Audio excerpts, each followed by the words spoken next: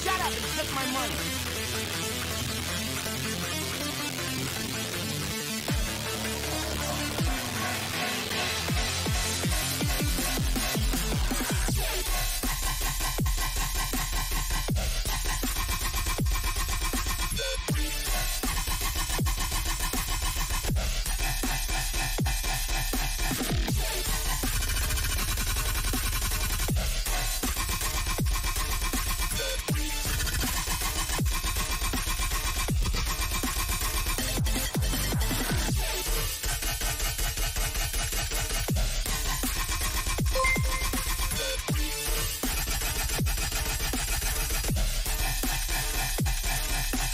Nine, roll the ribbon. Shut up and take my money.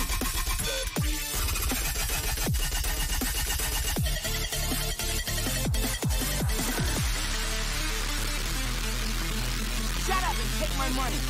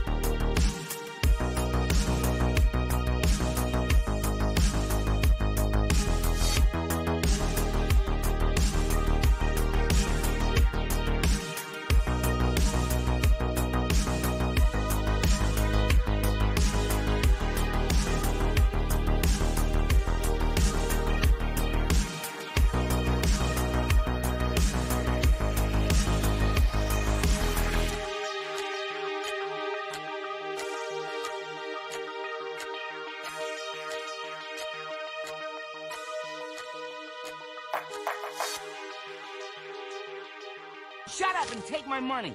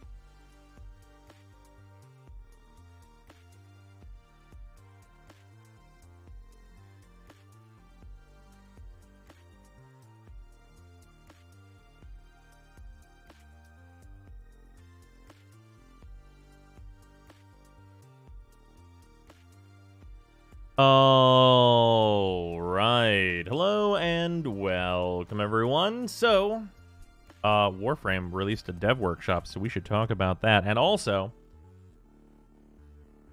I'm going to be redoing my my Wisp build because like I never finished it to like the finished point, so like I probably should do that. Shut up and take my money. Just so I have a very comfy Wisp build to use because I really like how Shut up she and take my looks money. now. So that's pretty much what's gonna be going on here. Before we super get started, one, we have a freezer who I think is here right now. Hello. Hello. We have a freezer is here right now, and also, one moment. Honey, thank you for the resub, and then Staple, thank you for the 200 bits, and then Pears, Antenna, Espion, Spudlord, Firegator, Helix, and then Staple, thank you for gifting a sub to Nova, Bear Trap, Andy Matter, and Yuki Snowfeather, and Zarkator. That's pretty good.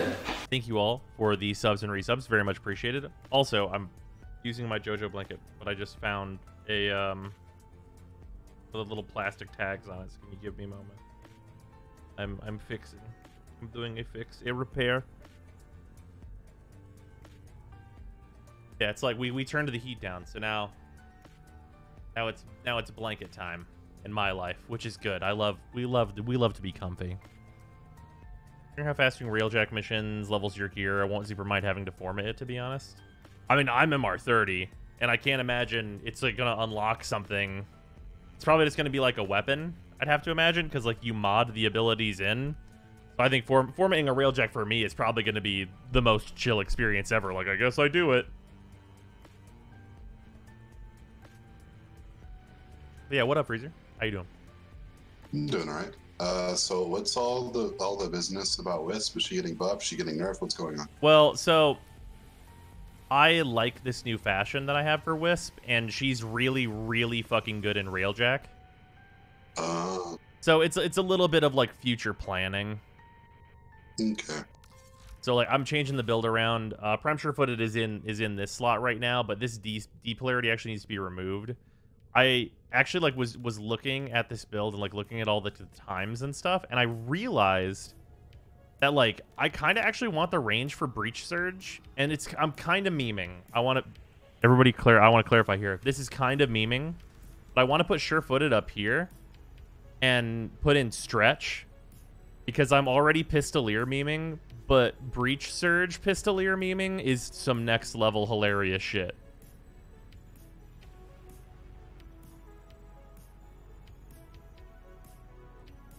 Because it's like the most unnecessary fucking garbage. Like, it's like fully unnecessary. Umbral Wisp hours. I mean, I'm going to have Umbral Intensify on here, but there's really no point in adding Vitality or Armor. 5k Burt IQ plays? Yeah, exactly. That's a lot of strength, sir. I mean, that's what Wisp wants. It's what plants crave. Nutrients. The big downside is that, like, technically, I won't be able to like easily switch to using adaptation if I needed to, but like legit, I can just hit 2 on Wisp. I'm not pressed, right? I can do Equinox Adaro if you want. I mean, we can just do Sanctuary Onslaught. It's pretty fast for levels. Just build a second Wisp. I refuse.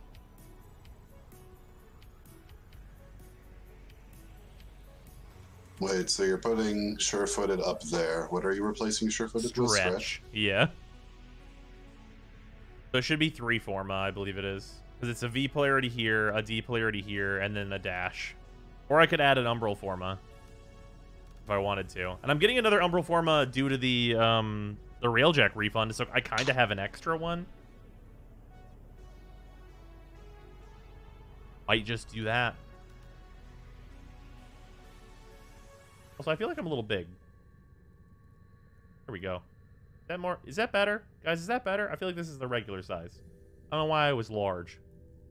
Was I extra large? Was I an extra large Brozyme with Rise? Well, shit, I was able to throw Surefooted in with just 1 Forma. Nice. If I do a dash, I think I should be able to fit. I'll just message you mine. I thought you were extra large too? Okay, I'm regular size now. For a regular meal now. Alright, I think if I put a dash on Augur Message, I should be able to fit Umbral Intensify. Or I might just need to put a... Oh, wait, no, I can just put a D polarity where Prime Surefooted is, and then it should fit. Swap polarities? You wish. God, wouldn't that be fucking nice if you could swap this polarity into this slot? You can't. I don't know why. It's actually really fucked up that you can't. I feel like you should just be able to swap all of them. It's actually really fucking stupid that you can't.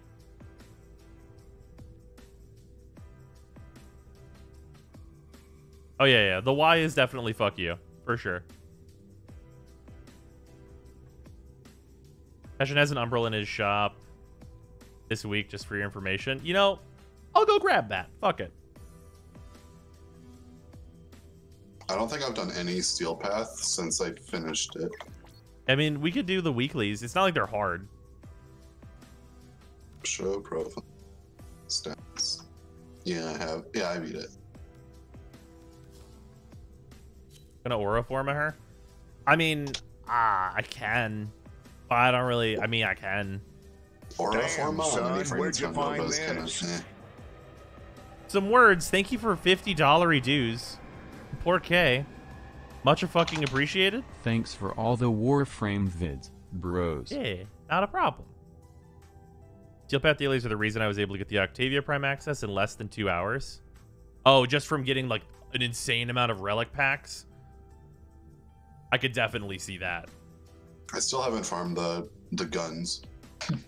Wait, which guns? Oh, the Octavia guns? The rest of them. Did you see the video I put out on them? Yep. Yeah, you're not missing anything. Yeah, I'm missing 6K mastery, and that's about it. Oh my god, dude. A Yank saying dollary dues. I'm crying. Dollary dues. I don't know what to tell you. This relic packs seem horrid on drop for Steel Path, but man, they're nice now. I mean, if you're just doing like even if you're just doing the fast dailies, it's honestly probably a more convenient in terms of like just casually doing missions. If you just go into Steel Path and then they're just up here, right? Yeah. You go in here and you're like Crossfire. I could do that in 5 minutes. Interception, don't do a long one. Fuck it. Exterminate, 5 minutes of my time. Assassination, 5 minutes of my time, maybe. Like, those are high estimates for those types of missions. Like, if you just skip over doing interceptions, if you don't want to do the long missions, like, that's still, like, a decent amount of Steel Essence. And you'll usually get the Acolytes. I actually forget. Are the Acolytes guaranteed spawn in the incursions? I don't actually remember. Wasn't that the point of it? I think they're guaranteed spawn. I'm not 100% sure, though. Is it? Yeah? Okay. If you just wait. Interceptions were my kryptonite? Damn, you ever just see a sortie and be like, glad I don't do those anymore? Yeah, I mean, this one's fine. Well, except for they never fixed this assassination mission to be paced the correct way for Warframe, but, you know. Yeah, that's why. Yeah. I just see Ambulus and I'm like, no. You look at Ambulus and you're like, man, wow, how'd they fuck that one up? I sure am glad they turned mobile defense into a boss fight. Fuck. It's so fucked up that if they just made it 1, 2, 3, it wouldn't be that, though.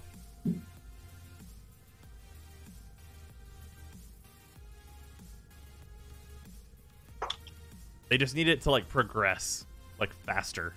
Just like everything else. Like, I'll take the old shitty Ambulus that just fell over, please. Yeah.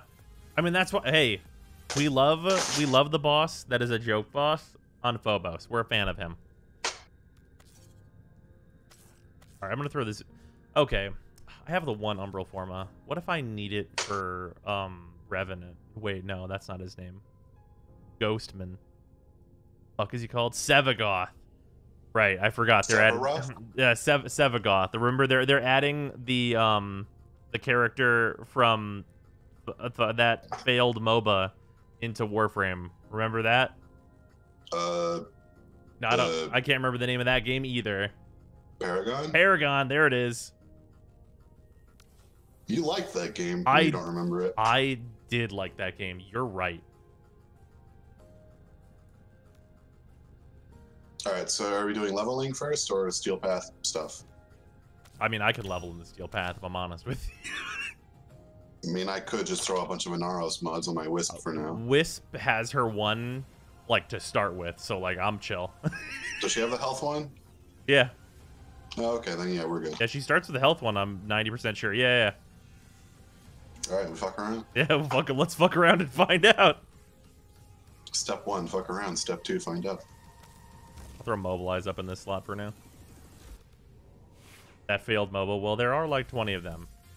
That's true. I remember Paragon and Dawn Gate. I don't That's remember it. Dawn Gate. It was the EA one that a lot of people were sad about. I'm probably gonna level kind of slow because I'm carrying all these weapons. But like, I just wanna shoot the ogress at things because it's funny. Anything else I need to level? The Corvus Gross. is my heavy weapon. That's all right. What's up? Did you forget about how affinity works again? I didn't forget, but It like, doesn't matter how many weapons you're carrying if you're leveling a frame. oh yeah, that's true. Well, yeah, unless you're going for like You just get 25%. It's going to be shit regardless of what yeah, you're carrying. it is gonna be trash kind of no matter what, unless you do the Naramon melee thing. Yeah. But even then, it doesn't matter if you're carrying the others if you're just killing with the melee. Yeah. I only remember Paragon cause it was hardcore system deep spyware. What? Is that true, Sherby? That's fucking wild. Also, thank you for the 200 bits.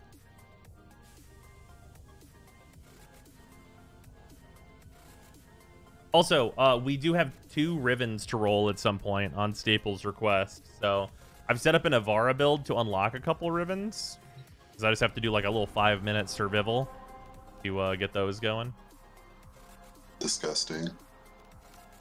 I'll have to tell you. What do we want to do? Just exterminate?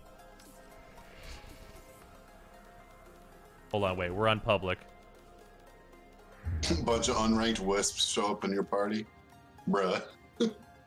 Yeah. Actually, wait. That's better. We're gonna actually... Yes, hold on. Wait, we're on public matchmaking. Absolutely.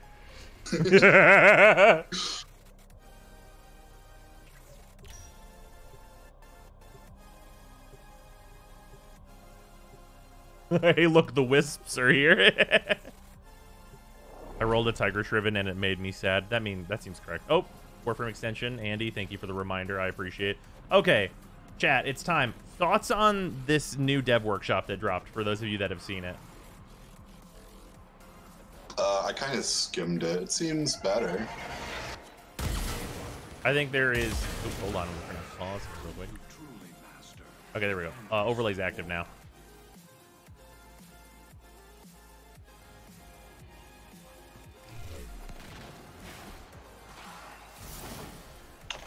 Shut up So and take my you read money. it to us. I mean, we'll go over it if we like really need to, but like I just want to know general impressions while we're doing some other stuff for right now.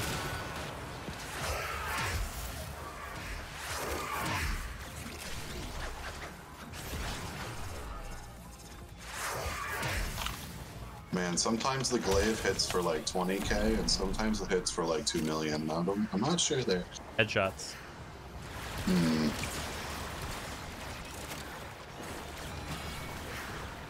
I just realized this is a spy. What? What? The Crossfire spy.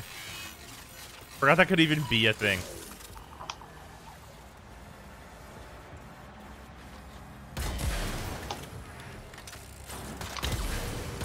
Fuck this guy in particular. Ah, these are like the old spy tiles, but big. Yes. You ever just like start shooting a rocket launcher and it's like perfect stealth? I blew up all the cameras in the room. Stealth. No one heard a thing. Extension's up now. You might have to refresh for it. It's like the minor feel-good thing. Whenever you crack a spy ball and then your syndicate procs and breaks all the cameras. Ah, yeah, that's always good. Good feel. Railjack is no longer an island. Now it's a peninsula. Also stable. Thank you for the Railjack is no longer an island. Also, it is now a we peninsula. didn't really pay attention at all when it happened, but all these syndicate weapons have officially been power crept out. Oh, yeah. Yeah, the Syndicate weapons, like, no longer make any difference at all.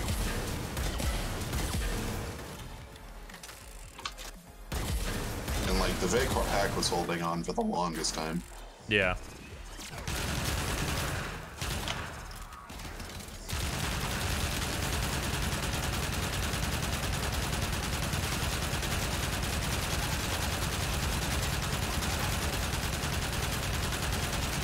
Bitcrack is still fine. It is fine. Yeah, it's fine, but like you wouldn't use it. Just think for the 1,000 bits, much appreciated. Yeah, Piranha does the big burr. I might actually have to edit like how loud things are.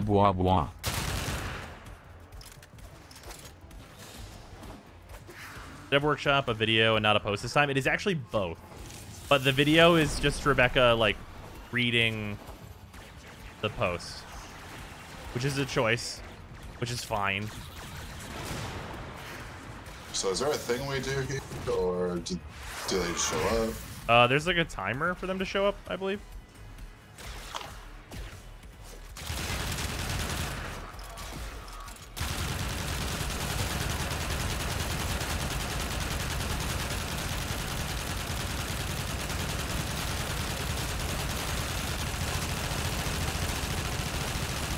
Guns.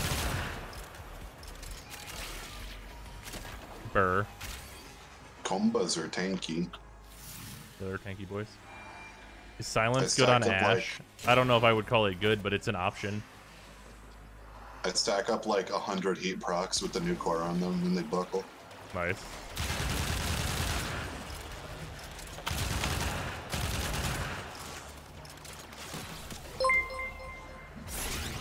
What does Wisp do? Everything, but more notably, she does what Oberon does You'll without hate any this, energy but costs. deploying mechs is rank 5 of tactical now. Oh yeah, deploying mechs is rank 5 of tactical now. So we can tab out and look at that. So yeah, there's a weird thing in here that says necromechs become deployable in all Railjack missions. Like, is the word Railjack supposed to be there? When the fuck are we getting the mechs in regular missions? Or is there, like, going to be mechs in regular missions, but not Railjack missions until we get to rank 5? Like, I don't understand. Apparently, yes, it's Railjack only for now. That's fucking dumb.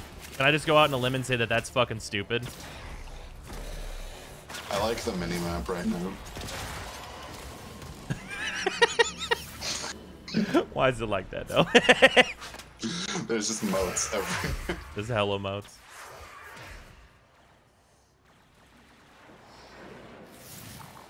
What the fuck, it's Railjack only. Well, time to stay on Monster Hunter and the Outriders demo. I think that says a lot whenever you say, I'm going to stay on the demo of this other game.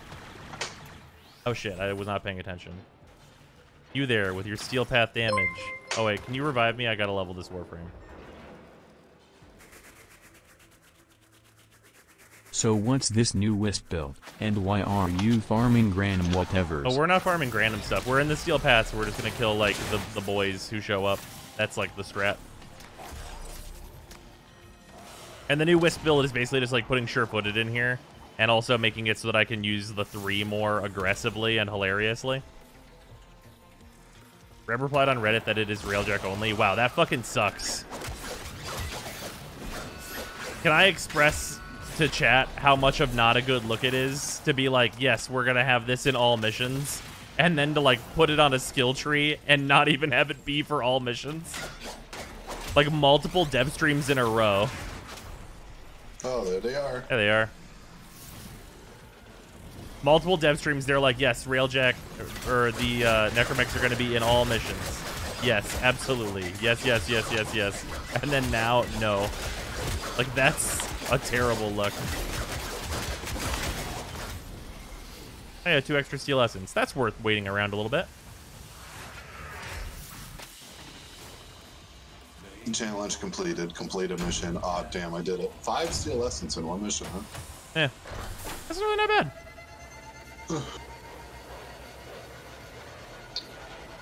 Dude, I got 700% accuracy. What do you on my level?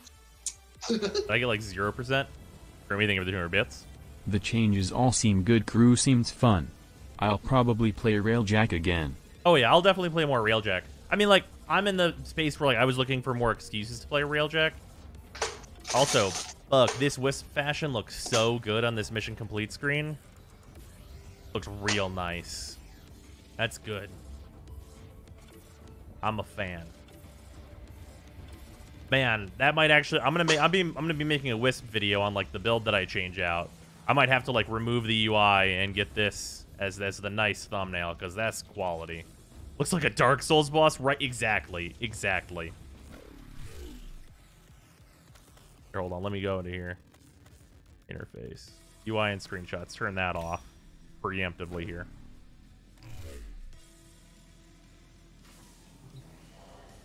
Railjack will now cost 4. I'm going to have a max build, though. I don't think that's, like, that ridiculous. What is your favorite frame? You know, it's tentative, actually. I think it might be Protea now.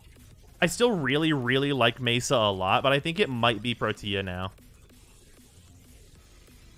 It's real close. It could really go either way, depending on what mission I'm doing. I got 5 levels out of the Steel Path mission. What a sad time to be this way.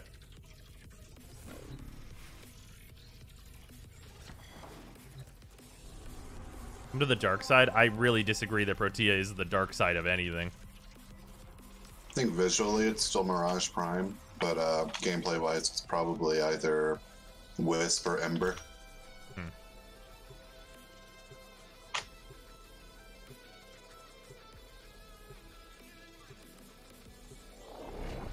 Weird.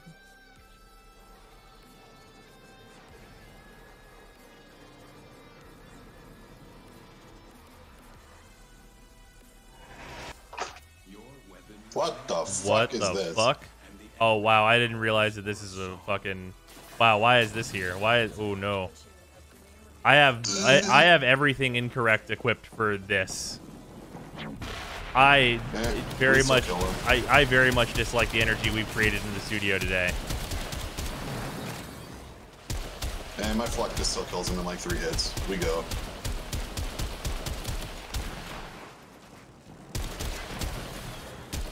See, they're removing the stupid ass like Railjack specific elements.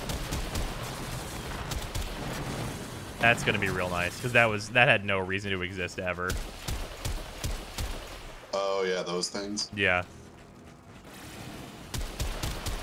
Now we can put viral heat on our Hey, well, it's better than like being like, what is this, ballistic frost or some bullshit? Particle stack, the particle stack. Yeah, just dumbass shit.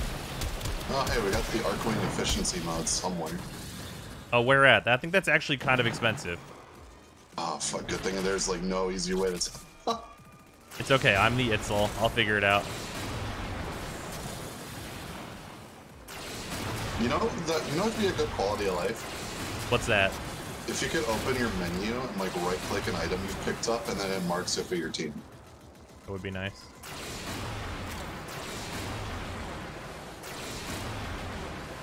Here, let me see if I picked this thing up. I did pick up system reroute. Cool. Yeah, that might be like 20 plat or something. Yeah, honestly, like probably. Any overall thoughts on the Railjack stuff? It looks like an improvement. I think I'm pretty down for it. I was already down for more Railjack. I think squishing the Railjack is smart. I think that's definitely the way that you want to take it. So yeah, I mean, like it seems like there's some good changes on the way, and there's also some like weird, questionable stuff I think in the intrinsics specifically. Like they talked a lot of shit about like making the intrinsics more meaningful, but then like they don't seem said things that were not meaningful. Yeah, they made it things that are still not meaningful. So like how they're gonna buff the helmet abilities, but not really. Yeah. Sim reroute is a 10 plat mod. Yeah, I just checked. It's Nice. 10 plat.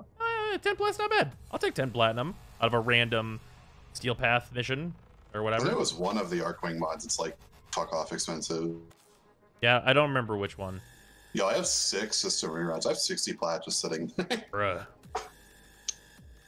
God, there was a day where I made 80 platinum selling Hyperion thrusters for 4 plat each. Or not Hyperion thrusters. What the Shadow Debt pistol crit mod. Yeah, I It's believe not it. good. Also, I have an extra Hyperion thrusters. How much? Ooh, very nice. 10 plat.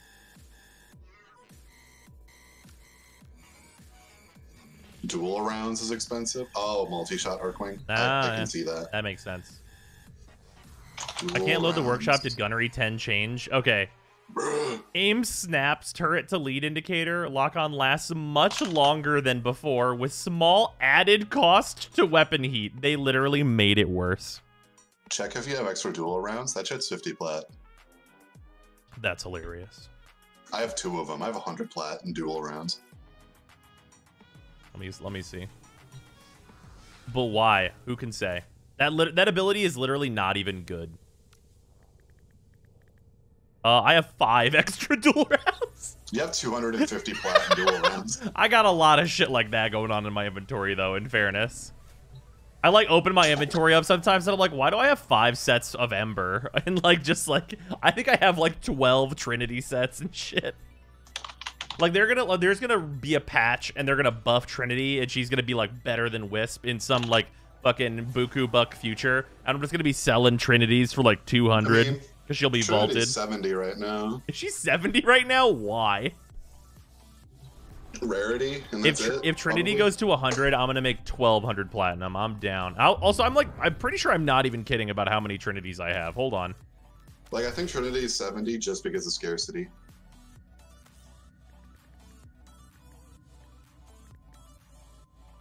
Trinity Prime. Okay, I have 10. Okay, I have 10 blueprints, 10 chassis, 10 helmets, 17 systems. Okay, so I have 10 sets. But yeah, I'm pretty sure of these. I think I bought 5 sets when they were like 30 platinum a set, just because I was like, this will be important later. If you have critical focus, it's 35. Bruh, why? Okay, you know what? I bet that's a mod that I don't have a lot of. I have 2 extras. I got 3 of them. I have to do a trading day at some point. Yeah, what mods am I still missing is a good question here. I'm still missing juice. I need to get juice. Bro, what the fuck? Oh, no, hold on. Filter. Only show things that you can actually use in real gameplay. Thank you. Okay, there we go. I'm only missing 5. I'm gonna send you a screenshot on Discord of mine. It's 1 screen worth, but if you have any extras or duplicates of those, I'd appreciate it. Let me see. Here, 1 second. My fucking program won't let me go over to my other monitor for whatever reason. Why?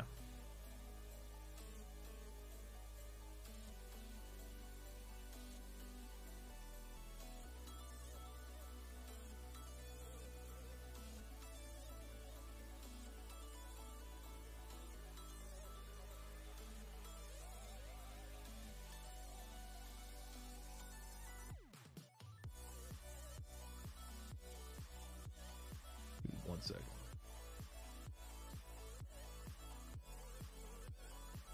What's your single most expensive thing? Isn't your Skana Prime like $200 or some shit? What's that?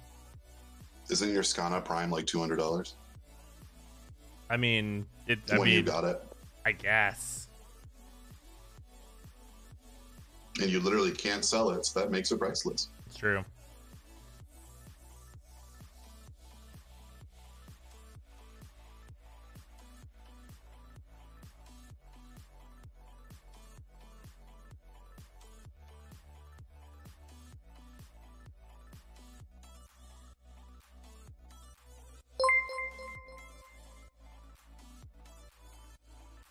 Okay, there we go. I fixed this. Oh, yeah. At Brosum, did you see the part of the workshop that says they're removing John Point and other Grindr nodes with no secondary objective to say fuck you to people who hate side objectives? Didn't you buy extras? Of what? Prime Chamber? I don't think so. I only have the 1. How much is that right now? Like 480. That's hilarious. No, I didn't get extras. I only have the 1. Why the fuck would that be 480? The refund tier thing, did you actually complete the 30 tier thing? Did you actually complete 30 wreckage to get into tier 3? I put a ton of work into my ship, and even I don't think I did 30. You be counting valence transfers, also VTube time. Oh shit, I have to start VTube up. So that's starting up now. Also, I'd have to go check how many I've done. But I have the materials to like easily meet that amount. But I mean, I fucking repaired a shitload of the weapons and stuff.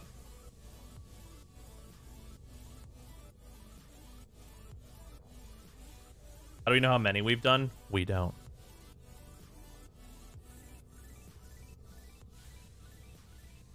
But yeah, them removing, also Leopard thing for the 200 bits. Them removing John Point and stuff. I think It's possible that it's fine. Because, like, I understand why they would want to remove Gian Point. Because it's, like, because you're not doing any of the other objectives. But, like, man. Aren't you in Redville? Currently, kind of. I am in Redville. Kind of in Redville. You're not Max, are you? Wait, no, never mind. I'm super not in Redvale. The one I have remaining is Hexus. I have to switch back to the Syndicates. Mm. That's actually especially relevant due to me needing to get crew. Although they just said it would be more expensive to get the other crew members, right? Like, you are in Loca, though. That's true. Loca and Parent. If you can, like, equip your sigils and get Ironclad Flight and Anchored Glide, I do and appreciate. Do I even have sigils on this? No, I don't have sigils on this fashion. Interesting. Because I'm still on the left 3. Oh, I do have truth on here. Oh, this is the wrong one. Loca. We'll put the sigil up on his bish.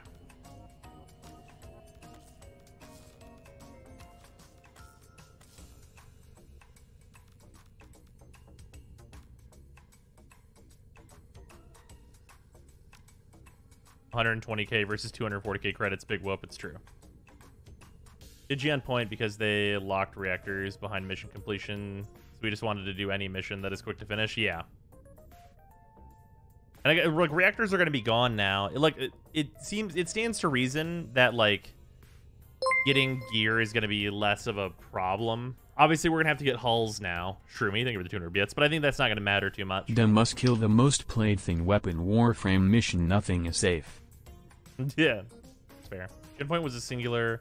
I was fine with farming intrinsics. Thank fucking God I maxed them out before this update. Yeah, I mean, I'm really glad. Like, we're going to get a respec, so that's good. But I'm really happy that I'm just going to have everything all good. Because, like, I have this extra 512 points. And, like, I'm not getting this just because this is a literal fucking downside.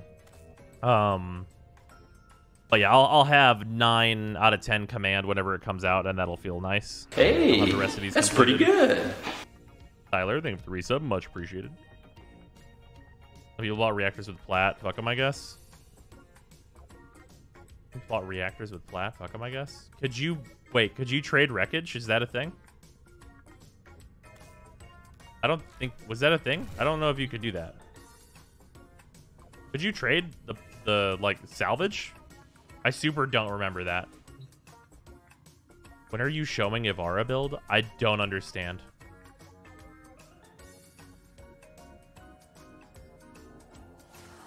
Thought it was just intrinsics. What's just intrinsics? You can't buy intrinsics either. Reactors still exist. Right, but they're not like what's determining whether or not you can equip your mods.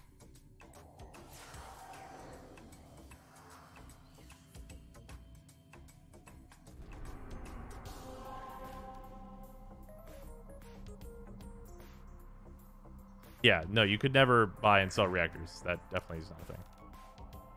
Real confused. Destination on Jupiter? What boss even is that? Oh, right, that's Alad V. We'll just kill him.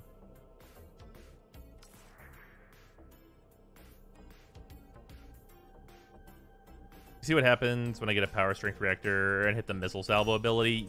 See, missile salvo potentially being good. That is interesting. There's some kind of Google site or Google Doc where I could find all your builds or something. It's true. You can do exclamation builds. Reactors are going to need some changes. Flux energy. And capacity or changes. Yeah. But yeah, reactors are just going to be like power stats now.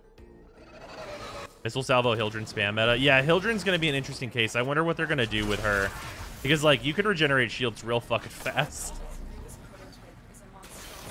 But also, like, yeah, it'll be pretty interesting. I think dispensary is going to be a big fucking deal. Because if you put a dispensary at, like, the front of the ship and you have high duration, like, Protea is going to be an insane pilot. Like, Protea with a prime flow on her. Like you're just gonna be. Does it just take from dumping. your energy now? Yeah. So Warframe energy is you use your Warframe's pool, and all effects that regenerate your Warframe's energy will work while you're piloting the Railjack. Yeah. So like we're gonna be able to use the fuck out of abilities. Yeah. Also, Dig Dog. You're gonna have a Sahasa. That's gonna be good. But doesn't that make Garuda cracked? Yeah. Well, she would have to leave piloting to like activate her ability, though. I mean, you can make like a very specific infinite pilot build for her. True. I guess you Where wouldn't. just get, You like, would. Prime flow. Yeah, you wouldn't have to go into it very often.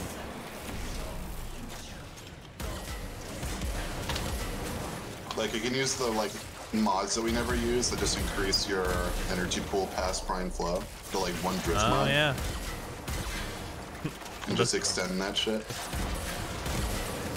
I just want to stack heat. Is that so bad? Give him so many heat procs and die. Alright, where's Zanuka? Zanuka is also here. Getting heat proc.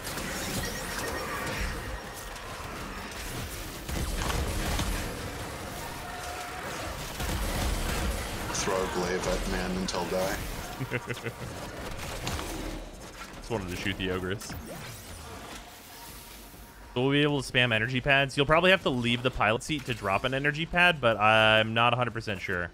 And also, they will work, but you might have to leave the pilot seat. Like, very temporarily, just to, like, drop it. If all forms of energy regeneration work, I wonder if Heroes 3 would. I mean, oh, yeah, like kill you dudes. activate it and then kill things with the Railjack? Maybe.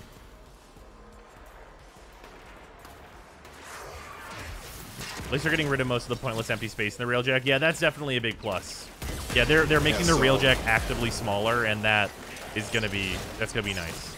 Did they actively take out Repair Badge? I like skimmed through it. So yes and also no. If you're not in a full party, you're gonna have your like crew members, and you can like tell them what to do. So you can probably just make one of them Repair Bitch, so that it kind of removes them. Oh yeah, we should wait for the Acolyte. Right. Yeah, you're right. Yep. Right. Thank you. Appreciated, Hopley.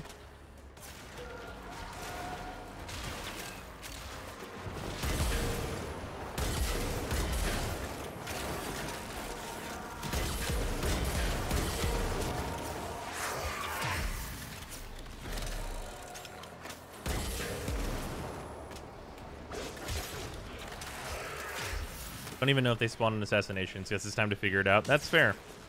Also, the aura slot, we keep all 9 avionic slots. Yeah, we'll have everything that we would want. And they did the thing I was worried about, and they made hull. So like armor and HP are still going to be attached to whoever is the host, because it'll be based on what hull you get. And like, I don't think it's going to be like too much of a pain point or anything for like you to join someone who doesn't have the best hull in the world. If you can hit the pilot seat and be like, I have infinite energy, missiles, right? Like the offensive capabilities are certainly more important than the defensive capabilities in general. Okay, so Doomsday scenario slash I'm kind of worried if they were to do this. I really hope they don't make a Link Health mud. What do you mean? For what? To just like make it to where whoever has the ship basically always has to play an Aros. Well, no. It's a piece. They're adding a piece, so it's like you'll have a hull that you have to farm, like farming a reactor for the ship. Yeah, they're adding that, so that kind of separates that from being a mod you'd even have to equip. Oh, like how you could farm for the shield thing. Right. Exactly. Okay. Yeah, that's the link I needed. Yeah, that is the good way to do it. That's definitely like the smart choice for that, I think. Is the workshop out, and if yes, where? It is out. If you exclamation Discord, you can join the Discord, and it's in the Warframe updates channel. Is where it is posted. Also, my Wisp has joined my quest of slowly making my roster have purple in it. Nice. Did you put the wings on Wisp? Because I think they look great. I don't have that skin, so no. Oh, fair enough. I guess it'll be linked to individual users then. Yeah, it'll be whoever the host is will determine like the shields and HP of your Railjack. And I think that's fine because if you're going to be starting up a mission in like the very late area, you're probably a person who at least has like a decent hull, right? Especially with them saying how much they're reducing like the component costs by, I think it might actually be like more reasonable for someone to like grab a tier 2 item as opposed to how it is now where you should just skip tier 1 and tier 2 and just get tier 3s. What about Lavos piloting the Railjack? He doesn't have energy. Yeah, that'll be interesting on how that's going to work. Maybe it'll just give it cooldowns. Yeah, they'll have to make like a specific case for Lavos and Hildren. Yeah, well, I mean, Hildren, she just uses shields as energy. It'll just be about, like, what kind of ratio we're looking at. Lavos would be the worst pilot if that doesn't work. I mean, legitimately, they could just give Lavos, like, a thing to do and make it so, because he doesn't have energy, there's also no cooldown, so he's just infinite energy boy. Like, that would give Lavos, like, at least a reason that you might play him. Like, that sounds okay. You could do that. That would give me, like, some kind of consideration to ever use that Warframe.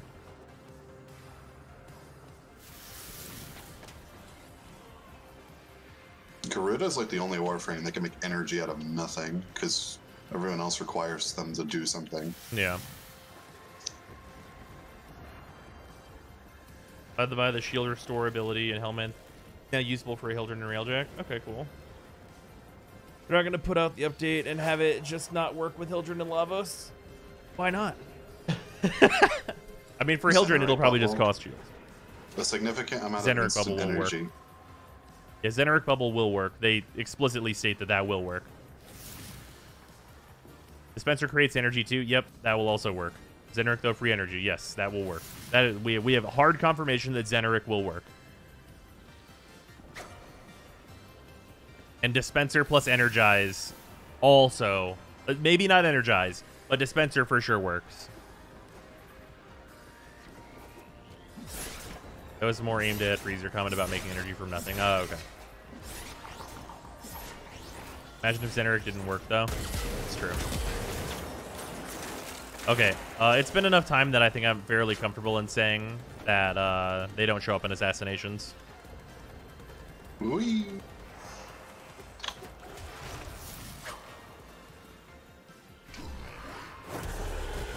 Grendel could be a nice compliment as well with his energy buff. Yeah, you could go like... well, no, that's too hilarious. I mean... Doesn't he have to eat something? Yes. Which, yeah, that makes that completely a non-factor at all. You'd never do that. Like, he has to eat something. Even if he didn't have to eat something, though, you'd have to be like Dispenser plus that ability, and it's like, why are we here? Just to suffer. Hard confirmation meaning they won't do takesy backsies. If we don't talk about that being good, there won't be a takesies backsies. That's how that works. The Dev Workshop looks good. Yeah, I think the Dev Workshop has like a lot of good in it. I think the main negative from the workshop is that if you look at this here, we're just gonna do this real quick. We're just gonna go over the changes here from what we already have. We're just gonna do this real fast because I have obviously the intrinsics right here for us to compare them to. So we're just gonna do, okay, rank 1s is crew tracking system, left shift to boost because you get boost here, then target indicators and ordnance lock on, accelerated hazard suppression and hull repair. So faster repairs, that's the same. Lead indicators, that's the same. Engine boost, that's the same. And technical mods and crew tracking, that's the same. So tier 1 are all identical. We have the burst directional thrusters. Warframe abilities can be deployed as support. Augmented 360 turrets. Forged flux energy in real time to power the battle avionics. This is a reduction in air support cooldown now. And I'm going to go ahead and state right now, this is absolutely fucking completely useless. No one uses air support. This is trash garbage. Absolute, complete dog shit. So this is an absolute waste of a slot, and it's a replacement. This is the same. This is a good skill. It's been a good skill. Adding dodges, this is a good skill. It's the same. And then Warframe abilities being added here, this is also the same. So, yeah, like 50% reduction in air support cooldown, this sucks. The stuff you call down in a mission, yeah, that's all this is. Definitely doesn't matter. And then in slot 3, the fast travel within the vessel, that's the same. 25% less damage while boosting. Arcwing slingshot enabled, and then crafting ordnance. Crafting ordnance is the same. The Arcwing slingshot is the same. And then nearby enemy projectiles lose lock-on during vector maneuver. This is different because this is just hard damage reduction, which is an improvement, but like it's not like too crazy of one. It's definitely better. And then the fast travel, obviously this is one of the best things that you can get, so this is the same. And then rank 4s, here we'll just scroll these real quick.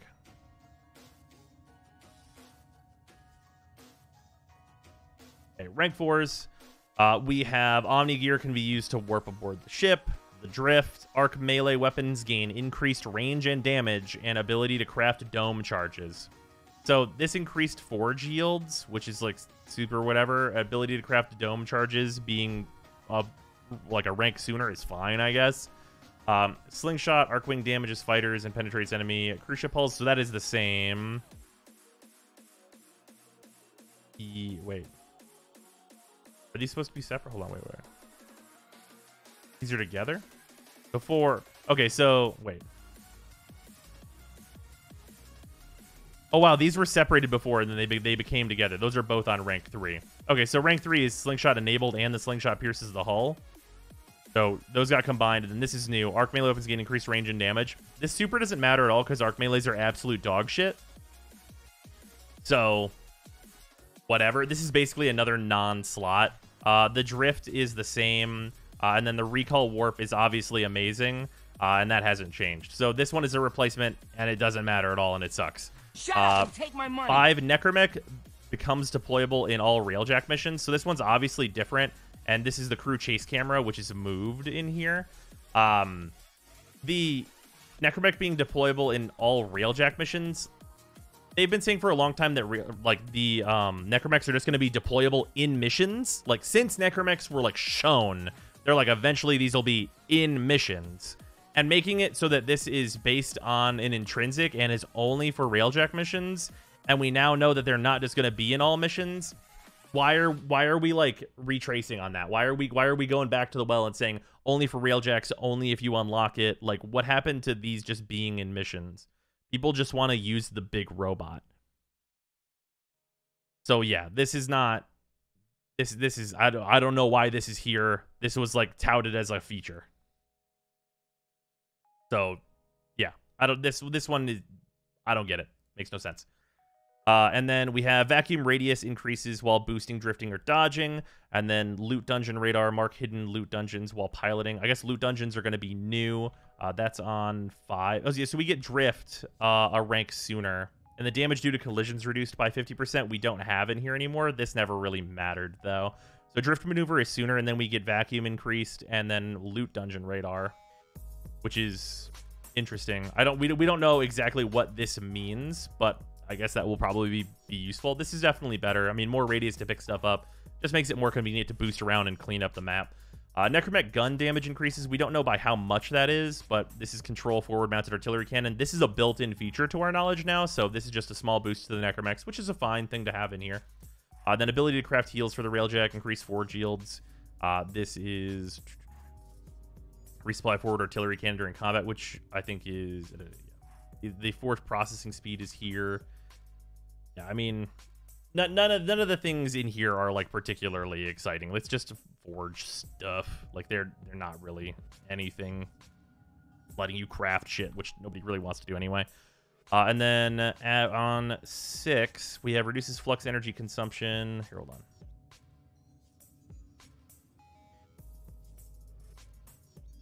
Okay, rank 6.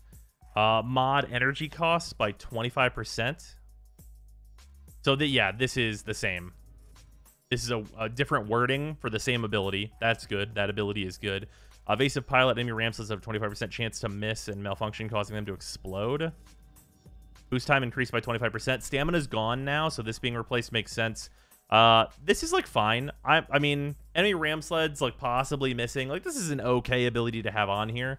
But it's not going to really like move the needle too much. And then Railjack gun heat, that is the same. So that's fine. And then forge cooldowns, that is the same. On 7, we have the tactical mod cooldown and then Necromech speed. So the tactical avionics is the same, and the Necromech speed. Vector and drift maneuvers consume 20% less boost. Obviously, boost is no longer a thing. You no longer have stamina. So this is gone, and instead we have our Necromechs be a little bit faster, which is a thing that they want. I think 10% is maybe a little low. This could have been 20%, just like the Arcwing speed increase, but it's better than what we had in there because stamina is gone now for the Railjack. And the slingshot range up and gun overheat time minus 50%. That is the same and is good. Wait, no, hold on. Overheat recovery. No, yeah, that's the same. It's just in reverse order on this list, which is kind of whatever. It's the same. This is a good ability. This is fine to be in here. And then Forge output is the same. Then rank 8 is all of our Arcwing stuff. This is a Necromech summon cooldown. This is actually new. I missed this the first time I went through here. So blink cooldown, great. Necromech summon cooldown minus 25%. That's actually a really nice benefit, especially if we're going to be doing more of the Orphix Venom game mode. So I like that. That's quite good. Arcwing speed, obviously that's also good because we use them as taxis pretty often. And then damage, strength, range, I think that is identical. Damage plus 25%. This says damage, strength, range, efficiency plus 20%, which means that the Arcwing damage increase would be a nerf. But I imagine that's probably actually just a typo and that this would remain the same. I don't really see any reason why they would remove 5% damage from this increase.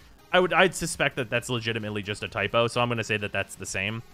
And then rank 8 is shields armor health by 30%, which is the same. Then rank 9, we have the further cooldown reduction for tactical abilities, which has never really mattered too much, but is still like a fine ability. Railjack takes less damage while boosting. Reduce incoming damage by 10% while boosting. This says it goes to 25% less damage, and collisions do 2,000 extra damage. So it's kind of combining our previous rank 10 here into the rank 9 and also giving us more damage reduction. So this is a big plus for this one. And then rank 9 on Gunners is under review, and its drifting reduces weapon heat buildup by 50% while increasing weapon damage by 50%. This one says under review may stay the same, but an interesting thing about that is that this kind of can't stay the same because we can't shoot while boosting anymore. So I don't know how they're planning on keeping this the same.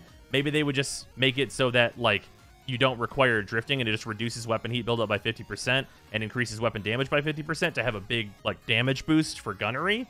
But yeah, pilots can't shoot while they're boosting, so that seems like a weird one. Yeah, I know it's only pilots that can't shoot, but that would still be weird. Because, like, yeah, that really sucks for solo players. I feel like just removing the word drifting from this is obviously an amazing ability at that point, and you'd want it. And because, like, I mean, it just makes sense to be fine and just keep it here. I don't really think there's a huge reason to not. If you're going that far into gunnery, you should get a big boost like this, I would say. And then rank 9 on this is refinement yields 10%, which is instead Necromech's buffs by 25% health and 25% shields, which will make them a little bit more survivable, but probably not be too crazy. But it's like a welcome buff for your Necromech. Why not? And then warp to crew member on tactical screen. That is the same. New on piloting is you can have a Railjack blink. When you emerge from the jump, the Railjack will emit a large radial slow that will slow enemies in area for an amount of time. So basically, you get blink for the Railjack. Is probably super, super fucking good. Depending on how far it goes, obviously. Probably goes pretty far and would be really good for getting across those very large distances. So that seems like a great ability to have on here. That's like kind of the big thing that you would want at the end of a piloting tree. And then as for Gunner, I'm extremely sad to see that this is changing and is not being removed. Because as it stands now, this is the one I haven't invested in because it sucks ass. Aim snaps turrets to the nearest lead indicator. So this says aim snaps turret to lead indicator. Lock on lasts much longer with small added cost to weapon heat. Why? Why are we nerfing this? Did this need a downside? This is just like the operator abilities that like cost more energy. Why the fuck would that? And why when I get better at gunnery do I get worse? Why am I worse? Because I got better. It's literally downgrading this. There makes no fucking sense to do. It's just dumb. Like, I would rather have plus 1% damage than anything here. Literally, I would rather have plus 1% damage. Like, give me something meaningful. Give me plus 25% crit chance on my Railjack guns. Like, just anything. Anything just, like, basic nothing shit. Like, just something that just makes gun better. This does not make gun better. Yeah, and I definitely don't want to take this downgrade just to get the mastery out of this system. Like, if we're gonna have this have a downside on it, I need to be able to turn it off because I want the mastery and I don't want the downside because I can aim. I can aim. So I don't need this. So yeah, that really sucks. And then for this one, remotely repair onboard hazards. This is the same. I wonder if it'll still have the downside of it costing more. But we'll have to find out. You're like Gordon Ramsay going, I can cook, John. Yeah. But yeah, that's like overall, I think there are a good number of improvements here, but a lot of their replacements just also aren't good. And like the main thing that I have a problem with is absolutely the gunnery tree with this not being significantly changed. If you grab the mastery now, would you not keep it? I do not know. Worth noting that the use of the overview is the most subject to change before release. I'm glad that it's subject to change. I'm way into it being subject to change. This is my focal point for things that need to change badly. Like having the aim snaps is great as an option, but like having a downside on any of these abilities is baffling to me. Literally baffling. I don't like nothing in this intrinsics tree should be a downside in any way whatsoever. You should never upgrade into a downside. That doesn't make any sense. That just doesn't matter. Like, doesn't make any sense at all. Like, it's just like the focus tree. It's literally the same mistake. And they're adding the mistake in. Right now, the mistake isn't even here. This ability is just not very good. Adding a downside and making it last longer is not helping.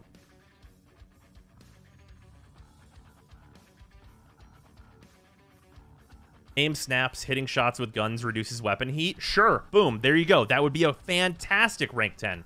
Or even like not even that. Like aim snaps not even being on here, hitting shots reduces weapon heat. Perfect. That is a great rank 10. That would be amazing to have. I would love to have that ability. That's a great suggestion. But yeah, I think that the intrinsics are like the least improved thing that we've seen overall. Yeah, turrets get flat crit chance. Like, there's tons of, like, baseline stat boosts I'd also be here for. But, yeah, the downside thing really wounds me. The crew stuff seems neat. With, like, acquiring crew and it being affected by your syndicates is, like, a nice tie-in and stuff. The hull being added seems like a good solution. Like, there's good stuff in there, but the intrinsics are sketchy.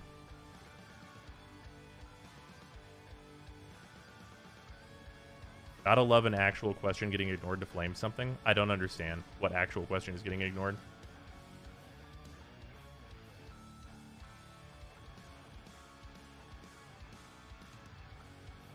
What would the lock-on increase have to be to warrant, say, a 5% heat increase? It'd have to be, like, guaranteed hits from any range. It would have to be not even having to aim, basically. Why the fuck would I take a downside? I can aim. I don't even need the lock-on. I don't use it as it stands.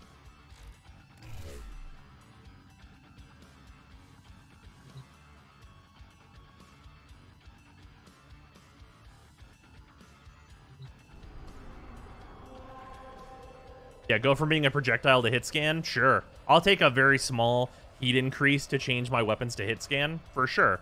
Because that just makes my weapons, like, instant lock-on laser beams. You want to do this interception just because, like, we'll have to wait for the dudes anyway? Sure. Okay.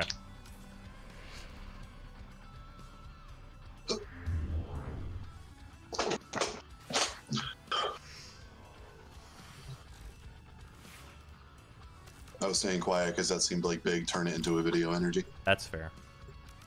You're fair for that. You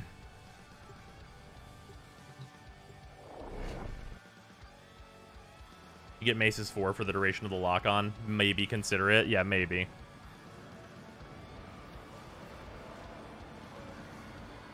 Yeah, I personally don't like the lock-ons. I would like to be able to toggle that skill off regardless. Unless it gave me a significant upside to go along with the lock-on. Oh, 1 second. Beat you to it. Fuck you. Ah. They're so fast, Freezer. We keep the mastery from the intrinsics we already have. That's definitely a question I'm going to ask. Because if we keep the mastery and they're planning to go with that rank 10 skill, I will legitimately level into gunnery now so I don't have to do it later and I'll keep the mastery. But, like, that sucks for anyone who hasn't already leveled gunnery.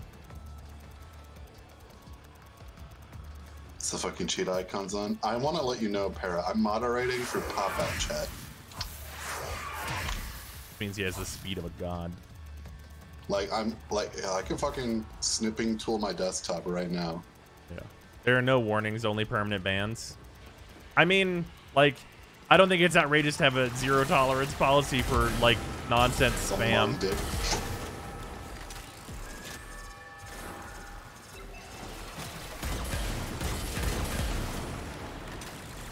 Oh shit, whoops, not paying attention.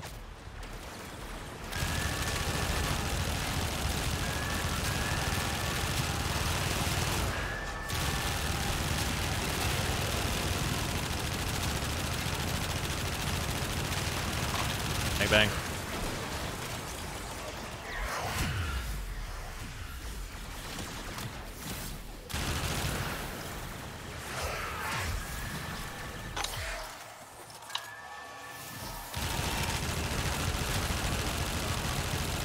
Bang bang.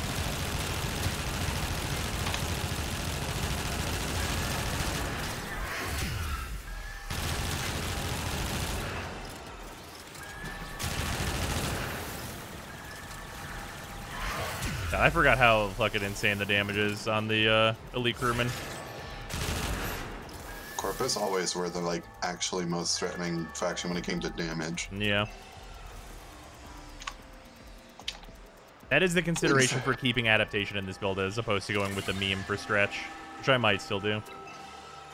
Infested have always been the weakest. Grenier have been the strongest defensively, and Corpus have been the strongest offensively. Yeah. This entire dev workshop feels like a giant middle finger to anyone who had the patience to put up with a Railjack at launch.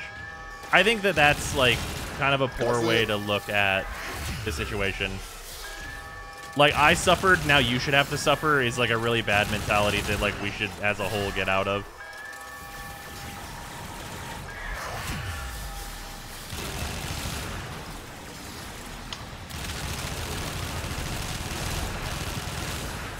Ouch. Workshop say anything about the new core? No. Welcome to the Railjack Workshop. P.S. Fuck the new core. Yeah.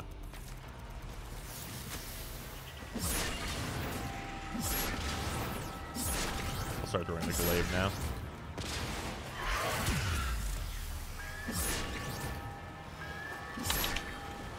Meme weapon fun time is over.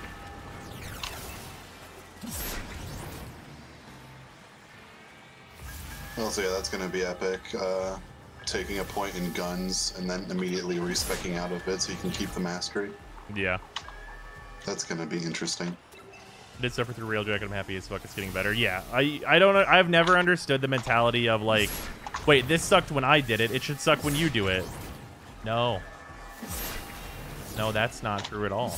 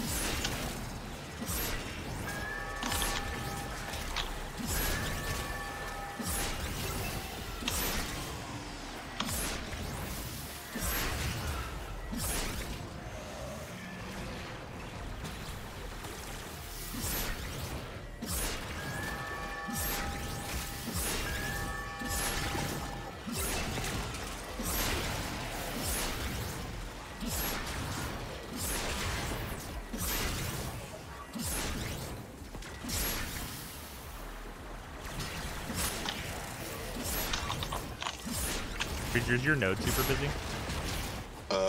I'm on A, which is like the one in the middle, and it's pretty dead. Pretty dead. Do you want to switch with me on D? Because I got to grab a thing for Sarah real quick. Wait. I appreciate it. All right, 1 second.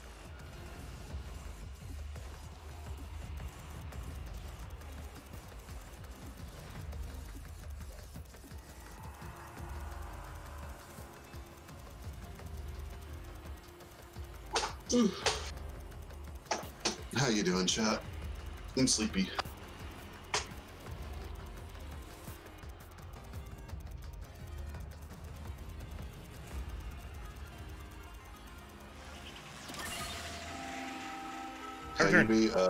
My physical merch from the Path of Exile supporter packs came in today, so I'm wearing a very comfortable hoodie. Very nice. All right, sorry. Yeah, with the advent of me living here, we can store things in high places, but that also means I am responsible for getting said things down. I'm the tallest person in the house, so I relate. Yep. That's how it goes. Also, I'm down. Can you give me a revival? Oh shit, it's violence. I don't want to lose my ranks. The ones that can be right below.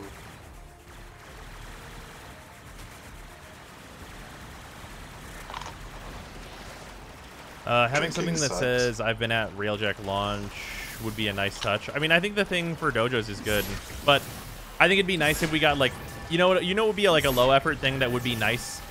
If you built your Railjack before that update, if they give you a like personal ship size of the same statue, I think that would be cool if they did that.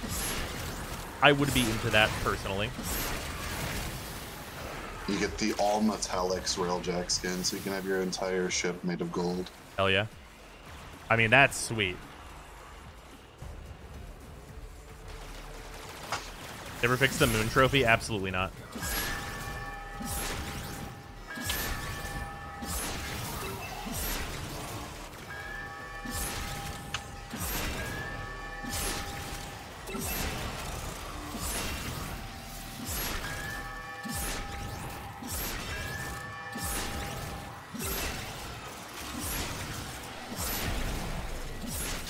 Okay, getting used to the fact that glaives don't have like the slam is a thing. I mean, they do have the slam. You just have to aim really far down to get it. Oh, okay. Yeah, I'm used to like the any angle that's facing down slam from the other weapons. Yeah. The glaive is too cracked to not use. Yeah.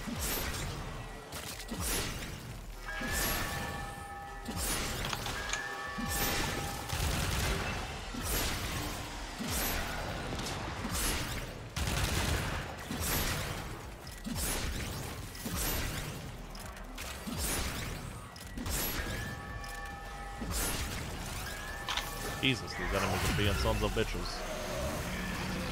I finally have roar. Rah, me too. Rah.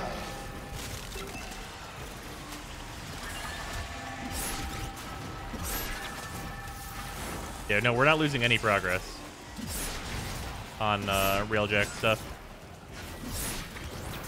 In fact, we'd be gaining progress because we've done stuff. So do we just keep our current ship and all that bullshit? Yeah. Because mine's basically maxed. Yeah, we'll just get conversions and stuff into the new stuff because they're just like changing it to mods, etc., etc. We might have to put a few forma into our Railjack. Do we get a like starting a hull, or will it just convert? I don't know. That's a good question. Depending on how much Railjack you've done, there's like different packs of things that you get that are outlined there. There might be a hull in there. Yeah, I did very little. Like, I think I've repaired like 4 or 5 weapons, but I've Phalanx transferred a bunch. Are the Dirk rewards changing directly to Endo rewards, or are they going to kill the potentially best Endo farm? That's a good question that we do not know the answer to. Oh yeah, if we get just a fuck ton of Endo from Railjack. That sounds sweet. Sounds like a thing for Railjack to be like really good at, right? I wouldn't complain about finally killing grudgingly. Yeah.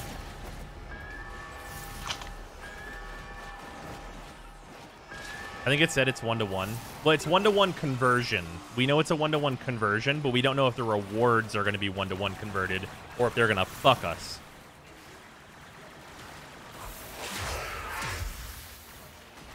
All existing direct stockpiles return into Endo on login, and it's 1-to-1. Right, stockpiles. That means what we've already farmed.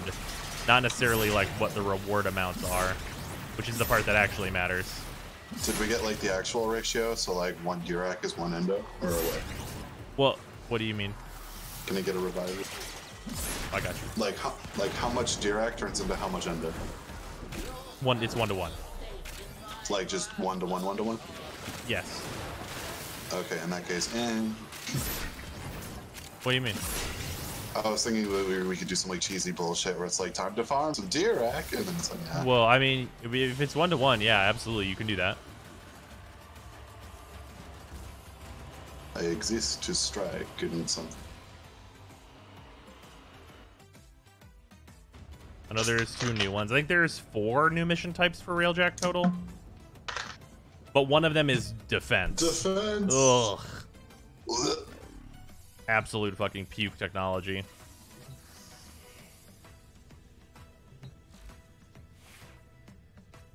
Railjack defense? Yeah. But it's going to be done like Orphix. So basically you start a Railjack mission and like you get access to the ship and then you do a defense and then you leave with the Railjack. And then you leave because you finished the mission mastery. Yep. You do 1 rotation, you fucking leave. Yeah. Why couldn't it be survival? What's going to be the difference between skirmish and exterminate, though? Who can say? Oh, wait, no, I know. Exterminate will be on a ship. Like, you'll go onto a ship and kill dudes, and then you'll leave with the Railjack. Where do I even check how much Dirac you have? In the upgrade menu, it's there. I think it's also in your inventory. Your Wisp looks sick. Thank you.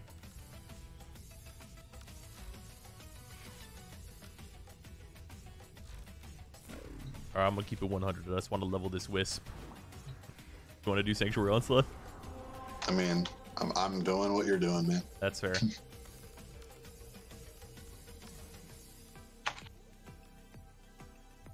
How much Dirac are you sitting on? Great question. I'll look. Probably not a lot. Kind of finished Railjack and then I was finished with it. Oh, it's actually not in this menu. I'll have to go look. I'd have to go to the fucking thing.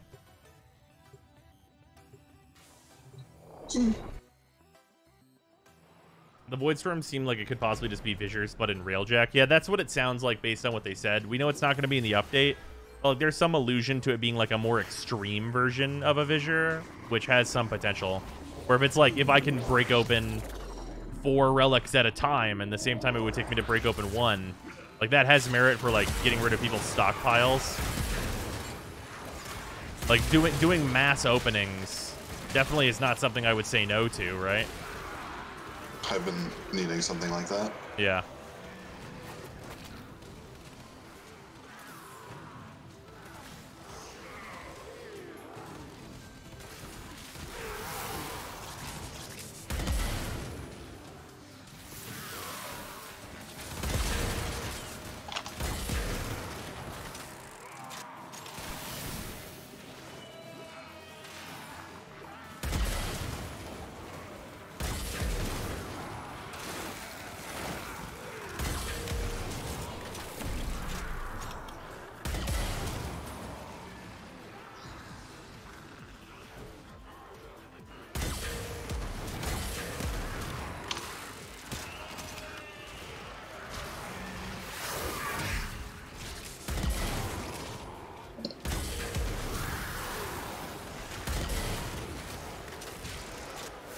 See, like, do updates on Fridays in the next week or the week after is my guess for the update. Yeah, they said it's going to be in the next couple weeks.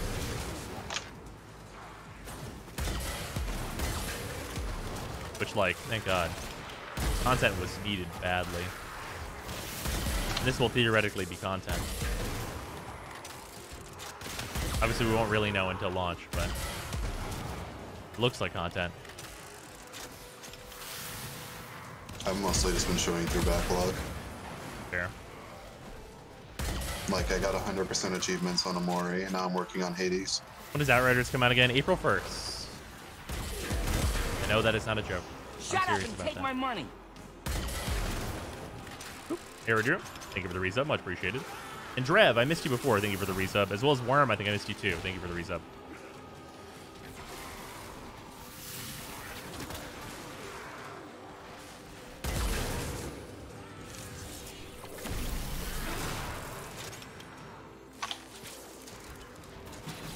Release content when Outriders comes out. Smart.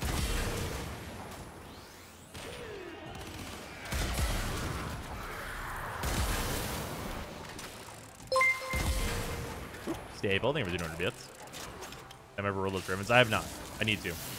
We are going to. We have to unlock never them roll with those Devourer ribbons. I want to try and see if I can get anything like that I might give a fuck about from a couple of opening some ribbons.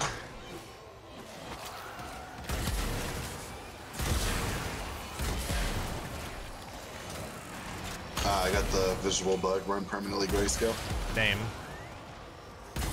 It goes away whenever I fire the Kuba Ogress at close range, though.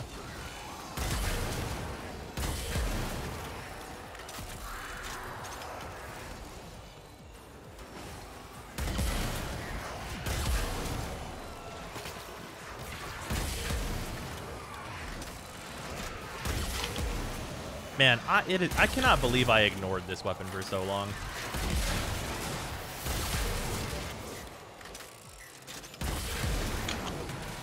I was like, it's just an Ogress. What could possibly happen? But like with Firestorm being new, it's a really powerful addition to this thing. Oh, cool. You can just turn into your operator and it fixes it. Oh, neat. Oh, there we go. We have color. Ow, in Technicolor. Now you can experience the film Aliens in the proper definition or something. Something like that. You'll get there. In widescreen. The 50 area helped a lot. Oh, yeah. And now we have shades of brown. Nice. Yeah, well. Black and white. It's not enough brown for this shooter.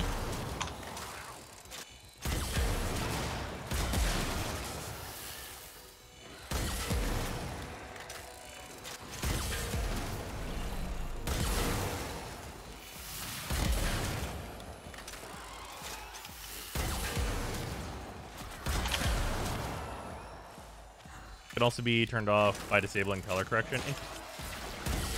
I wonder why color correction is like the turn off the filters, the screen filters. Shouldn't that like not be how that works?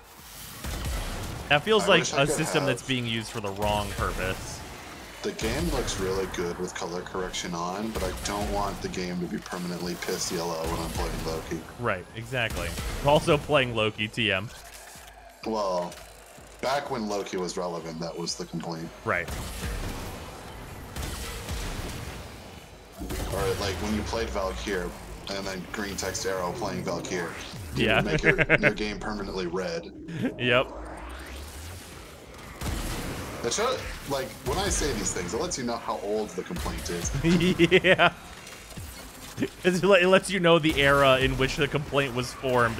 It's like, Valkyr was a relevant Warframe? What does that mean? This gives you the time and date of when the complaint was filed. Yep. Back when Loki was relevant 5 years ago. It's over. I mean, he was irrelevant ever since Inaros came out. Yeah, pretty much. Because they do... Inaros does what Loki did. Loki literally pressed 2 and he ran through the star chart missions and didn't die. And Inaros doesn't have to press 2 to do that. Yeah. But that just goes to show the standards we have since formed, because like just not dying and running through the star chart is not the thing to do anymore. He's fine. Ooh, Valkyr? Valkyr's not fine. What? I can't help but notice you're using a primary weapon. Stop that. Oh yeah, no, I'm expecting this thing to get nerfed. I'm using it while I can, getting my enjoyment out of it before it goes away. I accidentally valence transferred that shit in the wrong direction. So now it's dead to you? It's a 0 forma unranked electric ogress, and it's just gonna sit there. Yeah, nope, that thing's gone. I mean, you might as well have done that after it got nerfed, but since you did it before, it's fine. Valkyr's being replaced by Sevigoth. Dude, Valkyr's being replaced by name a melee weapon. But Valkyr can give that name a melee weapon more attack speed. Yeah, well, her only ability is a helmet ability, so...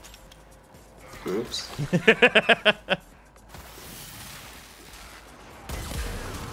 What if you just put Valkyries 2 on Volt or Wisp or Goose, any frame with an attack speed buff already, so you have double attack speed? True.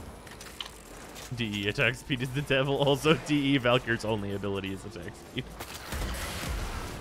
Because they have like a damage buff clause where you can't have 2 damage buffs, but you can have 2 attack speed buffs. Which, by the way, the same thing.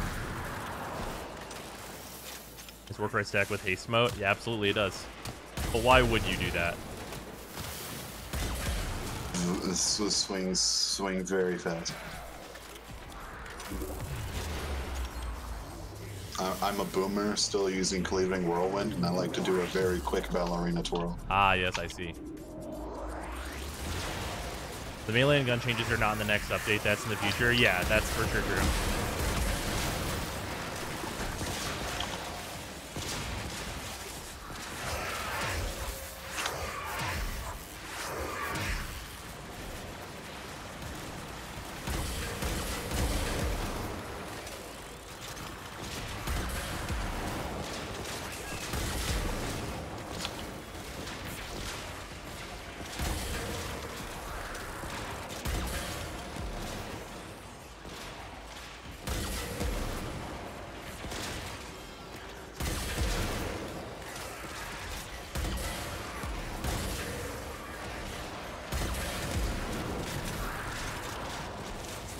On a map like this, it's like important to know where the enemies spawn so I can like fire my Ogress AoEs to the right place.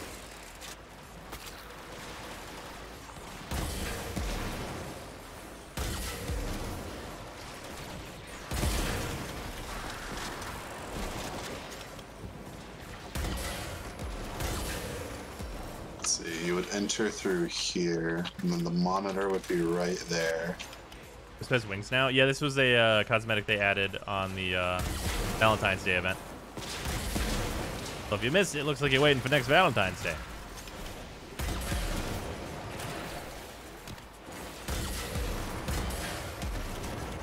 This room is just Simon Screams. I mean... A little bit. A little bit. We're missing the sludge. Where Trinity would be Swamp Bitch. Yeah. And remember Swamp Bitch? I don't even think you would need a Blestrin anymore. No, not at all.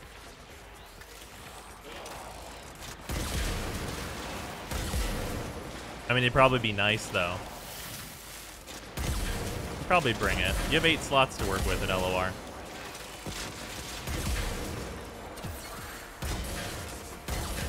Because you'd probably just bring a hybrid Trinity because of the energy regeneration necessary for the bomb arming. God, remember raids? Man, fuck me up.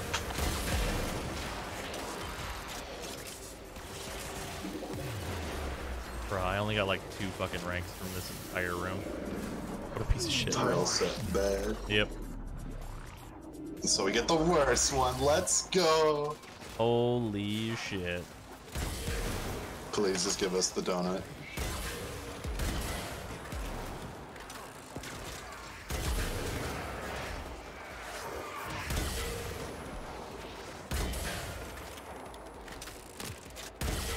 I love the tile size where the enemies actually spawn 3 miles away from each other. I mean, the good news is I can just fire the Ogress at one side of this map. And then they'll all spawn on the other side.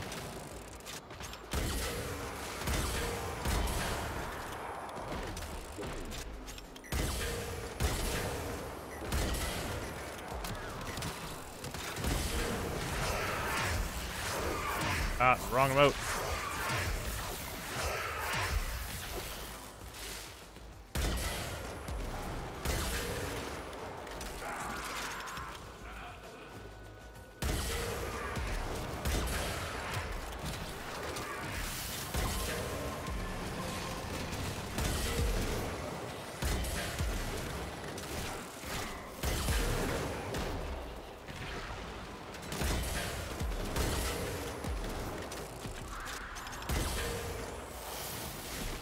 Yeah, you know, I think I'm gonna skip Scratch in this in this build and just put adaptation in, just make it more chill. Just because I was taking damage in Steel Path. Like, I know I was only like rank 5 or whatever, so I didn't even have like all the health I would normally have. But it just makes it so much more of a chill experience to not even have to worry about it. Taking bets now, Nullification Queen Pins, Scramble Combo Queen Pins are both. Both. Definitely both.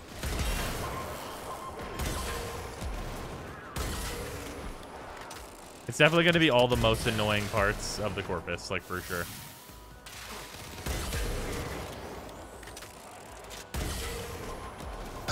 Mobile Defense Kingpin.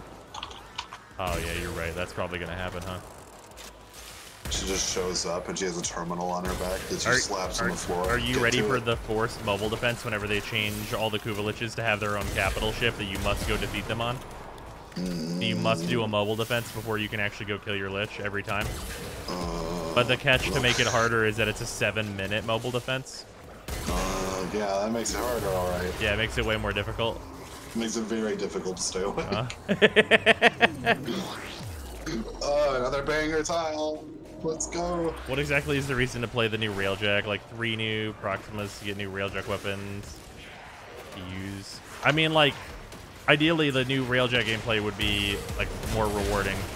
They've talked a lot about like having a good reward structure, and if they keep like the same Dyrek amounts or like even like the same amounts of Endo as what Dyrek is now, that would be pretty. Oh damn! I didn't put my fucking health mode down. Look at this guy.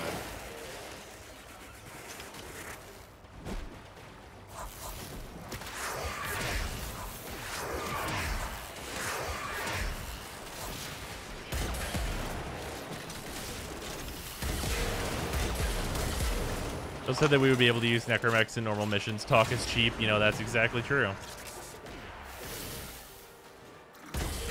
Yeah, I think that's like, I don't know about you guys, but like the #1 thing that I feel like DE has lost recently is probably player trust, which is not good. Just to clarify, if anyone's curious, that's not something you don't want to have.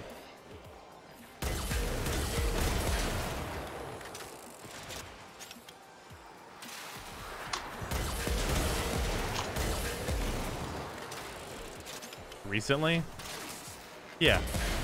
The game's been going for like 8 or 9 years. It's recent.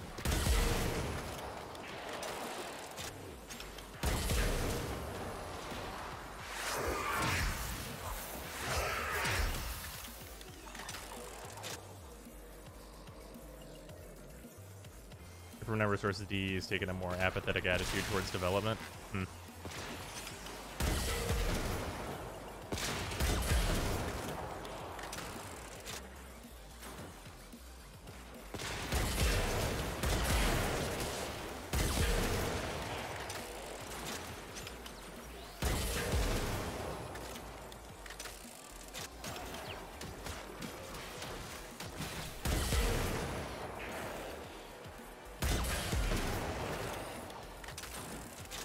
Oh, yeah, my bad. I never finished turning on VTube. Totally forgot.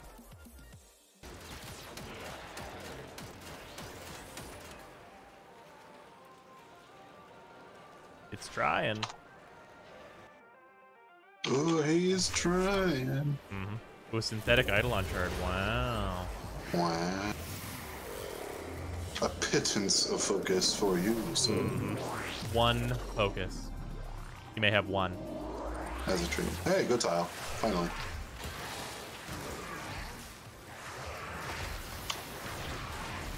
This tile's a banger.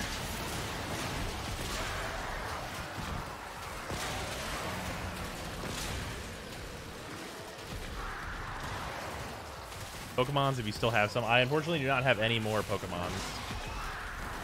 But we do have Yu-Gi-Oh! And MPG still.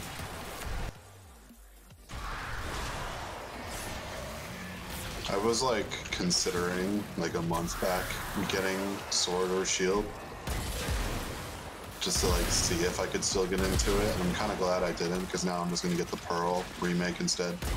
That's fair. And see if that'll be enough. Because I don't know if I still have the patience for Pokemon. I might. Honestly, if I was going to get into Pokemon, I would play the card game. For me personally, that's absolutely what I would do. Fuck you, try and get Diamond. All my friends are getting Diamond. So if I want all the exclusive mans, I gotta get Pearl. I do still think that Shining Diamond and Brilliant Pearl is a better set of names. Perfect plan. Yeah. If you want to do battling, just play Showdown. I do not play Pokemon for the competitive aspect. And just to be clear, this is a generic JRPG. It's the only like JRPGs I'm like able to stand that's not made in RPG Maker. To confuse the D's mindset, we're giving you a new shiny weapon. Don't have too much fun with it. Not too many of you use it or will nerf it. Yeah. I mean, I guess that's why the Tenora Prime is like just the Soma Prime.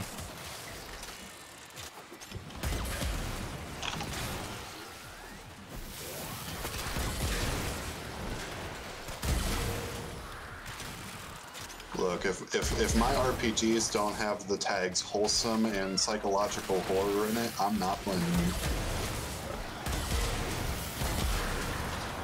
Isn't Dark Souls a JRPG? No. Dark Souls is a Souls-like game.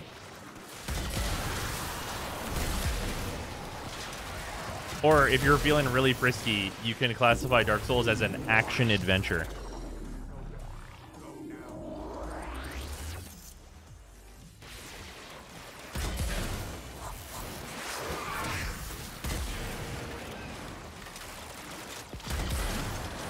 Sounds like Freezer would like One Shot. I finished One Shot. It was really good. Persona is a JRPG, though. That's true. I don't think Freezer just played a Persona. And I also don't think that Freezer would like Persona. Ew, anime.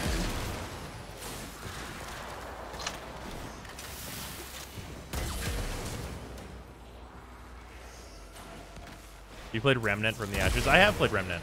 Remnant was enjoyable. Really shitty final boss, and I never played the DLC. Play the gay little magic game. There's a lot of those, Para. You have to be more specific. What does that mean? Iconfo?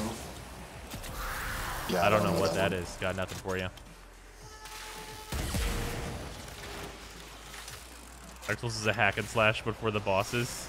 If you try to play Dark Souls like a hack and slash, they're gonna hack their fucking slash right up in your spine. No, but the bosses are the hacker and slashers. I'm a Railjack, even though I have all the mods and everything maxed, I only have 11 completed wreckages. If you're maxing out my intrinsics, I don't qualify for tier 2. Thanks, T. Oof.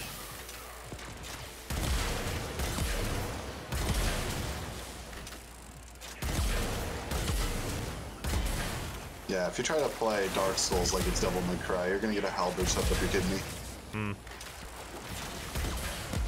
Or, alternatively, you're gonna be a golden god, both of which are hilarious outcomes. Hey, my Wisp is maxed, so whenever you're ready, I am. Mine is as well, so I'm good on this wave, too. An interest in playing Loop Hero. Is that the game that was described to me as, like, you basically are just playing the Resident Evil inventory game while your hero tries to beat the run? I don't know, man. Playing a roguelike after Hades seems kind of cringe. But like, I feel like Hades knocked it for just, like, its entire loop being make roguelikes fun. yeah, I mean, Hades did that at so many spots. You're slowly unlocking the easy mode. Wait, what do you mean? In Hades, just with all the upgrades you get that persist. Yeah, it's so hard for it to be like you're slowly unlocking easy mode whenever it's like, what did the devs want this to be? Right? It's so weird. Like, I feel like I don't understand the intent in Hades. Like, are the first bunch of runs like, I don't know if it's supposed to feel like progression or if it's just supposed to feel like you just don't have all the things you should have. For like the first couple runs, it's intentionally like that. Yeah. If I remember, I think the hammer is like the last core thing you need, and then you can basically have all the stuff, and then you upgrade yourself after that. I'll Slay the Spire is good. I'd love to experience this, bros. I'm doing Resident Evil 7 in VR. That's not going to happen. and take my money. Yeah, You Hades, could- okay. like fresh file is a speedrun %. Yeah, you could beat Hades in the first run technically. Yeah, I mean, you could. could. But I think it wouldn't be fun unless you got lucky. Like, what does that run even like? Fresh file? What does that even look like? Do you just fucking reset if your first 2 rooms aren't good? Well, because the fresh file is very specifically set up, you go for a specific duo boon with Artemis and Ares. Huh. And because like your god pool is missing like 4 of the gods, because you can't get stuff like Zeus or Hermes in the first couple runs. So you basically fish for Ares and Artemis's duo boon, which do you know what that does? Or not Artemis, Athena? I don't remember, but I think it's crit based. No, Athena and Ares is duo boon. So you know Ares afflicts doom and Athena is the deflect one, right? Okay. Every time you hit an enemy with a deflecting Shut up and take my skill, money. in this case your dash, it instantly procs doom and doom does more damage. So you'll basically attack them with doom and then dash into them a bunch of times for a bunch of damage. That's neat. Do you know how many Pokemon can do MTG? I absolutely can do that. And we have many MTG going on over on this desk. Over here, in this house, we have Magic the Gathering. All right, I'm at 5 Forma on my Wisp, but I think I'm done formatting her.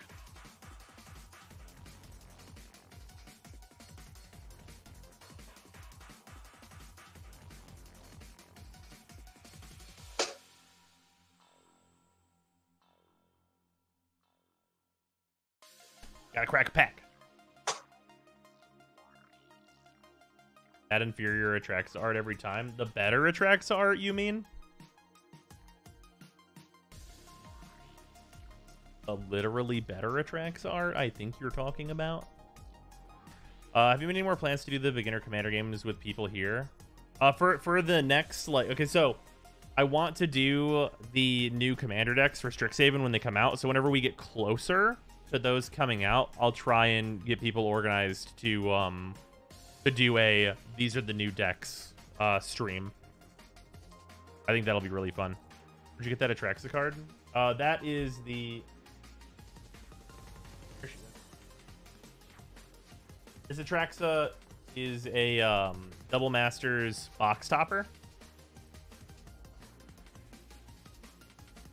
This one's foil, so it specifically comes from the VIP boosters.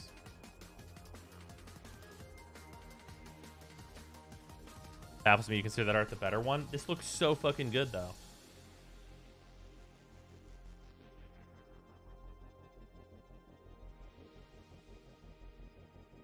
All right, here we go. Need that for my commander, right? Me getting that was like finally like, all right, I'll build a track, so fine. Also, I wanted like a casual Atraxa deck. All right, here we go. Torch Courier, Hunted Witness, both good cards actually. Crushing Canopy, Severed Strands, Whisper Agent, Capture Sphere, great draft card. Erstwhile Trooper, Maniacal Rage, Hired Poisoner, Blade Instructor, Uncommons, Night Veil Predator. This card really annoying. Flying Death Touch, fucking hexproof. Jesus. We Dragonauts, also a card that was actually like a real card. Pilfering Imp, and hey, hell yeah, motherfuckers! Shockland, Sacred Foundry, very nice. Not sure how much Sacred Foundries cost right now, but I think they're like 10 plus, so that's nice. Good shit. Got a guild gate in here as well. That was a nice pack. Very quality. We always love to see a Shockland.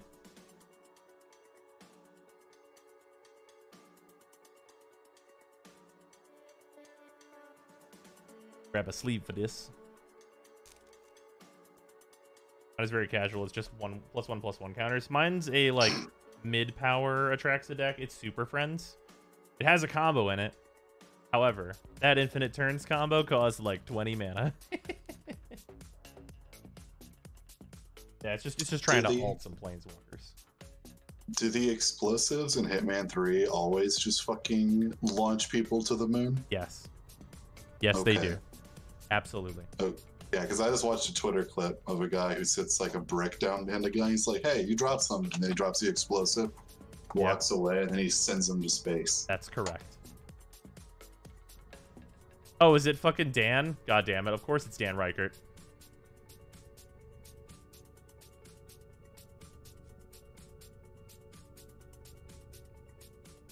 Oh, look at this shit.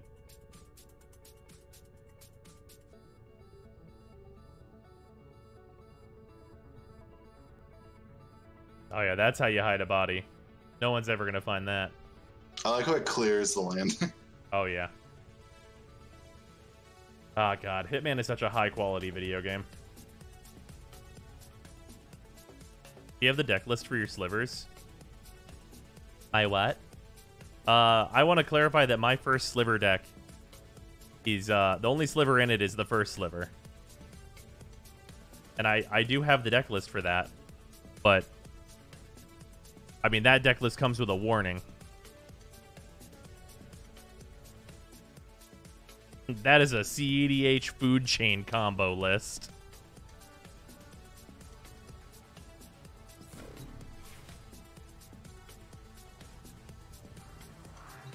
Like that's the it's hyper expensive to build. Oh yeah, it is. It is my most expensive deck by a country mile.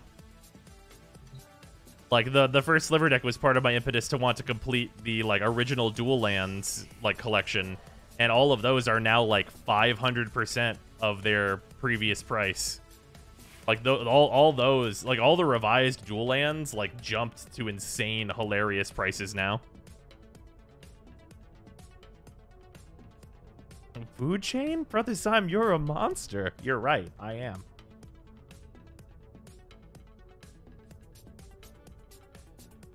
To be honest, the real face cam is 1,000 times better than this VR image. That's fair. This is just like, you can turn it off with Zyme Dimes. This is a thing you can do. That's the whole thing. Oh, also, somebody did that. I totally just fucking missed it. God damn it. Sorry.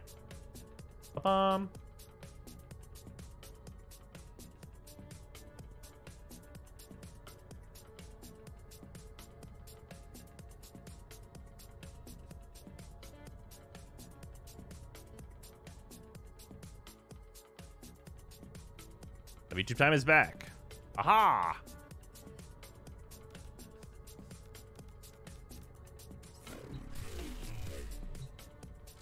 Alright, Wisp. Ooh. Okay. Those look really good. Have you tried it yet? No. Oh, yeah. Okay, you said no, and I was like, why did you try it yet? Quit throwing no trouble. Cutting up. I have foods now. I got Oreos.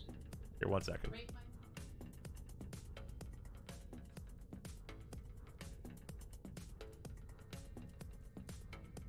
It's time to rate the food. Ah, no peas. You will not escape this time. The peas will not escape this time. We sous vide. What kind of cut was this again? Bottom round. It is a bottom round roast that has been sous vide and then obviously like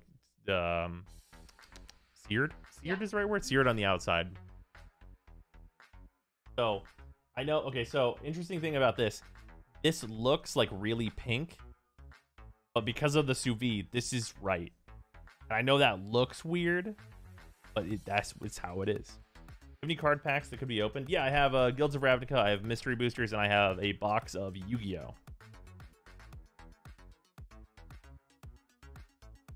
This is from the local half cow that you bought. It's not from that cow, it is from the previous cow, but yes.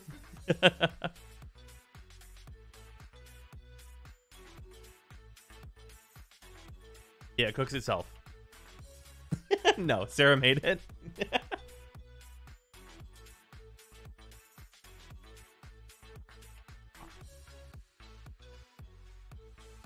That's good.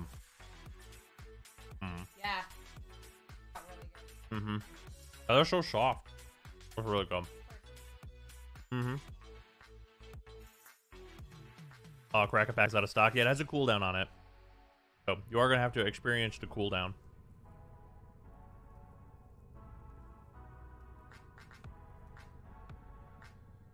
Exactly like the stuff we buy frozen as a pack in our grocery store. I mean, the peas come out of a bag. So, like... And it's a vegetable, though. Nothing wrong with frozen peas.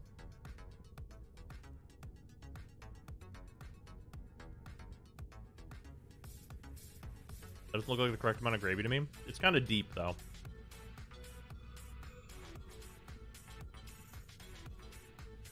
the restraint. The restraint of what? I really wanted to just say some gotchi shit. The E-boy eating is cursed. Yeah, that's fair. You asked to live in this cursed land, chat. It was all you.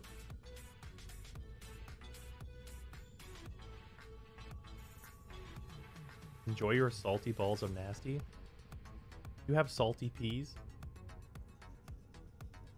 I don't understand. But he's considered to be salty.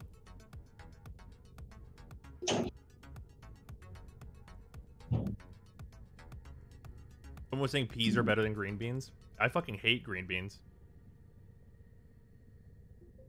Green beans are like okay if you do salt and pepper. I'm just not a fan. Also, no. If I was gonna have a green bean like substance, I would always choose like an asparagus. I can't do asparagus.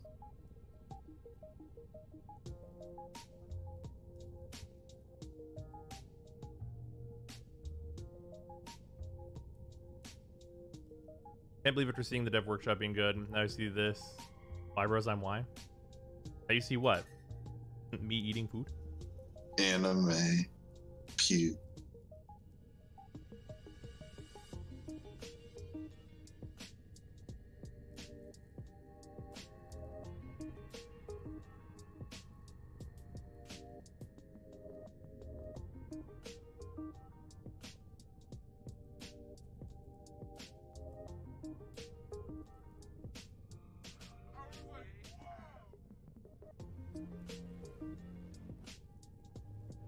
Asparagus tastes like spinach.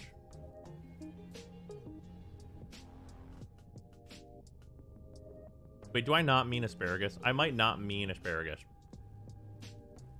Asparagus is like the shitty tree looking one, right? Yeah, it's like... I think so. No, broccoli is the other type of tree. I like broccoli. Broccoli's Broccoli's okay. great. Broccoli's the best vegetable. Wouldn't go that far.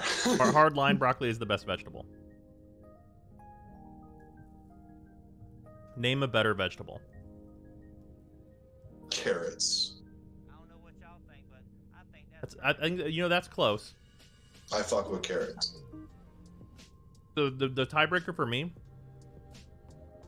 is that I don't like cooked carrots, but I like cold carrots.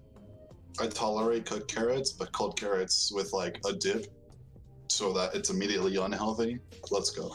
I mean, so for me, I can do cold broccoli with a dip, and that's delicious. And cooked broccoli, also incredible. I don't like cold broccoli. Potatoes are not a vegetable. I don't like cold broccoli because you get like all the grainy shit. Like you have to cook the broccoli, otherwise the mouthfeel terrible. They're root vegetables? Okay, I'll narrow this down. You can't choose a starch.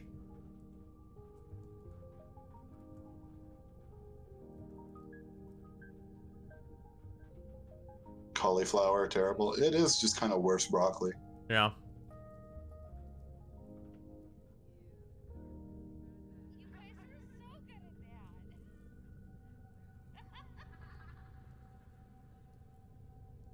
Cauliflower is just dead broccoli. So I actually don't know where cauliflower comes from. So that could be true, straight out. Oh shit, I forgot about onions. I think onions might be my favorite. Onions are pretty good. See, onions reverse carrots for me. I like a cooked onion. Not a huge fan of a raw onion. I mean, like, just take a bite out of an onion, it's not gonna be good. But like, if you get like finely chopped, dispersed within like a salad, that's that good shit. Yeah. This is an onion. You eat like an apple. Oh no, crunch. Caramelized onions are great. Raw onions are sadness. Right.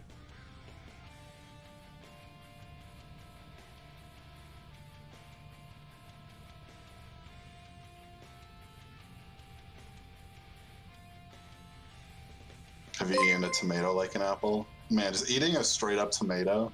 V-Zyme is pogging every time Zyme takes a bite. Well, V-Zyme Fuken pogging every time Zyme takes a bite.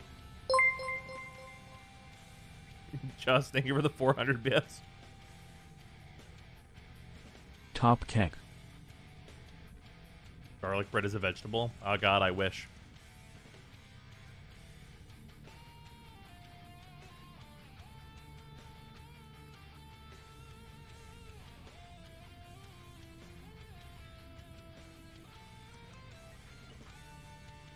Garlic is a vegetable? Yeah, that's true. Garlic bread, though, is not. Bell peppers are also pretty up there. Bell peppers are so fucking bland, though. I mean, I feel like they add very into little. stuff. Well, yeah, that's what I mean, though. I feel like they add very little to a dish, like in terms of taste. I don't. So something I've discovered is I like jalapeno flavored stuff, but I don't like jalapenos. Is it because it's too hot for you?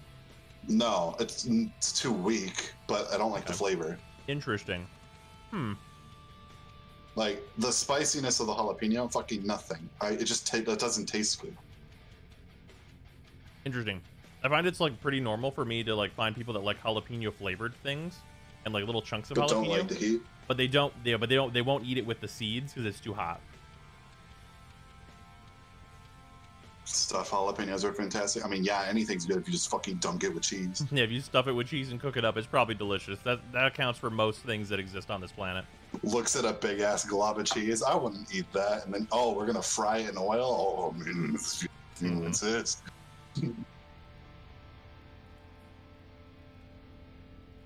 Yeah, a jalapeno on its own, I agree. Like it lacks something. I like. I'm a fan of like jalapenos on nachos, like just a shred of jalapeno. I'm into that.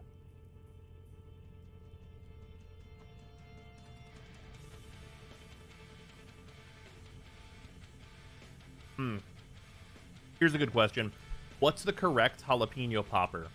Chunks of jalapeno in cheese, deep fried, or like a half a jalapeno filled with cheese, deep fried, with breading all around both? I've had the first one, but not the second.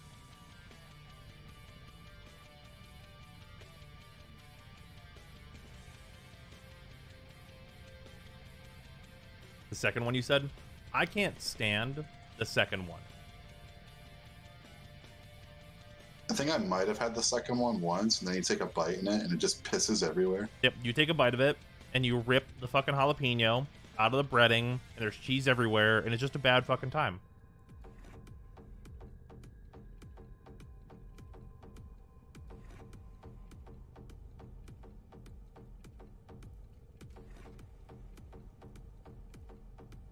Second one is much better grilled than fried. You know, I could see that. I've never tried that before.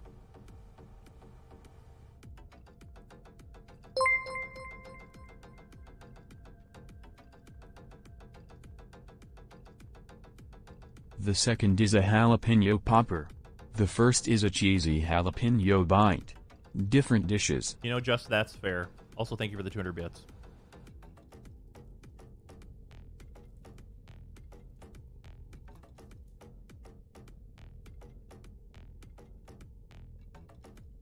You gotta pop the whole thing in your mouth, but that doesn't let me test and see if it's too hot.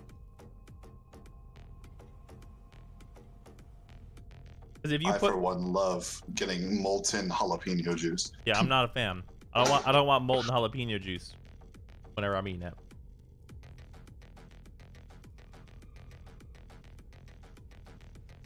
Yeah, another thing where I like the heat, but the flavor I can kind of pass on is sriracha. Ever had poutine? Yes, poutine's delicious. Too hot, aka too spicy, or just too warm? Just too warm, like temperature, like heat burning my mouth. Do monsters also eat mozzarella sticks whole? Sometimes. Okay. You cannot eat... Don't eat mozzarella sticks whole. You gotta bite it, and you gotta get the pull. You gotta do the whole... Come on. Sometimes. Mm-hmm. No vitality on your Wisp? I don't find it to be required. Wisp is vitality. Mm-hmm.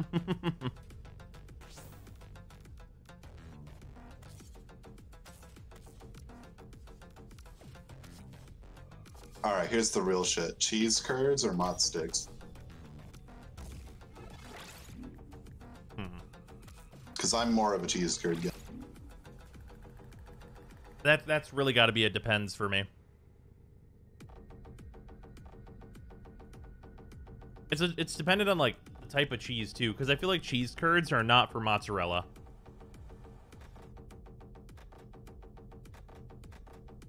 I feel like you should not do cheese curds with mozzarella ever. You should always do a mozzarella stick if you're gonna do mozzarella sticks. There's a reason they're called that. Can't stand rubbery cheese. To factor, these are cooked cheese curds. Just reminding you, Chad. Yeah, they're deep fried. Yes, they're gonna be melty. Definitely fried, for sure fried. Absolutely fried.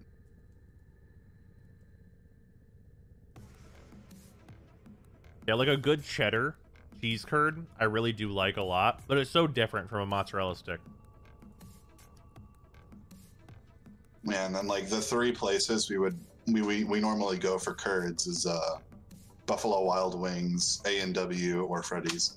Yeah, be right back. I'm gonna take this plate to the kitchen. But like B-dubs cheese curds, S+. Why are we talking about food? Sometimes we just talk about food.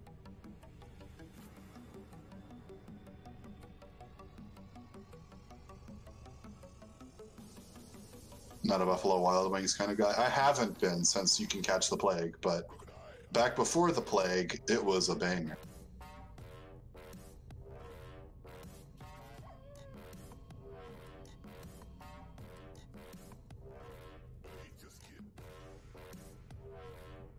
What about drinks? There's not really, well, alcohol I don't, and soda I stopped, so I don't really have too much of a palate for that anymore.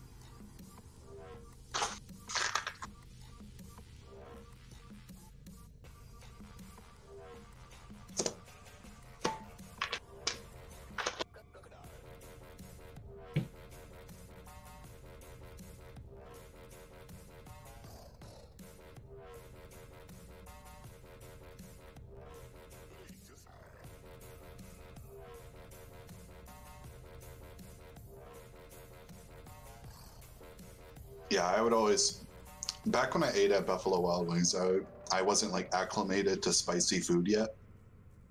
So I would always get like the garlic and Parmesan wings with a side of cheese curds, and it was always very good. But now that I'm into spicy food, I'm willing to like test my palate for that. Like so far, the only thing I've had where it's been like too spicy is wasabi, and wasabi isn't even really spicy as much as it's just like stuffing a live battery up your nose for a couple seconds. Like it wears off like instantly. It's literally just like getting electrocuted up your nose, and then it wears off and you don't feel it anymore. So I don't even know if I can count wasabi as actually spicy.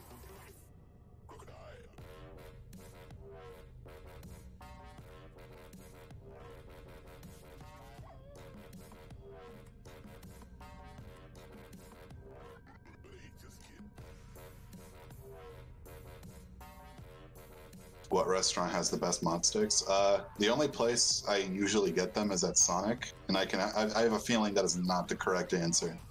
But like, it's hard to fuck up a mozzarella stick. So you can probably find something much better, but we usually just get them from Sonic. Was it actual wasabi? We got it from like an actual sushi place, so I'm assuming it was real wasabi.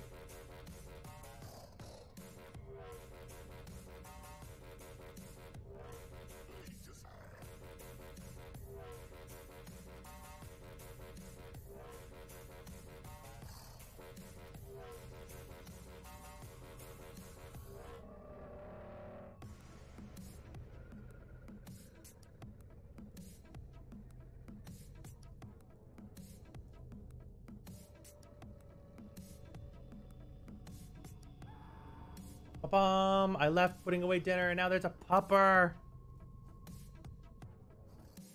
He's so excited. Oh, good boy. Look at the boy. He's so cute. He's getting so big. Pupper is here. Haha. No, licky face. Good boy. You want to hang out in here? You wanna hang out in here, pupper? Pupper boy? Oh, you good boy. Oh, you good puppy. Oh, you good boy. Was the brand of the Hey, model you have? that's pretty good. Sarah, thank you for the reset. You're a good pupper. You're a good boy. Yes, you are. Yes, you are a good boy. Kind of hot dog. Hot dog princess from Adventure Time. Your regular hot dog. Might be a foot long. And got big, uh-huh. A pupper.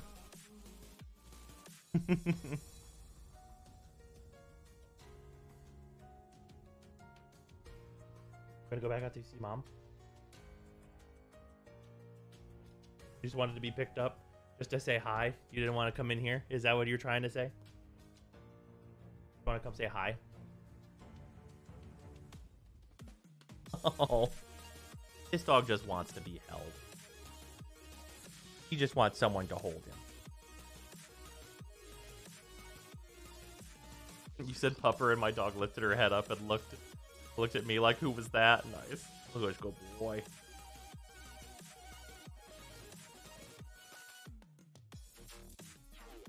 Also, as I'm out here legit looking like symbiote version Tobey Maguire, we got Bro Zemoing up here. Yeah, I need to get a fucking haircut real bad.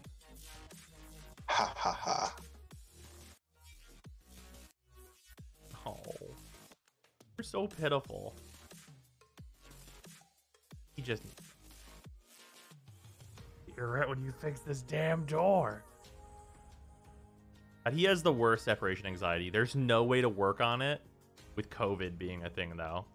He is going to be the most, like, separation anxiety riddled pupper ever. How long has it been since you got a haircut? Does getting like half an inch to an inch chopped off for damaged hair count? Yes. 6 months? What type of dog is Finn? He is a miniature schnauzer. I just let it grow out until you can tie it back. I don't know about that. But like actually getting a significant amount of it cut off, like 16, 2012, so like Is that your dog, Rose? 9 years. This is Finn. Good boy. This is a nice settle. Can you say hi to the people, Finn? He says no. He says, let me lay on your shoulder.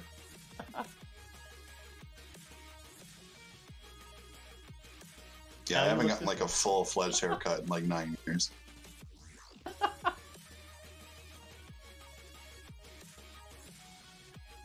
He's just perfectly content like this.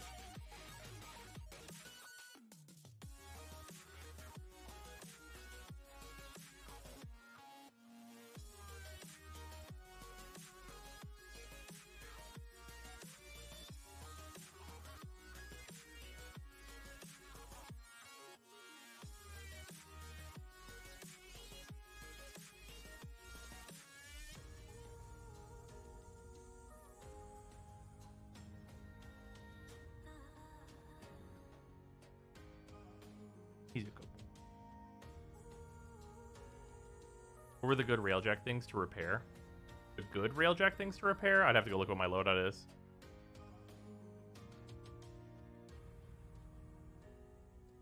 Go back out to the... You want to go back out see Mom? Back out to the living room? Is this a no? You want to sleep on my shoulder? Just like smacking his lips. It's like, no, I'm comfortable. Just forget the people. Cuddle me. Oh.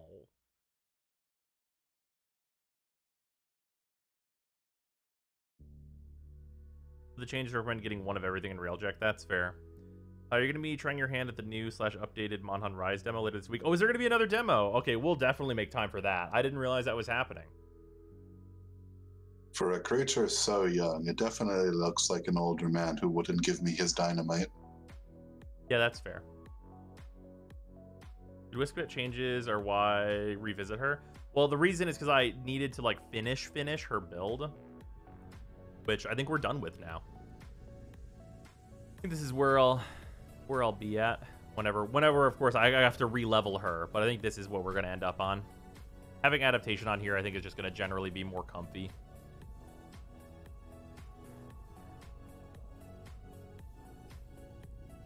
Was up in the 11th, same as the previous demo, but this time they added a fight for the new flagship, Magnum Aloe. Okay, rad. I didn't play the last demo, so this will be a good experience for me to like get in there and see how I feel about it running on Switch. Stretch instead of secrets. I don't know. I really don't want to lose any range. I might do stretch instead of streamline. That's a possible. Hey, look, two boys who need haircuts. Yeah, Finn is getting close to his need for a haircut too. Sarah, look at him. Look how pitiful he is. He just wants to lay on my shoulder.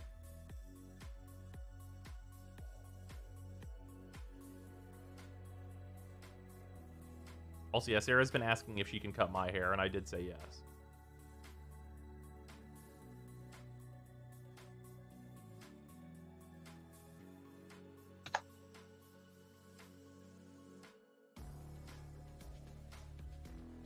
Just because I'm sick of my hair being so goddamn long. Although, if the haircut place is being reasonable, with like their COVID precautions and stuff, hey, just go there. The ones where I live are all open as long as you're wearing a mask. Yeah.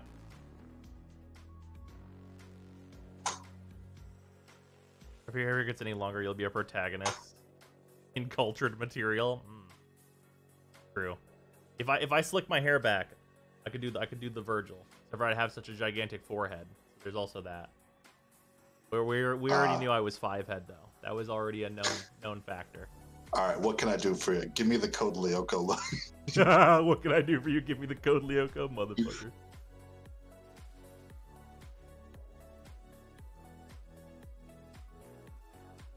Boy, that forehead is small. I guess. What is your recommendation for primary weapons on the steel path? Generally, it's to unequip them. Freezer code Lyoko as anime. 1, it was made in France, and 2, it's not the parts of anime I hate. Oh, yes, that's true. Freezer, based on my information that I know, that means that you should watch Wakfu.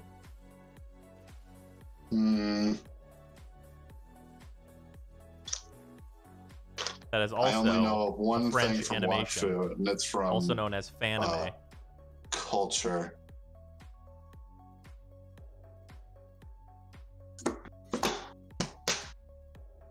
That dog is pathetic with you. Oh, I know. Look him. Kaizen had a baseball episode before a beach episode. Hell yeah. Freezer watched Avatar. Is that even a fucking question? Yeah, he definitely has. I've Avatar Last absolutely Airbender is watched great, Avatar. obviously. It's top 3. Like top 3 shows all time.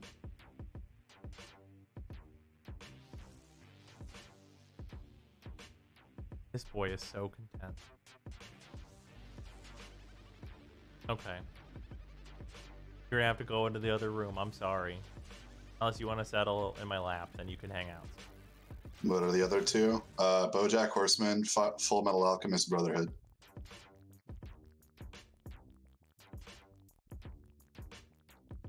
But I think I do for this boy is I have this blanket, I have my armrest, and I bundle it up so it's a little pillow for him to put his head on, which he's usually into.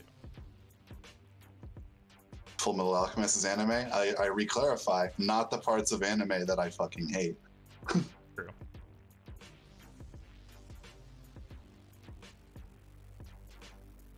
Boy, okay. He's pretty chill. Getting comfy. Which are what? Otaku fan servicey bullshit. Wagging his tail, you're a good boy. Does this mean you want to leave? Hey, don't. No. I know you want to lick face, but you're not allowed to lick face.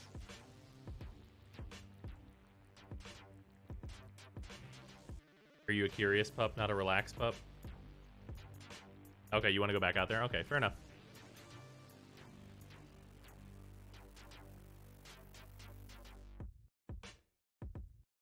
Okay, he's gotta go out here. He doesn't want to settle.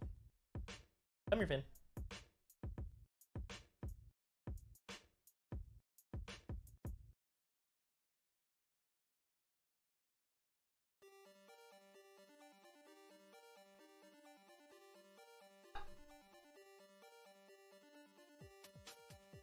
All right, Finn is on his way to the living room.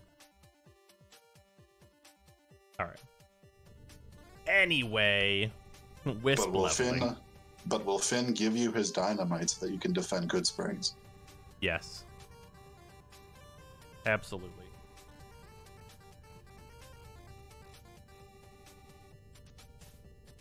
All right, so we're doing one more leveling run so our shit's max when we log back in? Yeah, pretty much. And then we'll go over the Railjack changes a little bit more in depth.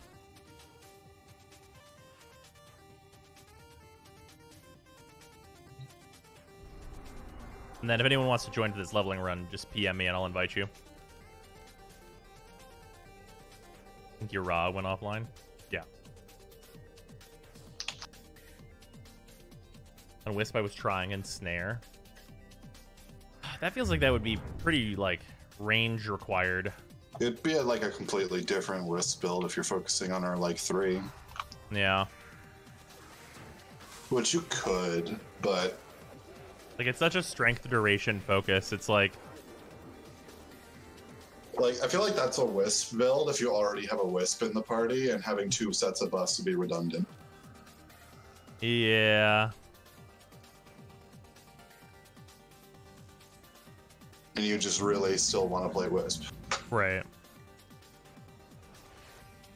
Kind of like how Saren can do, like, a min-range buffer build if there's already a Saren. Yeah. Or dispensary on her to make her ultimate support. Yeah, I mean, if you're running multiple Wisps in a party, one with Roar, one with dispensary, just makes sense.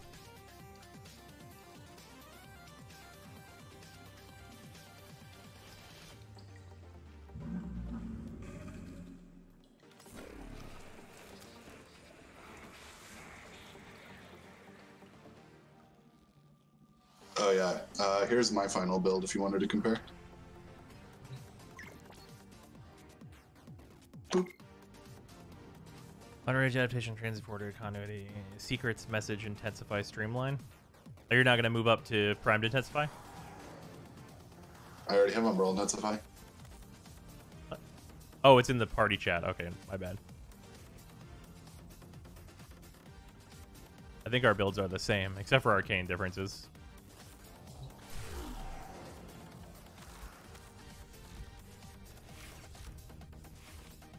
Yeah, message, secret, scene. Yeah, our builds are the same. Oh, well, nice. Yeah, I wasn't even, like, looking. Yeah, it's kind of nice that I can switch out the auger mods and streamline for stretch, like, at any, like, whatever I happen to need or want. Because, like, there'll definitely be, like, certain cases where it's like, okay, I don't really need this 24% duration. I'd rather have, like, range for breach surge, etc., etc. It's a bit malleable, so that's good. Sorry, what? Primed Intensify? Sorry, Umbral Intensify, which is just Primed Intensify. And then, oh, you know what's actually nice? This build is also malleable enough that if I really wanted to, I could add an Umbral Forma and then be able to switch in the other Umbral mod, or really any mod, into these slots as well, because I have the 2 extra points already. How much plat is Prime Sure-Footed? I think this is a login reward, so can't you not trade for it anymore? You can't trade it. Yeah, pretty sure you cannot trade for it anymore.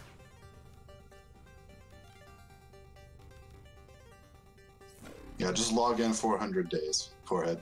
Yep. 400 days, how bad could it possibly be?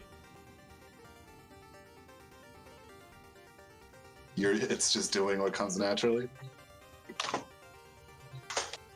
It's the even number hundreds, isn't it?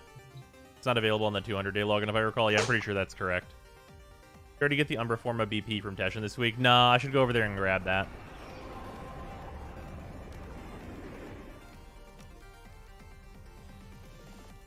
Not fair enough. Used to be 600. Yeah, technically it's available a little earlier.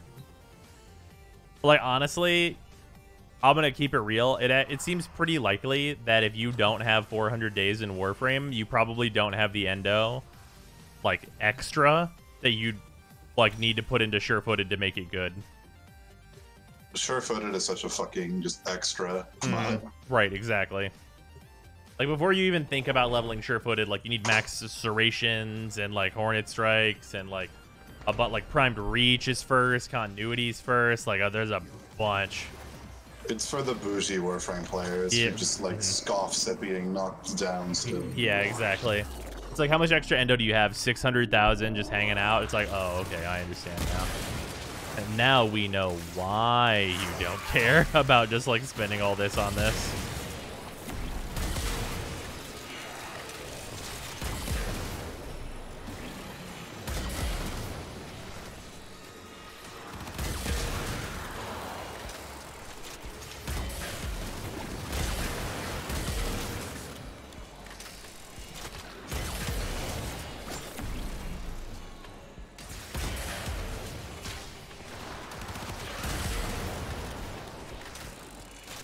Which Handspring was buffed by fusing it with that anti-stagger mod? Forget the name.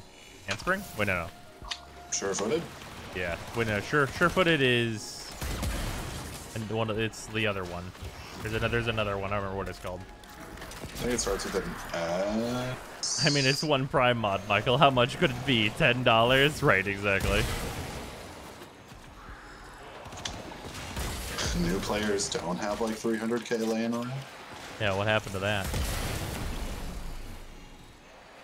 Although, hey, hopefully, like, Railjack becomes, like, the place to farm endo. That'd be kind of a funny turnaround for it.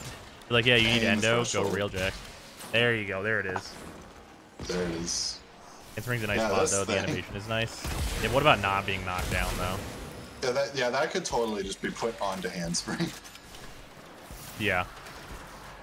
Where do you farm endo now? Vodyanoi. Which, like, a lot of people don't do just because, like, it's kind of, like, a pain in the ass to have to keep, like, restarting that mission. Yeah. I bet that makes Vodyanoi super fun on console. Oh, yeah, that's probably... Honestly, I wonder if the farm is just less worth it because of how long it would take to load on consoles. Yo, but on the PS5, you can get into Plains of Babylon in 10 minutes instead of 30 minutes. Bruh.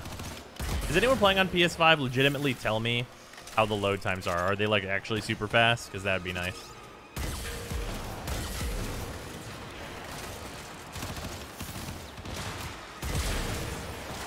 I am. They're fast. Oh, that's great.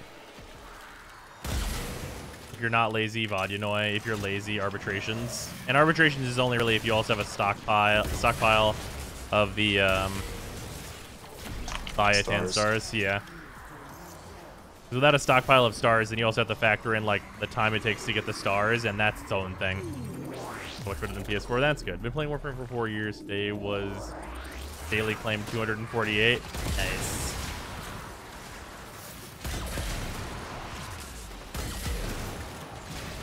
I mean, we're about to get our daily log in like 30 minutes. I can check where I'm at. Yeah, I'm at like 1400 something, I think. I stopped carrying after 1,000. Same. Which is great. By the way, I want to like keep it clear that that is not a negative. I was so happy to stop carrying. I was ecstatic even to stop giving a shit. I feel the same way about Mastery now that I hit 30. That's to an fair. extent. And to an extent, I mean, like, man, fuck isolation vaults. I don't want to do them. Yeah, no, that's fair. Yeah, I mean, you have no reason to get the Sporothrix and the Aurum Spinoza. Those are pieces of actual trash garbage.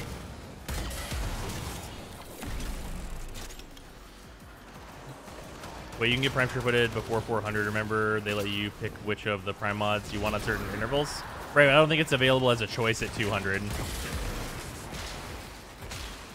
And 100 is a weapon option, and so is 300.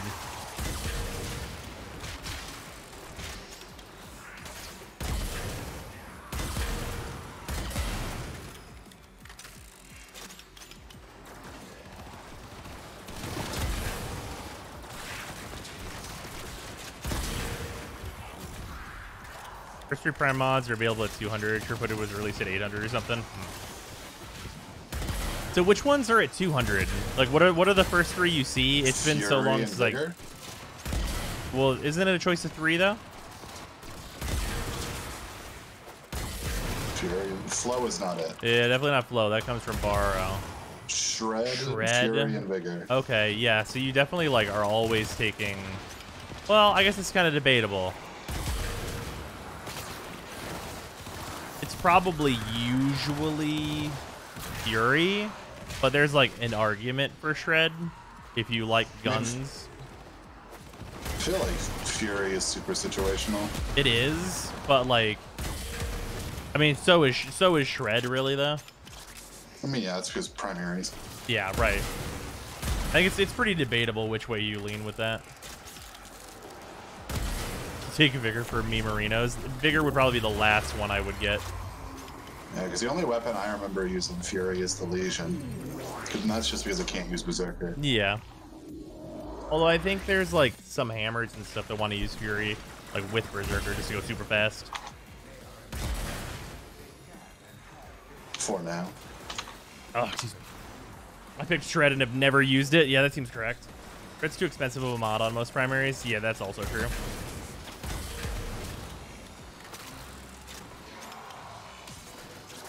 I picked Vigor because of Naro's health go burr. Alright, fair enough. I used to do that before Adaptation came out, and you could just dump like 3 of your health mods. Yep.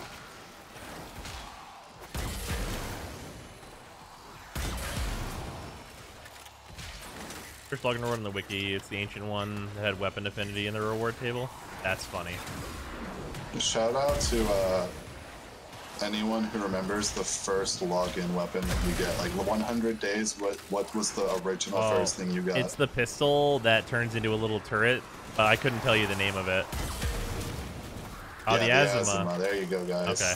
I know what it does, but not its name.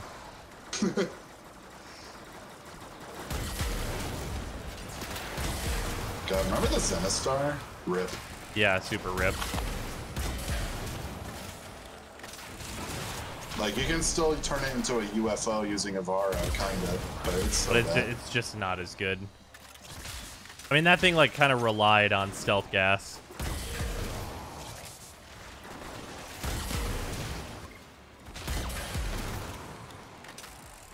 NVIDIA Bratton? What the fuck is this? Oh, The yeah. NVIDIA Brattons? Mm-hmm. Yep, that's super real.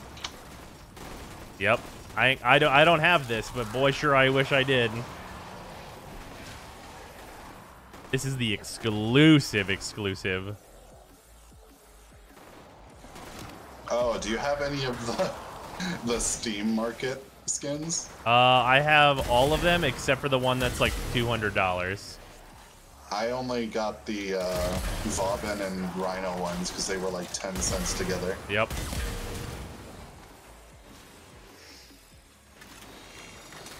Why did they choose the Bratton? Because that came out when Warframe did. That's actually why. Oh, okay.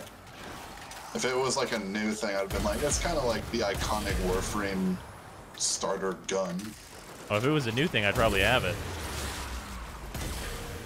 Yeah, it was one of like 10 primaries in Warframe whenever like that came out, and it was the one you started with.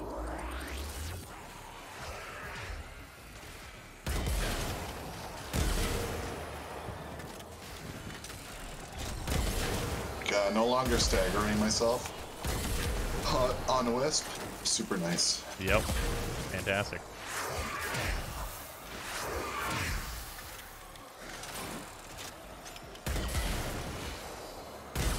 How much does a Bratton Prime cost? I'll check. This would be funny. Probably like basically nothing. What is it, 10 platinum?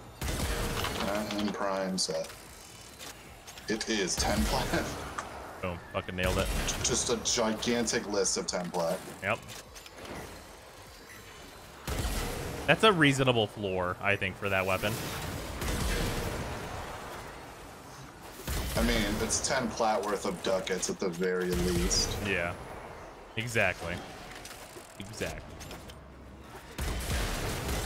I mean, realistically, it's like 4 platinum worth of ducats. Well, I guess there's a rare in there, so no, it's probably, yeah, alright. I'll buy a Bratton Prime. Para, have you not foddered the Bratton Prime?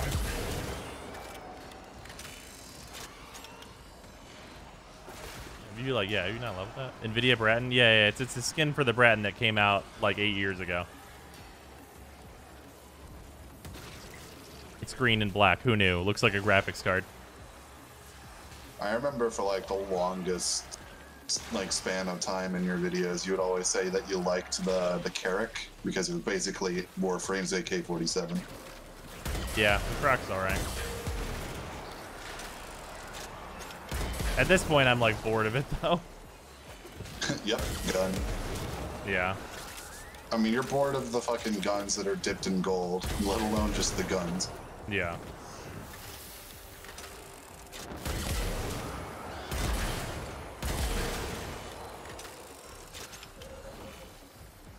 Bratton is now worth triple MSRP. Wait, what do you mean?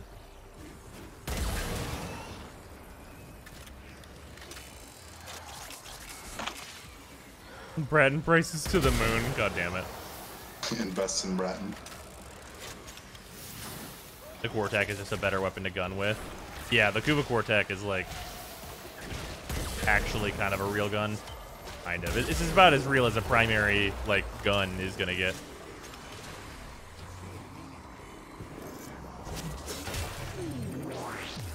Oh, right. I just remembered the Ash is going to be an evergreen soon. Yeah, but in Railjack though, so he actually will probably go up in price. I mean, we still have like the fuck ton of Ash relics already laying around, right? Well, sure. I'm just saying that like. Which one? If you look at the background, it's still Phobos. Oh, hey, hell yeah. I love this bug. This is a bug in ESO that shouldn't go away. Oh, it fixed itself. That's one of those bugs that should be like a % chance to happen. And Samara has to be like, I know, oops, don't look at that. It's simply a bug with this program. That should be like a thing. Bug? Yeah, sometimes the like backdrop from the previous tile set will remain. Skybox says, cool I'm not gonna leave. Yeah, sometimes it looks real neat.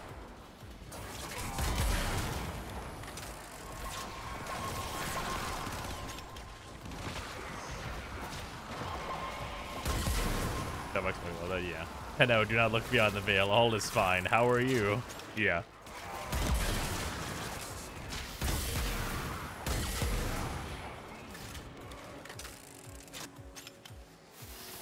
Make the most sense when transitioning to the Google Fortress tiles.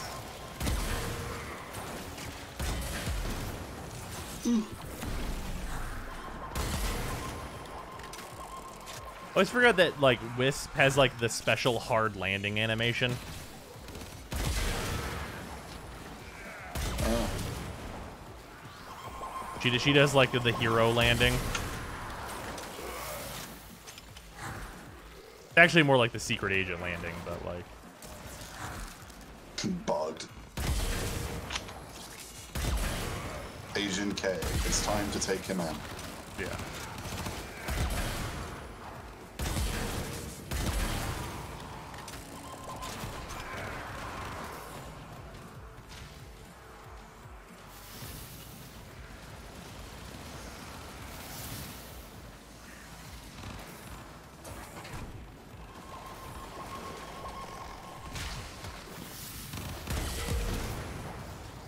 Yeah, the best looks with that bug is like anytime the Jupiter backdrop ends up on something else. Oh yeah, that's fair. Just because the Jupiter backdrop is like, it's crazy looking whenever you put it with like a lot of the darker tiles.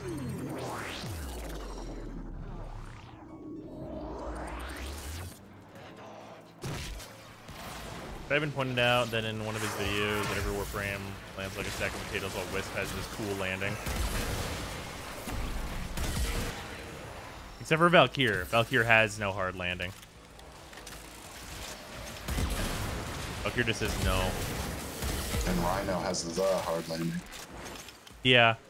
Rhino has like the weird one. Where it goes. Yeah, he just explodes a little. Like, oh, whoops, my bad. Sorry. Sorry about that. Oops. Oops. Sorry, guys. I'm a little hefty.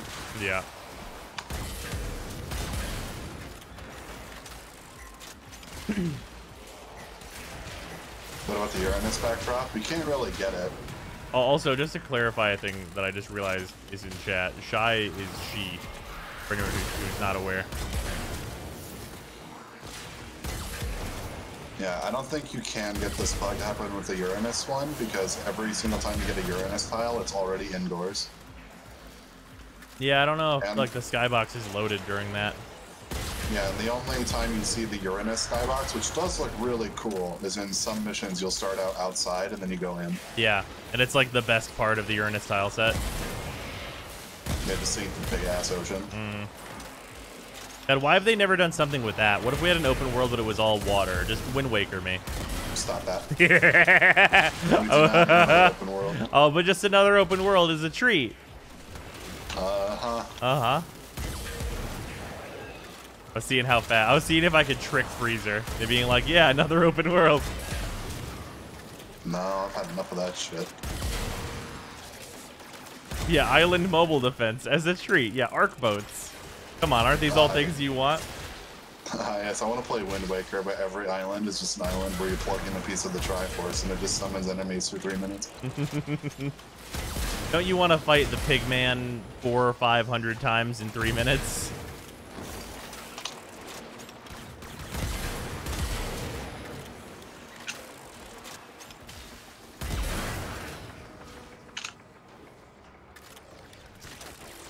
Content Island, but this time for real.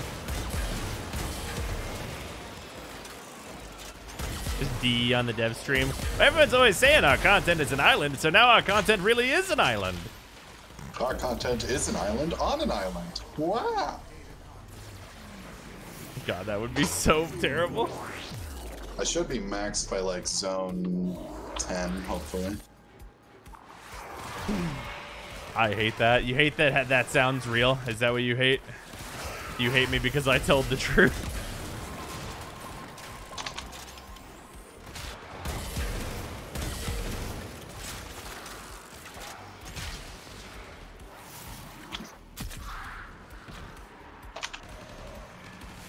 I can use you saying it right now. People notes, write that down, write that down. Yeah. They do have the beach map to make that an April Fool's joke. Ooh.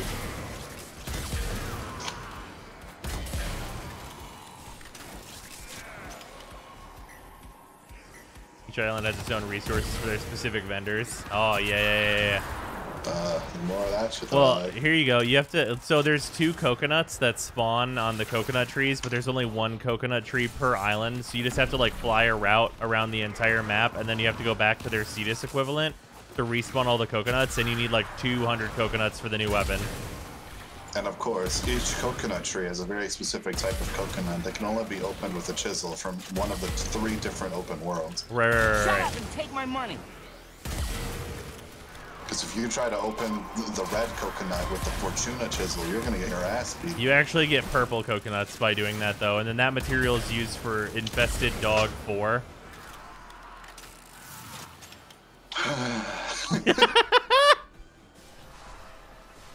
Oh, fuck. YouTube time. Please stop.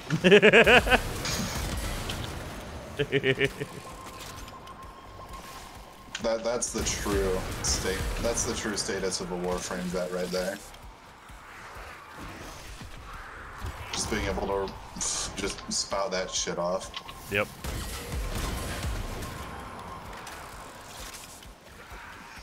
You also can't use arc wings, but a new transportation system, which is a long and tedious boat ride. Yeah. So one of the developers of Warframe basically played the new Ubisoft game, the one where you're a Viking, and they're like, what if we had boats, but like slow boats that really immersed you in the world?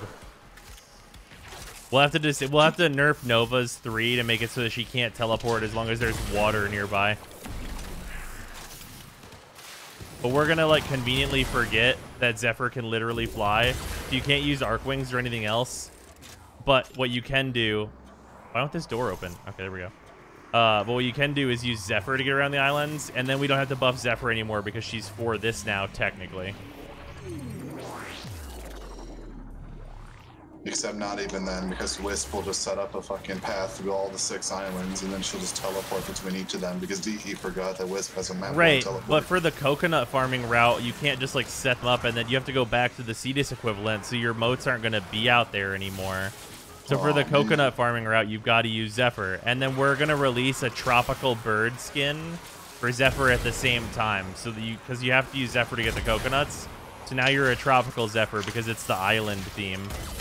Okay, well there, bud. You're being a little bit unrealistic. DE never releases skins based off of who's popular at the time. That's they true. They just release them when they want. That's true. Or before a Prime Access where they won't fix the problems with the Warframe. Like, Garuda came out and it was kind of like a wet fart, and then she got stick skin, and it's like, okay.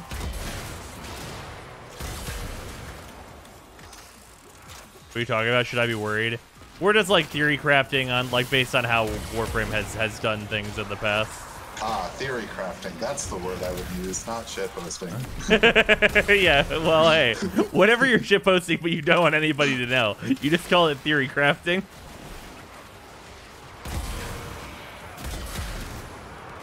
Theory crafting. What if Luigi actually is in Super Mario 64?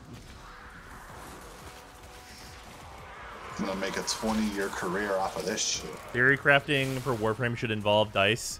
Oh yeah, did anybody clip me rolling those dice to see what would happen? How many of those have the dice been right about? It seemed like those dice rolls were like real accurate. Some more VTube time? Oh, it's true. Apa! Just, thank you for the 200 bits.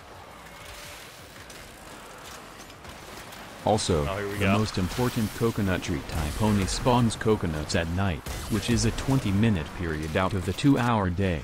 And if you don't make it back to town before sunrise, the coconuts you've collected despawn. Yes, that's correct. Except they don't actually despawn, they go bad, and some items require rotten coconuts to craft. Well, so the trick is, coconuts go bad. Well, hold on. But during the day, there is a 10-minute interval where you can catch Kanzu in the new open world, and he's on his lunch, and he'll give you one of the coconuts that only spawn at night. So there's 2 opportunities to get the coconuts that you need. So really, it's not so bad. That's an alternate method. You're going to jail. Hey, 2 good tiles in a row. Yeah, sometimes he's early.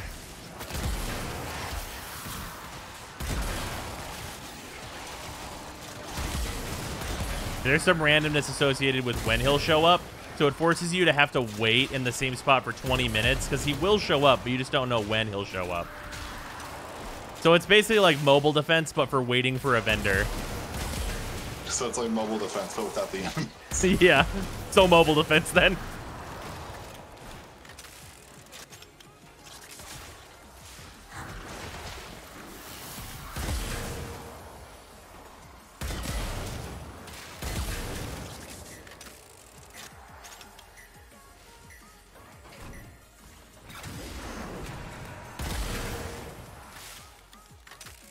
Last minute change. Coconuts can now be obtained by completing a number of missions in a row. 1% chance? Ah, yeah. So glad I stopped in today. I needed a good laugh. If you manage to obtain one of every type of coconut and rotten coconut, you can then craft the coconut gun. It fires in spurts. Well, it's not hard to get the rotten coconuts because the coconuts obviously degrade just like argon, but they turn into a new material. So if you need rotten coconuts, which you're going to need for all the new infested weapons, Death said, they decay, with half of what you have turning into useless, except for one-time purchase. Rotten type coconuts every day at the daily reset time. Well, so the thing is, though, is that unlike argon, they deteriorate one at a time every 24 hours. So every 24 hours, you can get 1 rotten coconut, unless you get the special vendor, like you said. But you need 60 rotten coconuts to make the new infested gun, and it fires non-rotten coconuts. So it doesn't really make sense that you need the rotten coconuts to make it, but you do. It's a coconut gun, and it fires in spurts. If he shoots it, it's gonna hurt.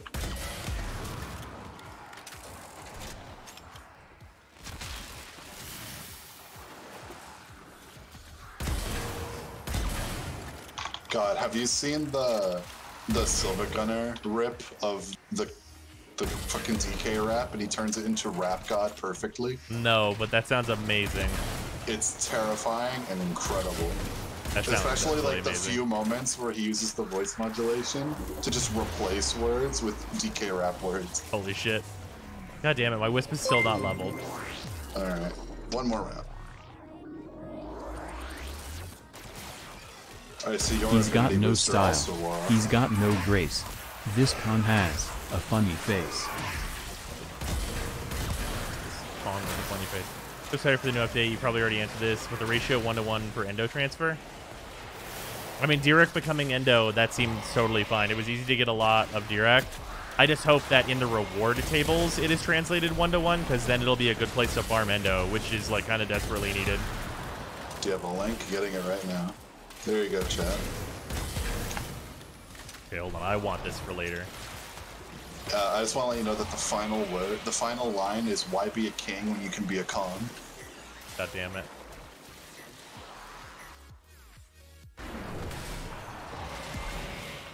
Can I just tell you that I unironically enjoy the DK rap? Oh, it's a banger. Yeah, like it's actually legit good. Let's just keep that true in all worlds here. There's also a really good one with like this Dead Mouse instrumental. It just goes hard as fuck. I believe it.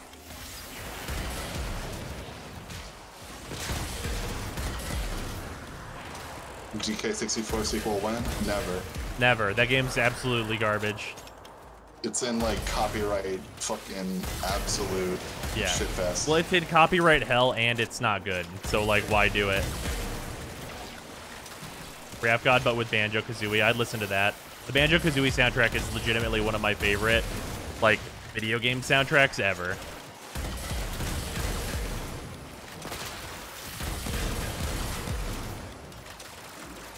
Just gonna cop out and say Undertale. Big zip. Oh, hell yeah, dude.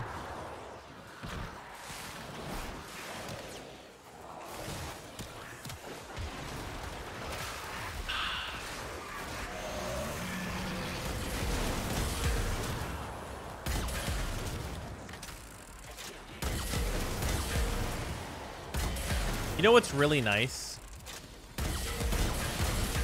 So, like, it kind of sucks that these wings disappear because, like, the aesthetic is, like, what you're looking for whenever you're using these wings, clearly not the functionality. But the wings disappearing does let you know that people must die when you're using primary. This is the Kuba Ogress. There's also the loadout app, so you can see what I'm using at any given time. Alright, y'all maxed? Yep. I'm still waiting on 8 Mile starring Parappa the Rapper. God fucking damn it. What they say on All the Time for Others Who Look at You? I actually don't know. The like updated DMCA stuff ruined SoundCloud. Yeah. I mean, like, DMCA ruins everything it looks at too hard. I didn't go to SoundCloud to listen to like actual people put their music on the platform. I went there for auditory shit posts, and now DMCA just ruins it. Yeah, what do they think that SoundCloud is for? Like, it's not for your mixtape. I don't want to listen to your mixtape. I want to listen to the SpongeBob theme song mixed with fucking Bonfire. 1,579, by the way, is my daily. Very nice. You will make an excellent hunter.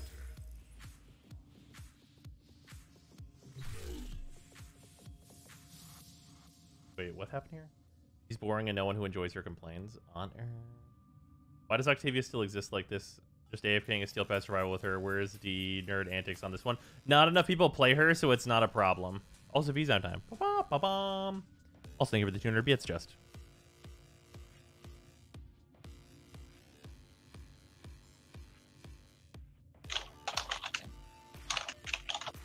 Octavia is a support frame. I don't see it.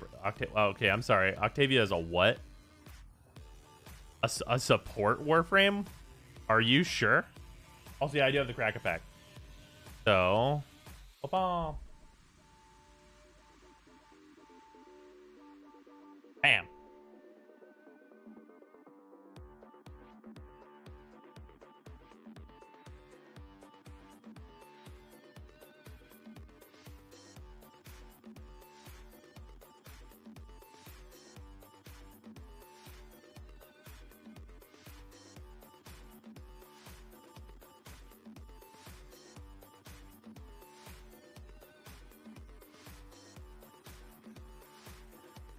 There we go.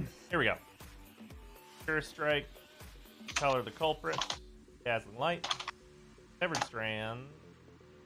Wild Ceratok. Hammer Dropper. Demir. Luminous Spawns.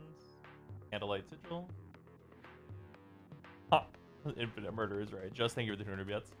Boros Challenger is a first uncommon. Wraith Cutter Giant. Rampaging Monument. And the rare. Oh, Pelt Collector. Pelt Collector is a good card. I don't think it's easily play in like Eternal formats, but it was really good standard card at the time. We got a Bird Illusion. An illusory bird. Yeah. Pelt Collector.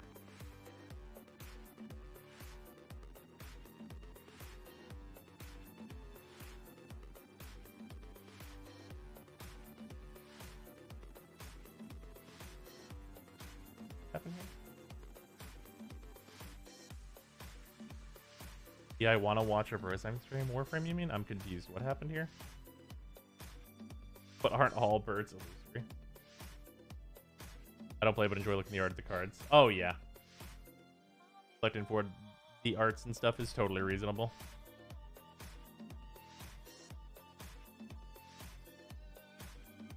Pelt Collector, wait, that's a Rav card? Yeah. God, I'm just looking through my old SoundCloud shit, and I just remembered the Hamburger Helper mixtape. Wouldn't it be easier for you to set up a bot that lights up a light next to you when it's VTube time? No.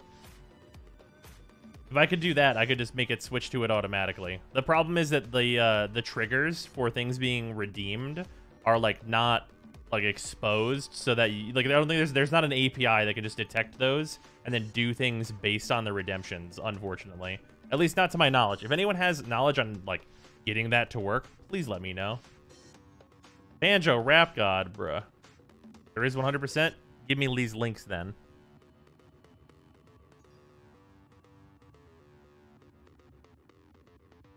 I mean, I would definitely automate it if I had like a good system to do so.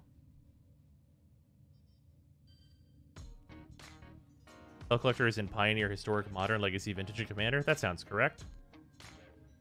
That's all of the formats that are not standard cards. In streams that do that, but I couldn't tell you anything about how that works. Yeah, I just don't know how to get it to like detect. If I had a program that could detect it and like just like write to a text file, I'd be there. We'd be done.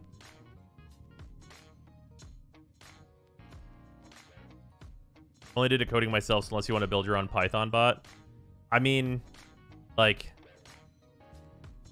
I know C# and I should know Python realistically. I don't know if I have the time to learn Python, which would be the only problem.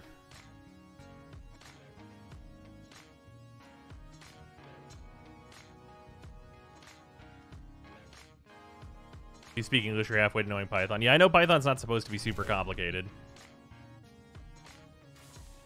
Oh no, just reading a bit of tech news and Bethesda will be bought by Microsoft?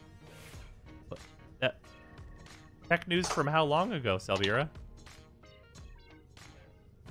That was forever ago. That was a long time ago. I'm glad Yahoo News finally loaded for you.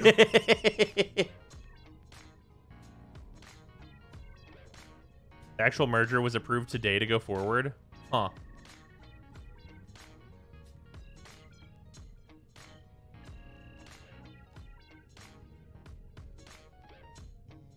Tech news on Internet Explorer. Imagine a Bethesda operating system. I can imagine crashing constantly. You ever had a virus? That's basically a Bethesda operating system.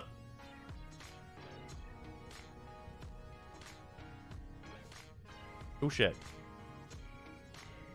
Dev Twitch. I do have actual interest for this. Give me this. God, I was so close to just firing the trigger there. I thought that was a self-promote. I was ready to shoot a man. PubSub enables you to subscribe to a topic for updates when you use your cheers in a channel. The Twitch PubSub system allows backend services to broadcast real-time messages to clients. This is for cheers.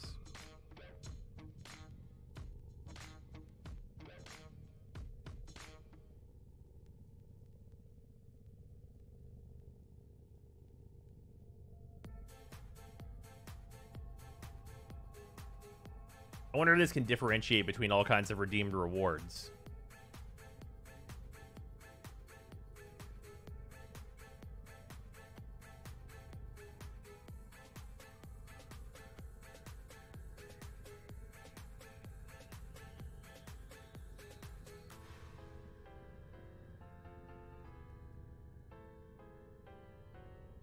I mean, if this is just like doing strings and arrays and shit, like I can do this. This should be easy for me to figure out, or like easy enough.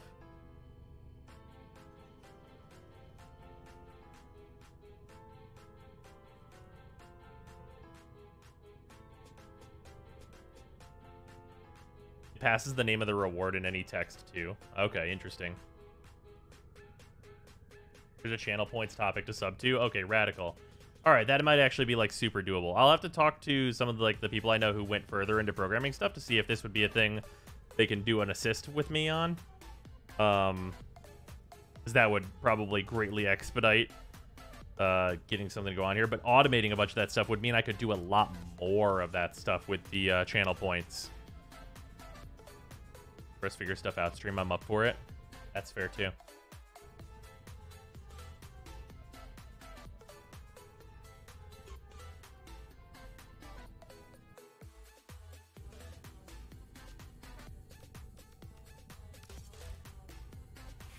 All right, now Wisp is all maxed up and has the whole thing going on here. I now have a 5-forma Wisp. Ooh. Can't wait for the Prime to come out and I'd be like 3-forma. Ooh.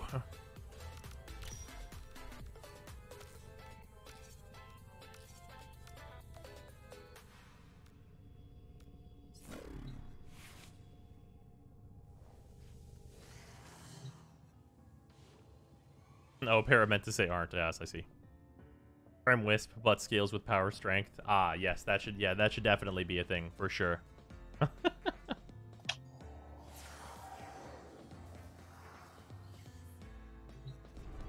All right. You want to run the Maru mission? Sure, bud. Okay.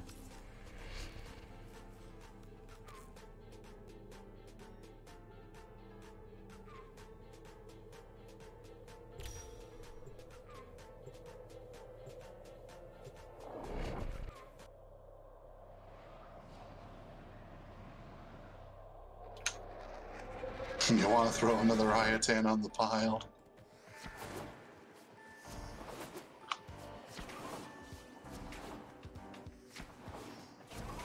Welcome. Hey, welcome. So, looking for Iatan? I knew it. Okay, let's do this.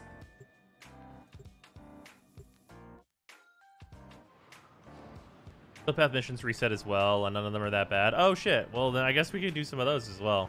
Oh yeah, I gotta go grab that Umbral Forma.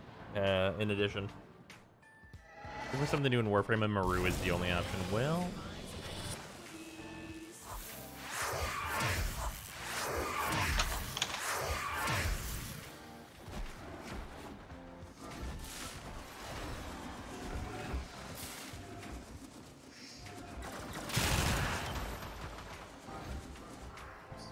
My map broke.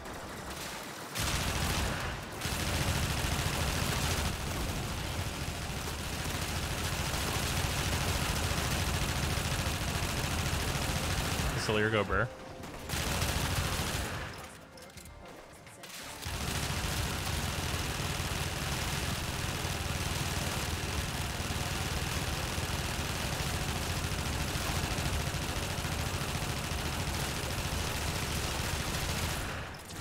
Out here shooting bullets, my dude.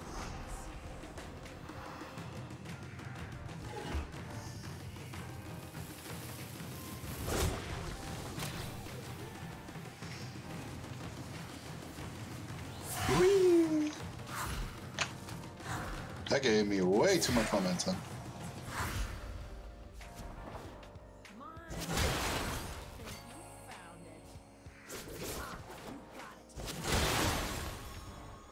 Ooh, Orange Star. Ooh. Ooh. Banana.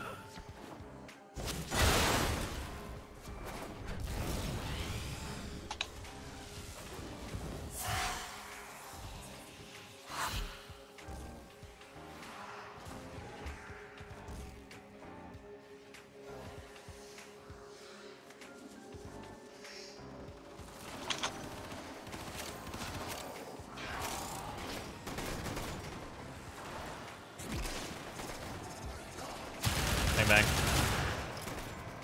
Trigger. Yeah. Hidden trigger. There we go. All I wanted to do was go bang bang.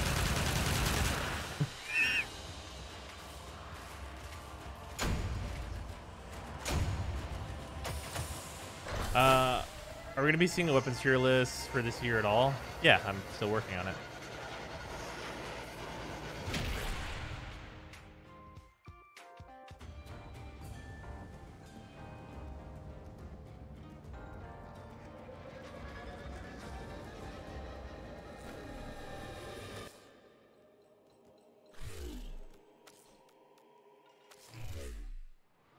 Boss Pistolier and Piranha is just a dream.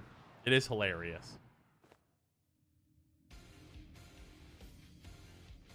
Was that Trigger Happy from DMC5? Yeah, Pistolier does some dumb things with the Piranha.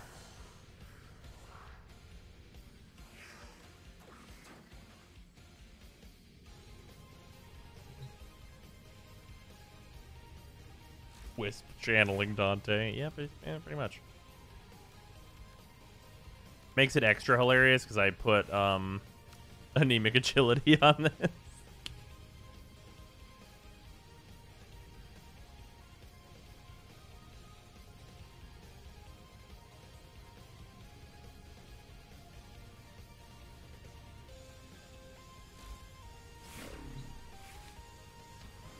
Okay, trying to think. Is there anything else?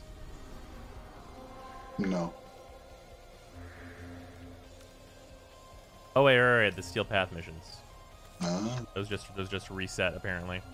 Wait, they reset weekly, don't they? Is this weekly or is this daily? I literally don't remember. I guess it's 22 hours, so it must be daily.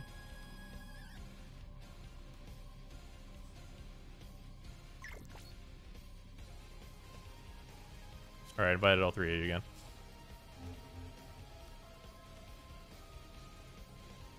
What are you trying to do? Content.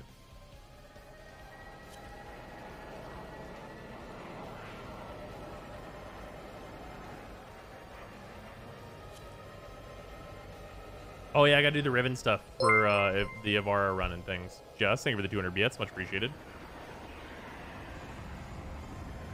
I got an extra client tonight, so I MMA head on out early. Later, Zyme. 3005s. 3005s? Okay. Alright. Thank you, bot. Thanks for the 200 bits, just. I missed the Railjack talk. No, we're still going to do that as well. There's not, like, a huge amount to talk about that we haven't already gone over, but, like, we'll go more in on it.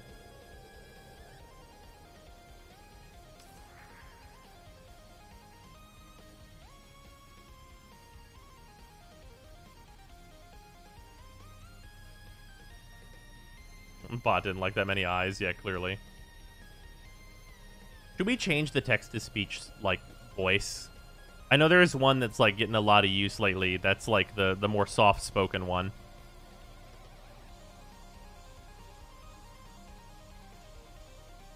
hmm.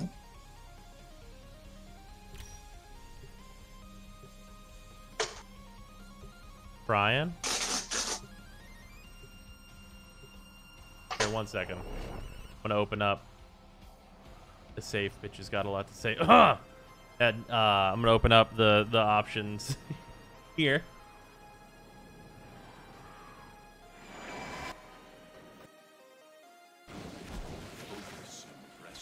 Holy shit.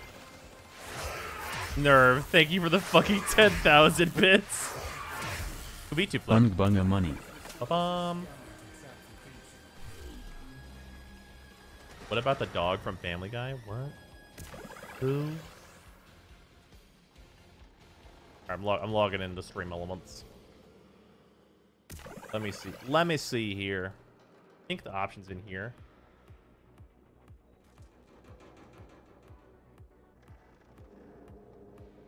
Anything weird happens on the stream while I'm editing this, it's not my fault. I didn't do it.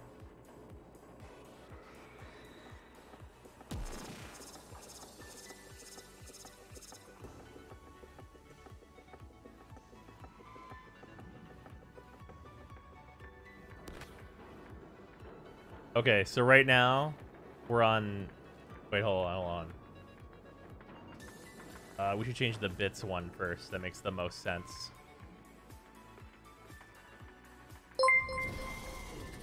Holy shit, Just thank you for the 10,000 fucking bits. You should have waited until I changed your text to speech, Just. No. I'm not gone yet, shitlord.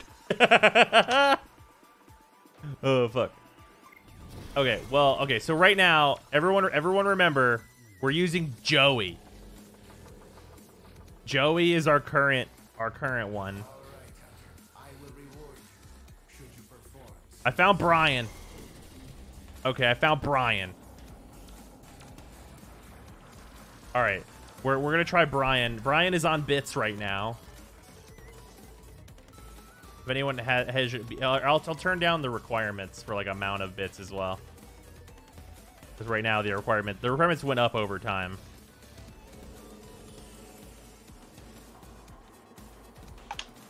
Because people were being crazy.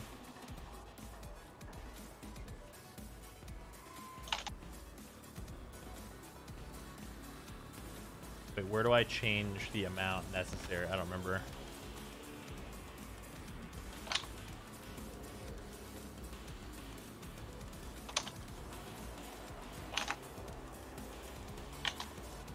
Well, that's rare. Wait, no, this is on the wrong thing. Hold on. Wait, where does this go? Oh, cheer. That didn't change it on here. Hold on. Wait. Okay, text to speech. Joey. Change this to Brian. Stalker just dropped the war blueprint.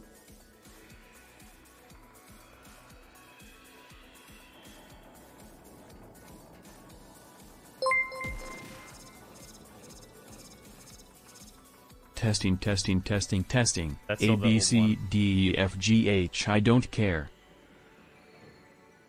Okay, hold on. I just saved the changes. Sorry.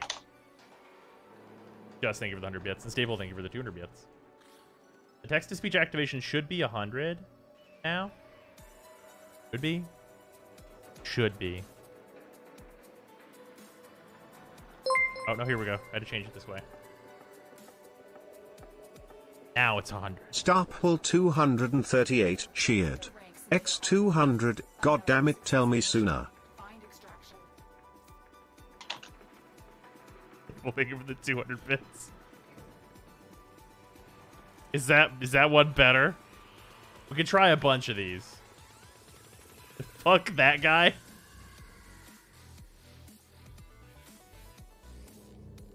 Okay, let's see here. Okay, should we do male or female voices?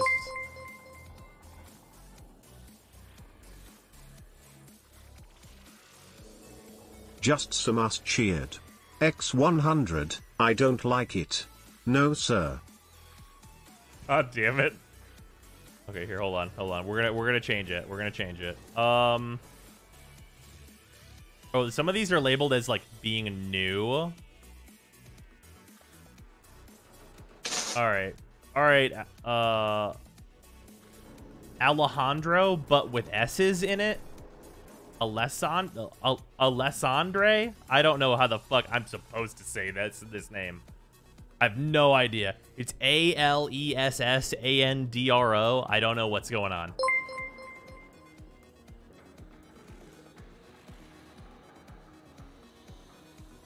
Is there hard robo voice? I want a robot to read my words.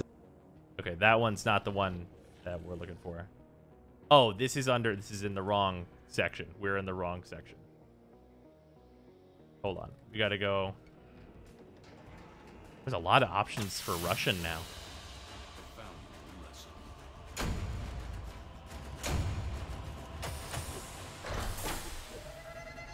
Oh, there's like Icelandic options and everything.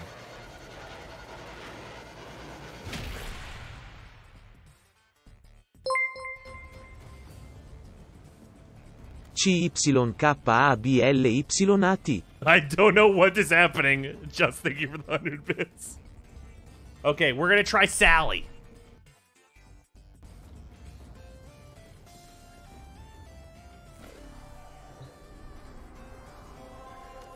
Sorry, I was goofing off during the crossfire.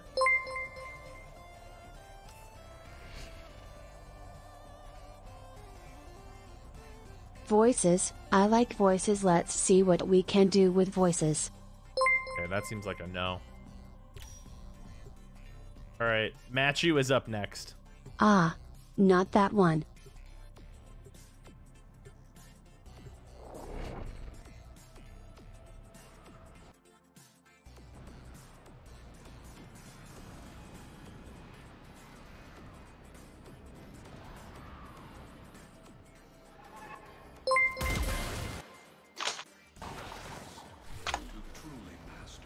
I'm just curious how all these sound. Not that one, either, I fear.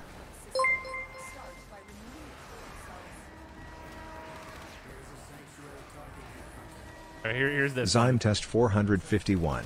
Zyme test 451. Okay, you know what? I don't hate that one. The Machu one is pretty good. We're on Kimberly now. Go for a soft female voice, Blaza. Blaz? Kimberly, what do you mean? Oh, please. You know, that's a fair way to read that. Plaza. Yeah, Kimberly's on that good.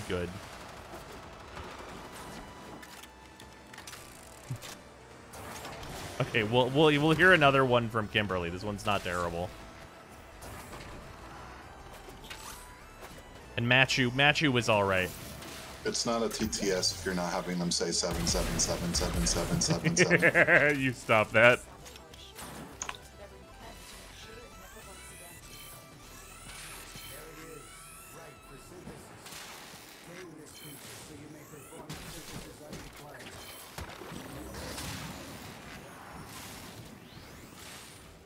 Question. John Madden. Hey you. If I could get that text to speech, I would. I want you to know that. If anyone knows if Is Stream there one Elements... that sounds like Moonbase Alpha? Hello, John Madden. God, just hearing any text to speech saying John Madden gets me now. If only there was just a text-to-speech of, like, Big Man Tyrone. In honor of Freezer, 777777777. He's so good. God damn it. It didn't even try to pronounce the U. Time for another Chinese earthquake. God damn. If I could get that text-to-speech, I so fucking would. Okay, Kimberly, you did okay. Let's see what Kendra has going on. This might be Kimberly still. I am okay with this one, actually. Kinda sounds a little like me when I do my customer service voice. This one's very different. I don't know about this one. Sounds dead inside. Yeah. Oh, yeah, we should wait for the boys. Oh, yeah. Oh, God, not that one. Yeah, I'll change this one. Hold on, wait a minute. John Madden. No, that's not it. Let's try Joanna. Wait, no, go back. Yeah. All right, so far, Kimberly better. We're going to try Joanna now. Moonbase Alpha is called Phonex DEC Talk. Oh, I don't think I have that in my options, sad times.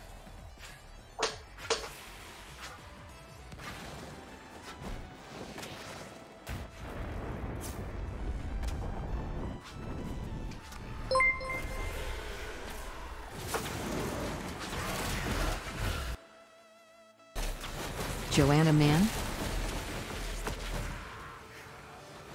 This is a very short sound clip. Oh god, if we could get GLaDOS, that'd be so good. Oh yeah, that would obviously be good. Have workshop video incoming? Yes.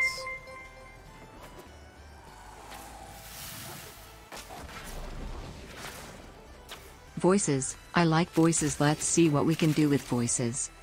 I don't know.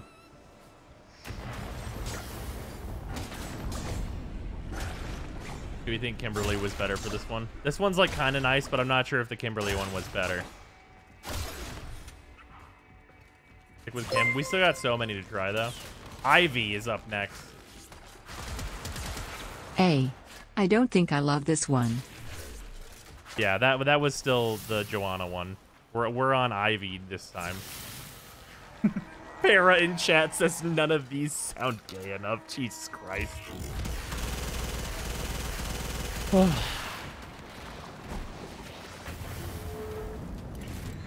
Para, nothing is gay enough for you. I can very much attest that Haley from Stardew Valley is gay enough.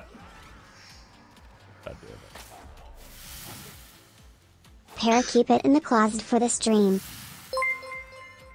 I don't know about this one. What is this? I recoiled. Ivy's a fucking stripper name. The fuck? We don't like Alright, this. that one's Genshin Impact vibes. Let's turn that one off. We don't like that one. Allison, get us away from Ivy. Get us far away. That one's gone. We're not doing that one again. Don't like that.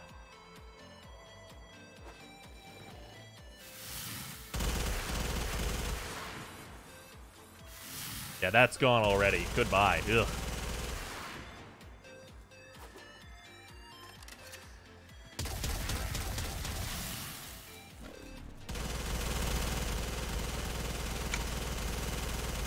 Okay, but I'd love Paimon as a text-to-speech. That's fair. Only for Genshin streams, though.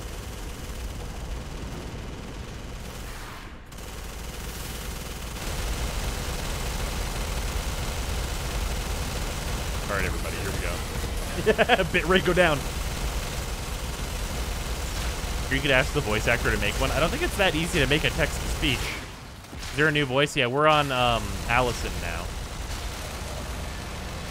Yeah, we switched off of that fucking Ivy one. Yeek. Ivy's a no-go, 100%.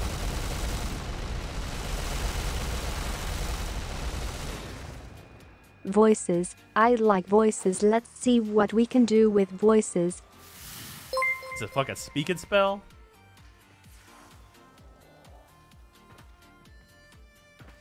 So what are we on to now? Also, just saying, I think I should get extra votes in the TTS choice, since I'm the one who abuses it most. Also, just, that is fair. That's kind of fair. Also, we switched to Lisa. Also, Nerf, thank you for the 1,000 bits. Much appreciated. Try female Justin. Try female Justin? What? Which one's female Justin?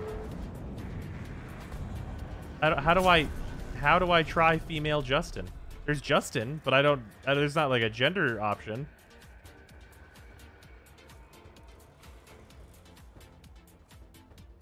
If it's Lisa, you need to have her say 666 kill chop deluxe. Nah.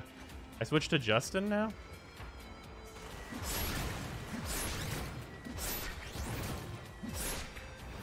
Lucina? There's Jasmine. Jasmine is an option.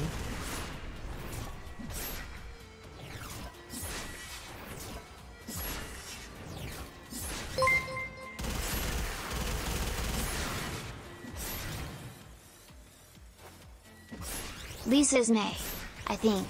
Let's hear a little more from Lisa before we say no on Lisa. Oh, shut up and take my money. Wait, this is what Justin is? Did we skip this one? This is the meme one. This is literally the meme one that I was talking about. Justin's a fairly popular one. Yeah, it's the one that like you can always understand what it means to say. I don't think it's showing up. Voices. I like voices. Yeah, Let's see what we can do with voices.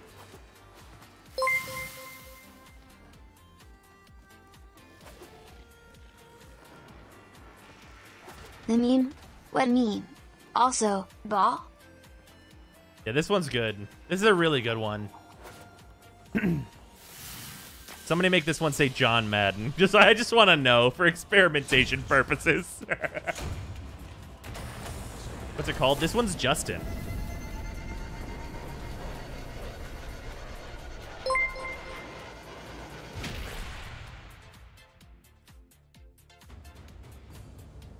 John Madden. Okay. I'm getting Kid Trunks vibes from this. Oh, here we go. God, just. Okay. John Madden, John Madden, John Madden, John Madden, John Madden.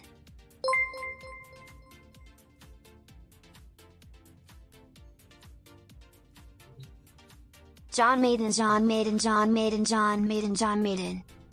Okay, yeah, there was only one D, so that makes sense.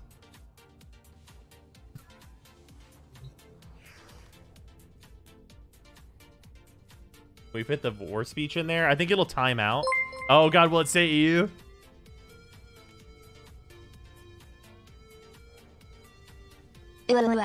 Super not feeling it. I mean, it tried.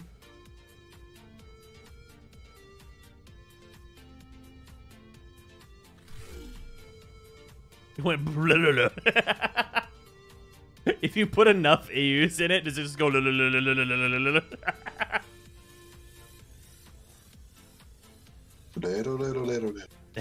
Oh god, if you could make it go that'd be like the most ridiculous.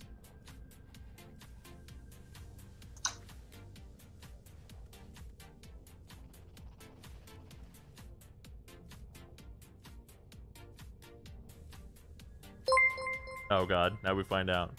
Is that a JoJo reference? Yes.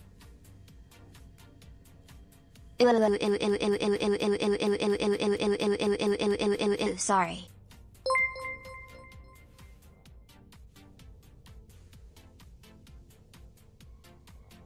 Penis, penis, penis, penis, Rivero.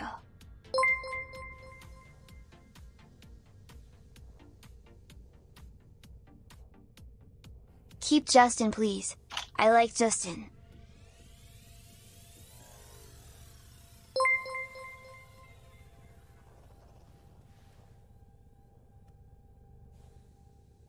Mr. Streamerman, I have found a download of the Duck Doc TDS. Oh god.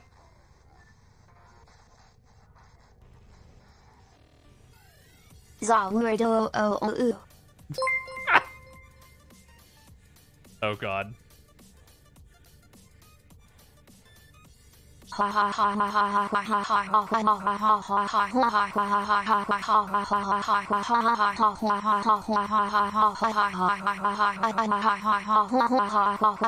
Banjo-Kazooie?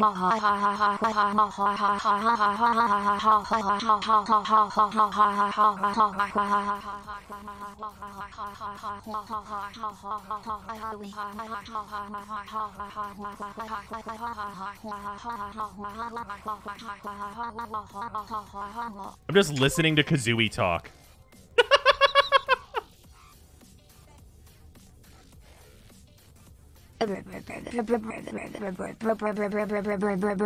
You say? Why? It doesn't time out. Oh god, it does time out eventually. You're going to love this. What you're seeing now is my voice to text. HNG. This is a super text. And this is a super text that has ascended past a super text, or you could just call it a super text too.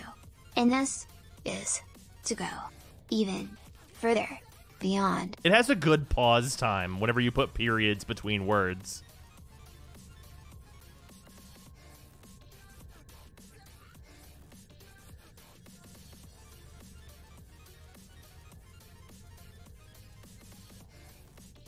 Yeah, the pausing structure that it has for the whole thing is really good on Justin. Somebody said to try Russell, so we will try that. I think for right now, Justin is probably the best one though. We're gonna try Russell. If I can find it in here.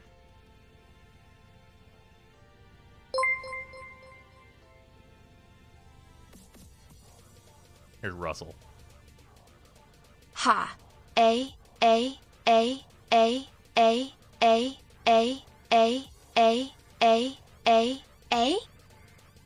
Oh, stable, no. You didn't put a space before you pasted. Oh, did it work anyway? Wait a minute, what?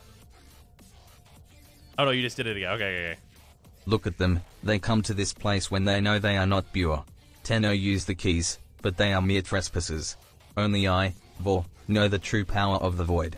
I was cut in half, destroyed, but through its Janus key, the void called to me. It brought me here, and here I was reborn. We cannot blame these creatures, they are being led by a false prophet, an impostor who knows not the secrets of the void. Behold the Tenno, come to scavenge and desecrate this sacred realm. British? It's actually under the Australian section. Justine sounds like the TTS that's embarrassed to have to be conveying your message. Now they're just insulting each other.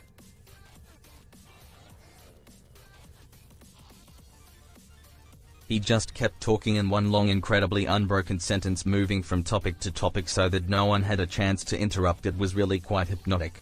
Look at them, they come to this place when they know they are not pure. When they Tenno know. used the keys, but they all me we trespass use. On Oh me no, I, not Uwu or, speak. know the power of the void. I was cut in half, destroyed, but through its Janus key, the void called to me. It brought me hue Also, and hue I was I reborn. changed to one called Scarlet. Joey Wheeler. Ooh, a kiwi. Let's all go outside and take a look at my deck. It's a gorgeous deck, isn't it? An ENOURMOUS deck. You don't like no. this one. That one's not good.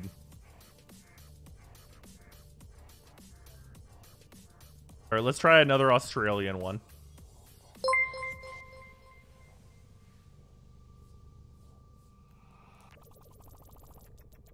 Damn it, Zim.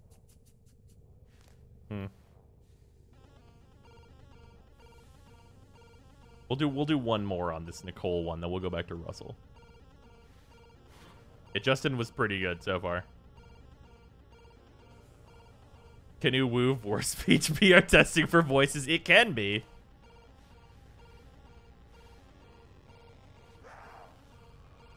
Russell is a king.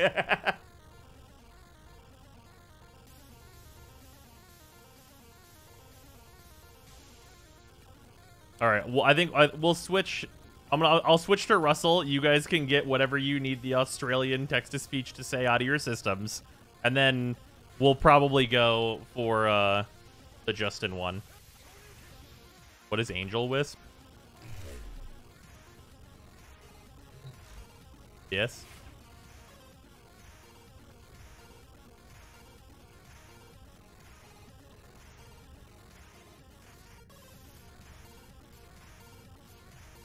Yeah, we're on Russell for now, so anyone can have the Australian text-to-speech say whatever they needed to say here. Oh God, no.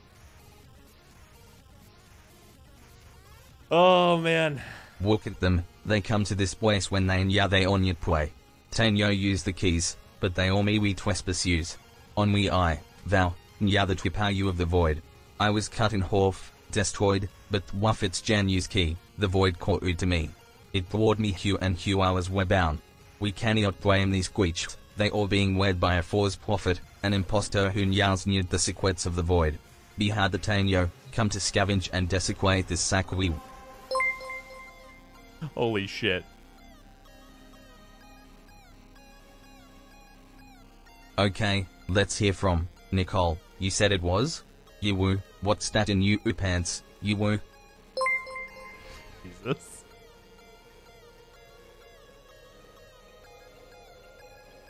Now this is a knife. Also para is a bitch.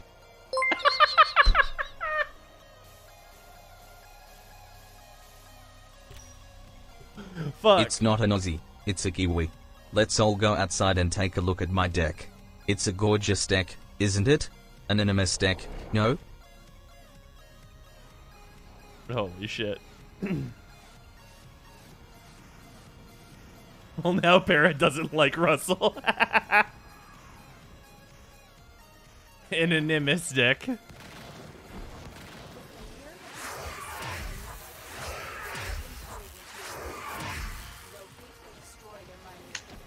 Oh my god, mining machines? Let's go. Bro. The fastest mission in the game. All my homies love mining machines.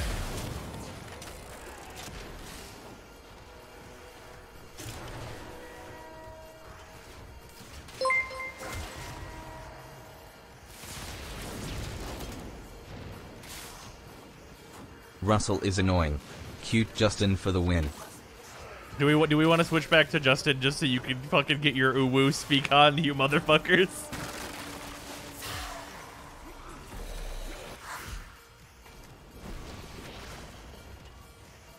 Yes, please. Okay.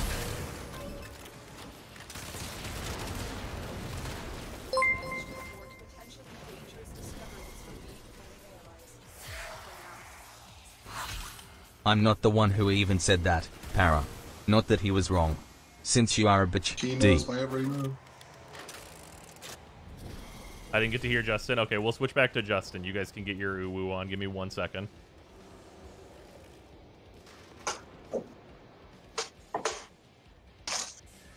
Okay, it has been switched over to Justin now.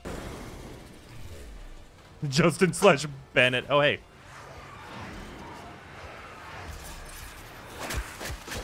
Oh, wait, this is the Shadow Stalker. No one gives a fuck about this. They don't give us the fucking... the things.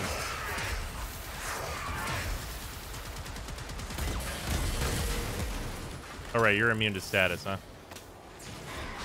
That's annoying. Hey, good thing you brought a glaive.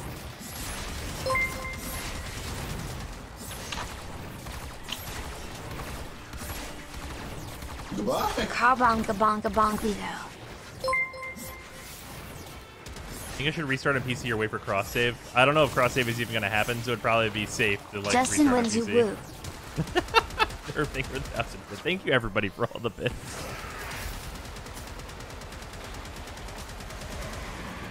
Yeah, this text to speech seems like really well balanced, actually.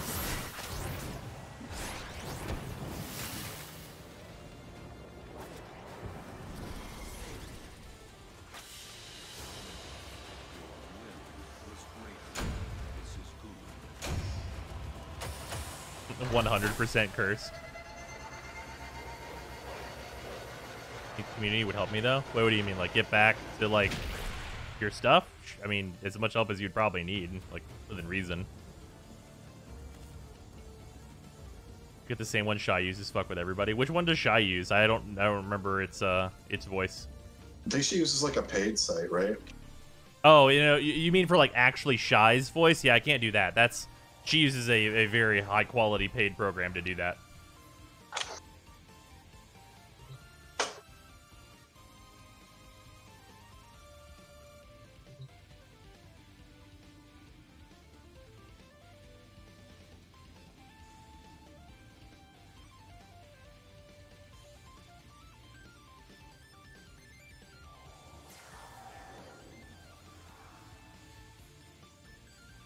It doesn't sound dead inside, which is a plus. That's true. It also really helps that like the Justin voice is super clear. So if anybody like throws bits at me and has a question, it'll be very easy for me to like listen to and like know what was said. You know what I mean?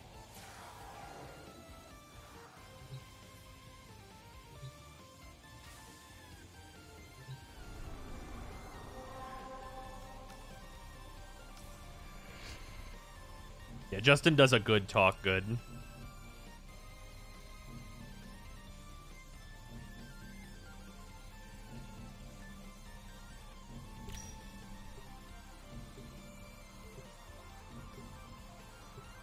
Okay, hold on. Well, let's specific. Okay, opinions from.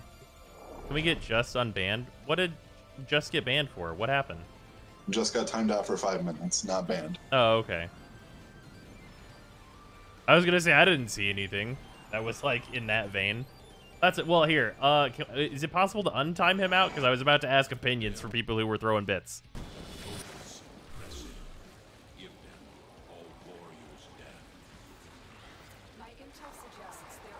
Yeah, so let me just go through this list. Staple, Just, Zark, Leprin, Franz, Leprin. I might have said that already. I might say some of these multiple times. Just reading them as I see them. Nerve. I think there's someone else. I said Zark already, I think. Bad Bro. Am I missing anybody? That's everybody? Yeah, let me know what you guys think. Do you guys like Justin? From the people who are throwing in and doing a test?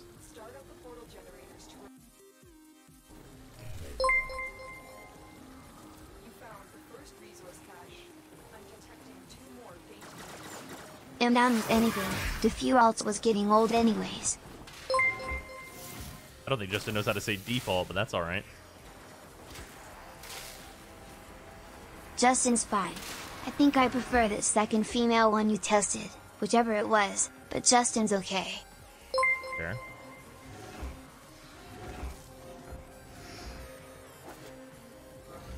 Oh, default was spelled wrong. A Okay. 5-minute ban is still a ban.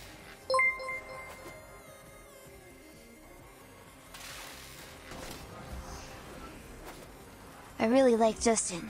I think I really like Justin. Okay.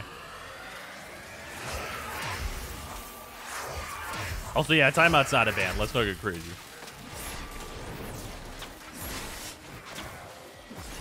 All right. Well, it's good. It's good to hear that everybody seems to enjoy the Justin text-to-speech voice.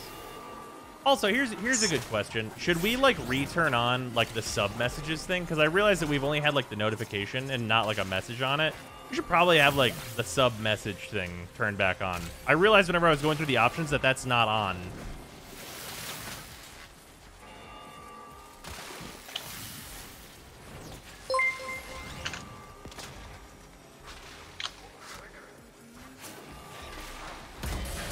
Personally never liked Justin, but I'm not here all the time. So my opinion is moot. Nice.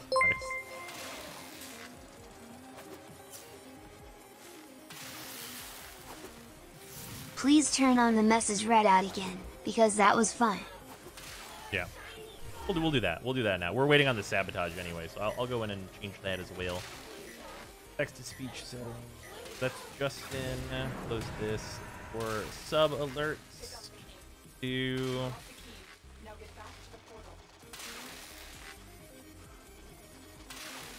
Okay, doesn't need to show the message, just read the message. Enabled. And then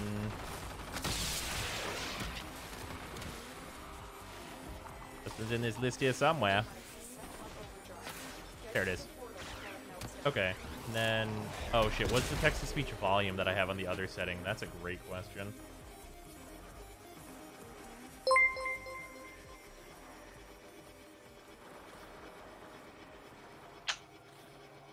Please give me huggy wuggies. Ooh.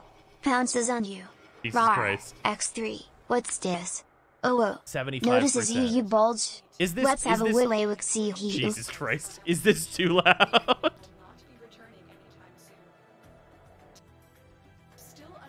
Can I ban him for that, please? No. That's fucking so hilarious.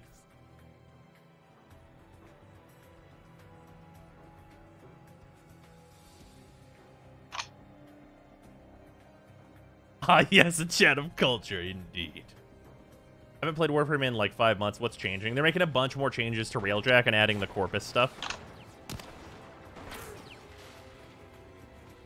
I guess text-to-speech I can turn down at like any time. Just manually. So I have that on. I have that capability. These capabilities are within my power. Turn this up to be the same volume so that it's consistent. Okay. Now sub messages are back on. It won't show the text on screen, but it will read it. So that's like what it needs to be anyway.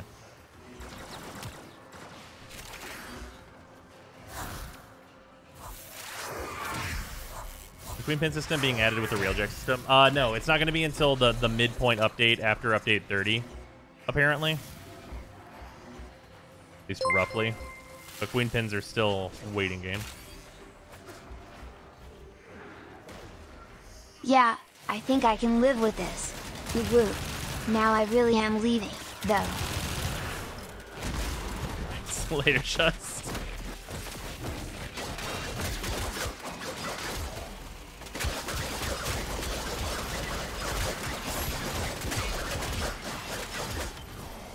Ooh, 4 steel essence. Wait, why was it? Why is it 4? Is it a range? I thought it was always the same amount. Did your cat proc? No, my cat is a Panzer. Did you get a resource booster from your log? Ooh, I don't remember. Oh, apparently, yes, I did. All right. Yeah, because my cat proc is how I got 4. Nice. Also, if you need the rare mods as your like daily thing, there's a flow up here. Or wait, no, those things are random, so it might not be a flow for you. Hypothetical flow. Yeah, hypothetical. An in theory flow.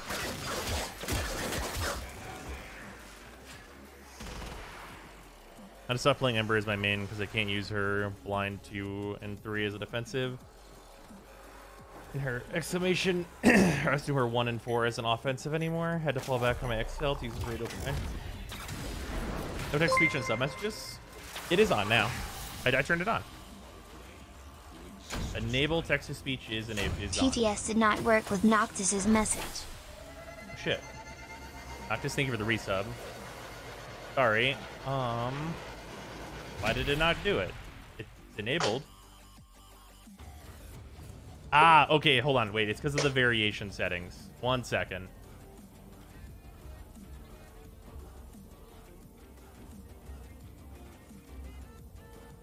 This was gonna take me a minute.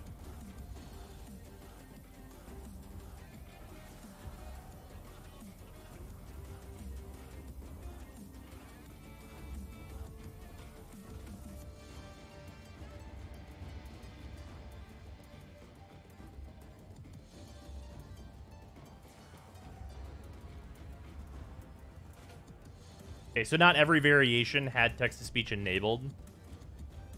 So one of the variations is a resub. So for new subs, it was enabled, but not for the variations. Thank you for helping me test it.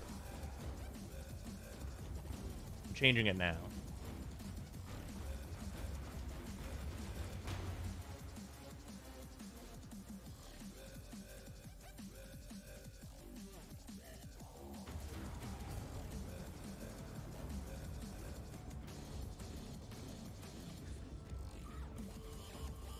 And for gift subs as well, because I think you can add a message to gift subs. I'm not 100% sure, but I might as well turn it on just in case. Shut up and take my money.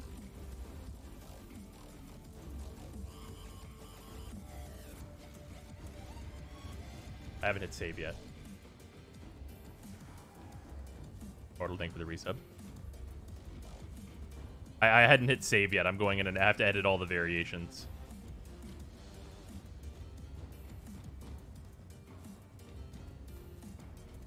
I have like 6 variations, so I was still in the middle of editing them.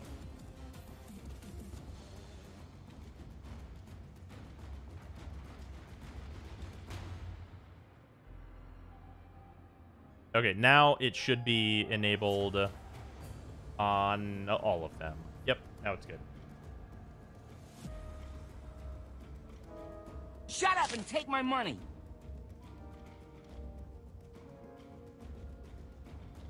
Here we go again. Time for another Railjack rework. Yeah, there we go. Now it's working.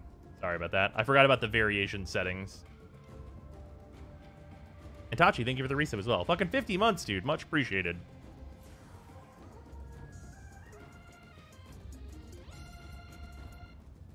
Outside of that generation, Hero Academia is good, but I like Black Clover more. Oh god, I could not stand Black Clover.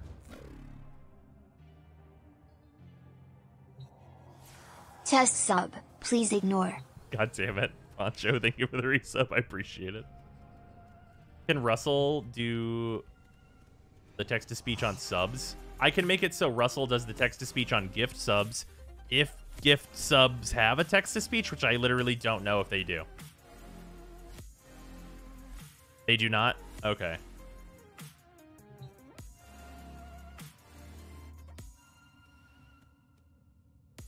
I can make it an exactly variation of bits. If people want like kind of the ability to choose what they're using.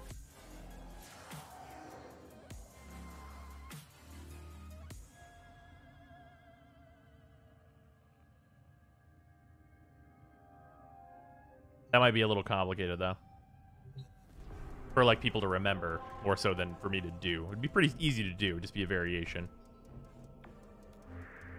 How do I get the Lotus Star artwork in game? This is just a fan art, but it's just a display. Well, it's actually 2 displays merged together.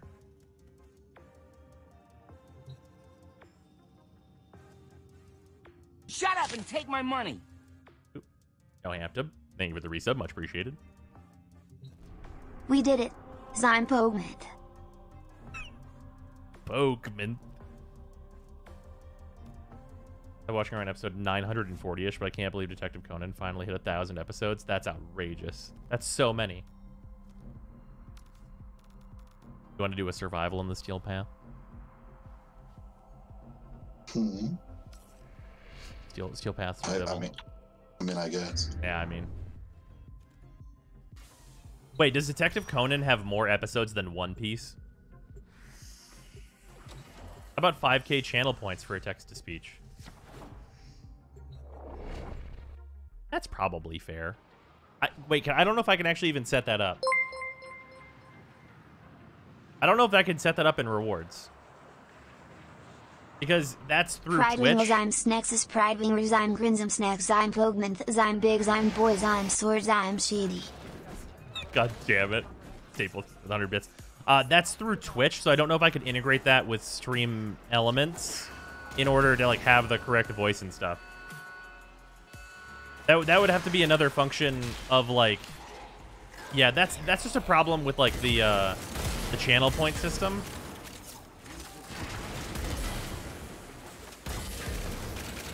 One Piece is at 892. Damn. What is this voice? This voice is called Justin.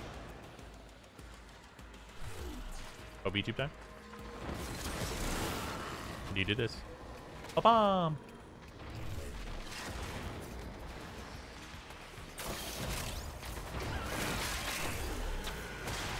Write a Python script. Yes. This is contingent on like me being able to do that.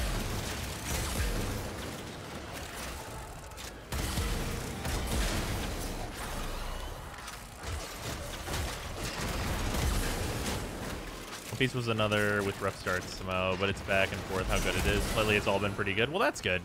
I know that, well, Sarah was like getting into One Piece for a while, but she kind of fell off of it. But she was only watching the stuff that's dubbed. Does anyone know where the dub ends in One Piece? I'm actually not sure. It was pretty deep, though, I think.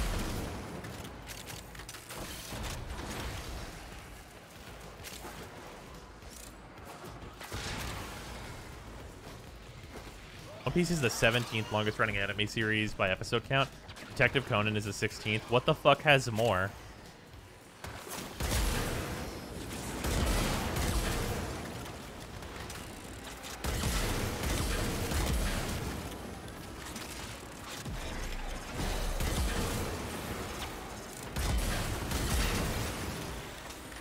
Naruto? I don't think Naruto was even that far.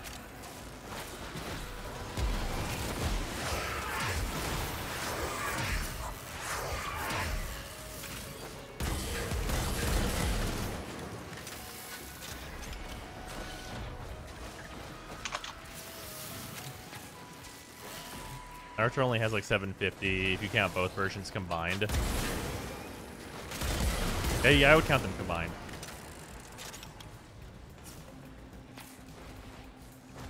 What's a screenshot of the list in the sub-only channel on the Discord? There are a couple that you wouldn't think of. What gun is he using? This is the Kuba Ogress.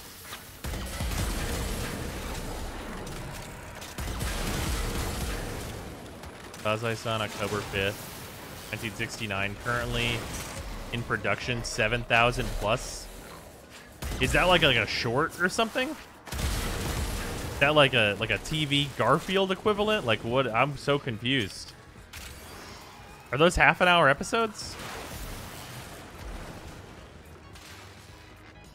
24-minute episodes? Damn!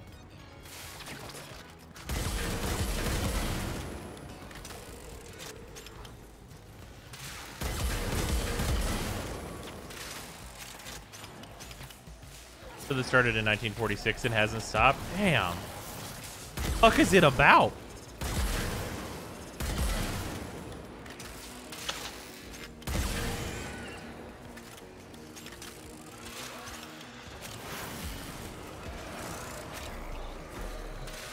Like family slice of life stuff. I think that have they not gone over everything that can happen to a family in that many episodes? I think that you've covered the human experience in that many episodes. Damn.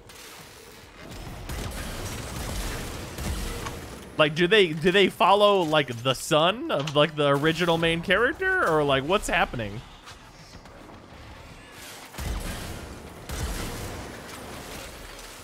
Guess that, and yet you do not wonder that The Simpsons still exists. Well, like, I mean, The Simpsons is also like ancient.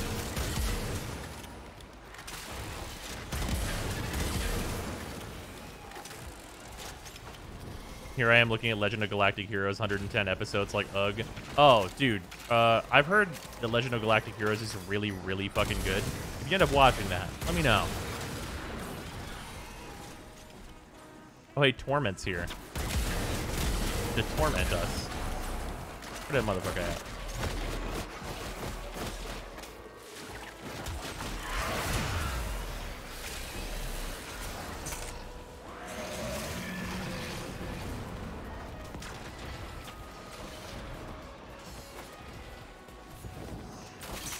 Is he dead? Where's this guy at? Somebody mark him?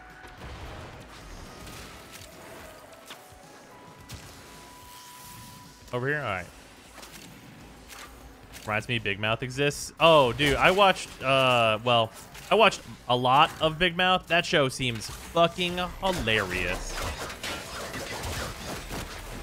I watched all the episodes I was around for Sarah watching, and that show seems real fucking funny. Yeah, 4 Steel Essence, hell yeah. Cannot stand how it looks. I mean, it's supposed to be kind of off-putting, though, isn't it? Isn't that the point? I recommend Legend of the Galactic Heroes, but it's not as good as people say. It's an itch for sure. Aesthetics are so important to a show. That's why Madoka is so good. That's fair. Recommend the dub for Black Clover, though. Is there just as much fucking incessant screaming? Because I watched Black Clover, the little bit that I watched of it, in Japanese. And, like, holy shit. Like, I felt like... Okay, watching that show felt me just, like, made me just, like, feel the aura of, like, just... being a shitty teenager. I felt like I was acquiring the aura by proximity to that fucking show. Like, holy fucking god.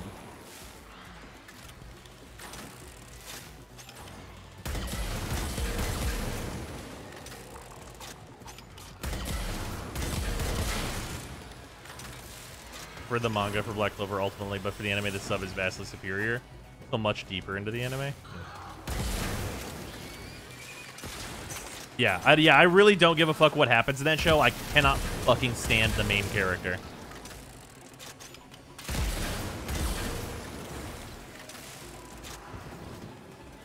I mean dub, not sub.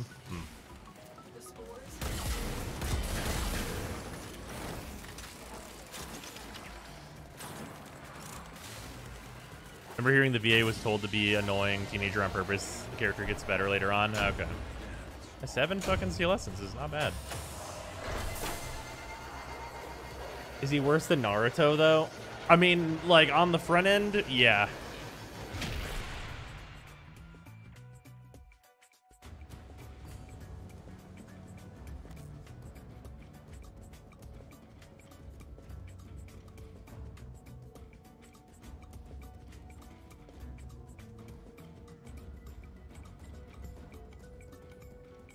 Let's prefer this Steel Essence farm to the old Nyx one. Oh, absolutely. I mean, I think it's much healthier for the game to have these as dailies.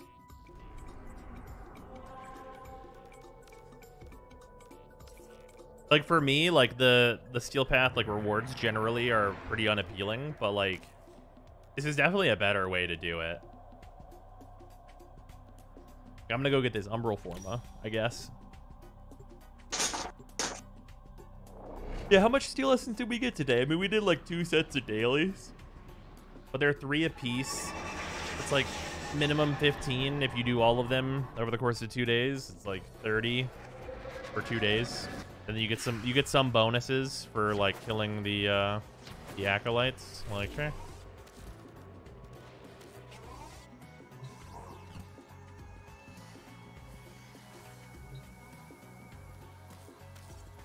How much does this cost? Oh yeah, this is 150. Right. I mean, I guess if you only want Umbral Forma, that's really not playing very much. I never spent my Steel Essence. I have 525. I got 504. Isn't it a whole week's worth of dailies for one Umbra? Yeah, but it only shows up once every 8 weeks. So if you only care about the Umbral Forma, then it's like, yeah, sure, okay. I mean, if you do 10 days worth of dailies over the course of 8 weeks, that feels perfectly doable, right?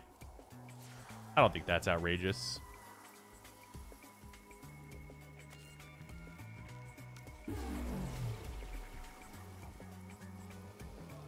One set of dailies a week with an extra the week that the Umbra is there. Yeah.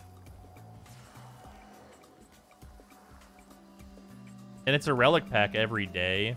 So like that's like it's a good build up to like farming the Prime Access early as well. It's like a reasonable thing to do. Oh, you know what's actually interesting is going to be like the conversion on like if you did your Syndicate farm as compared to doing this Steel Essence farm, like what like the time to relics ratio is. Roll those ribbons. Yeah, no, that'll be the next thing we do though. Gotta go do a mission as Zavara.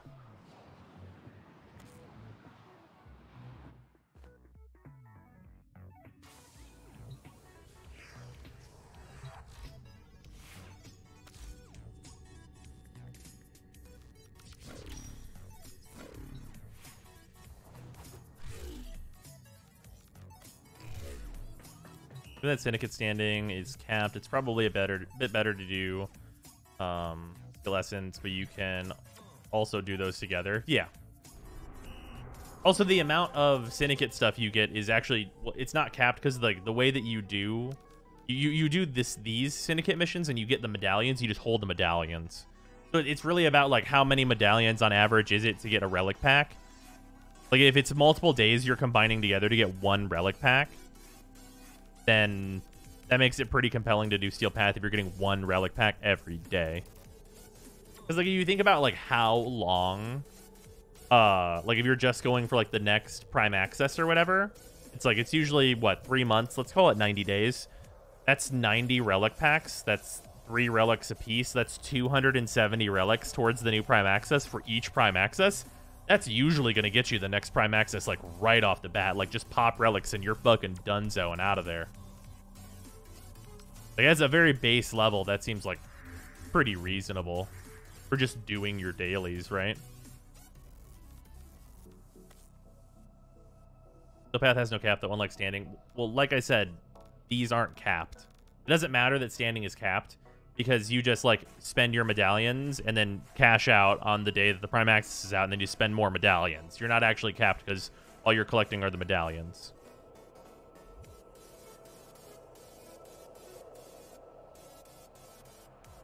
I know the medallions are a thing, but I prefer Steel Path due to not having to look around shitty tile sets instead of fighting something. Yeah, that's super fair. And there's also the consideration for, like, you usually are going to get more than, like, just one pack per day because, of course, you're killing the Acolytes as well. Because the Acolytes are going to give you more, and they give you minimum 2. And, like, if you're a person that runs a booster, they give you double that. So, like, that's, you know. And also, you can run it with the cat to kind of get in there as well, so there's some variance on how many you're actually going to be acquiring, which matters. All right, going to Selkie.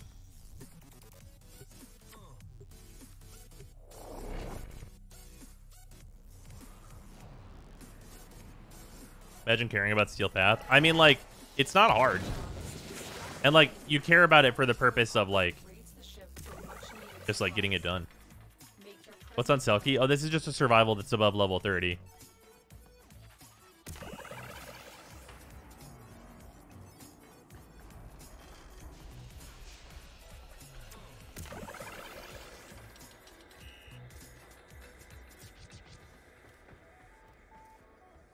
Yeah, we're doing the ribbon challenges. I got a primary and a secondary one that are the same objective, so it's a value. Open? Open salami. Open Sesame Street. There we go.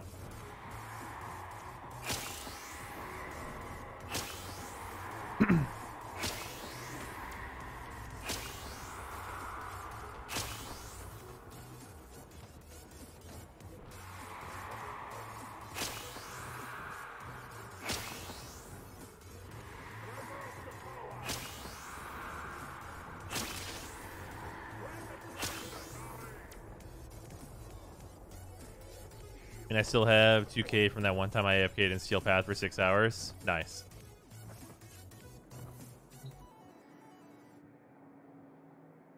None of those enemies gave me life support, and that's really, really unfortunate.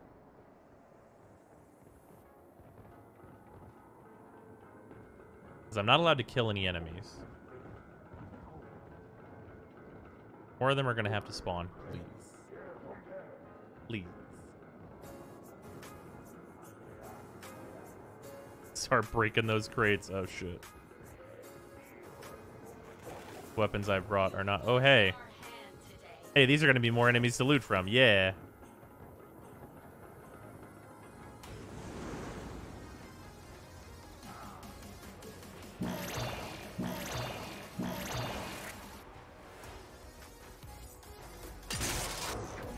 Alright, this is not silenced.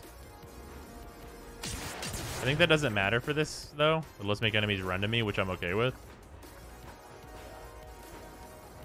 Oh, can I not loot from the fucking rollers? Do they not have a loot table? Man. Fuck.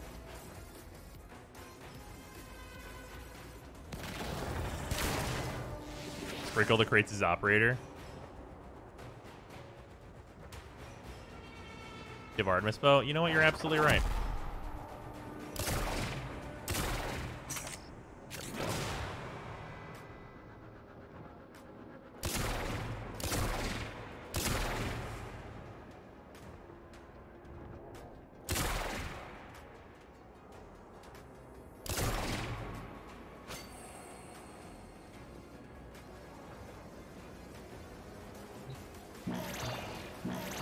Be careful with that bow. You could kill an enemy. Yeah, that's true.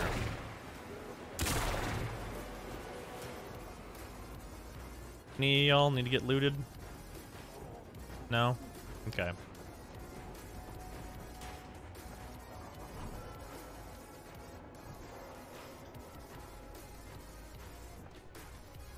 Looking for boxes.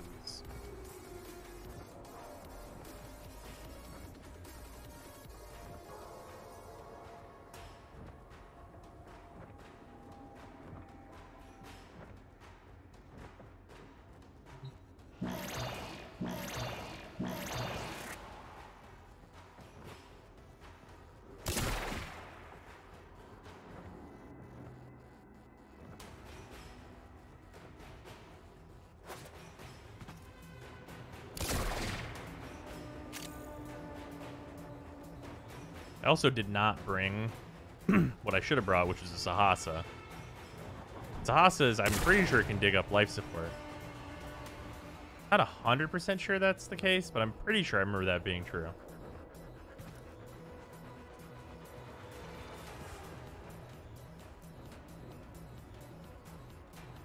The dog would kill enemies, probably.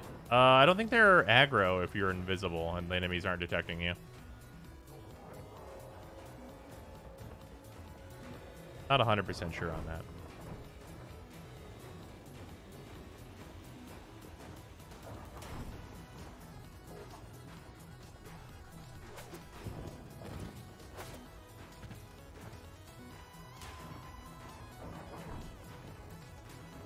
Any particular reason for Mark for Death on Navarro? Oh, it was the thing that we were like messing around and trying out whenever Mark for Death was better.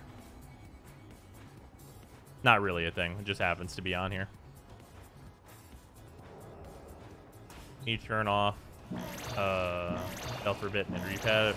I forget, been a while. Yeah, I totally can.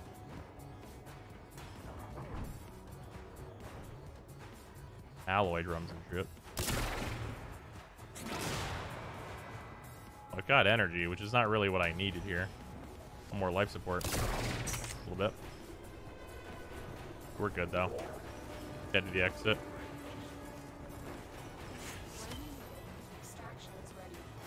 $400 endo as a treat. Does Path Run have more enemies and drop chance for pickpocketing? Perhaps. But also, I think that would also mean I probably get one of the invaders, and I don't remember what they do whenever you're invisible. Yeah, there we go. Cool.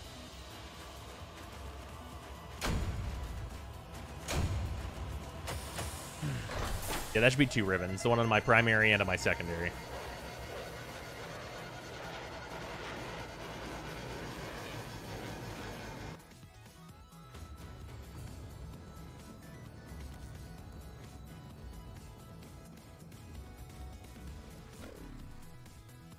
Alright. Fucking absolute trash, garbage, nothingness. Holy shit. Fucking wow, man. These are so bad.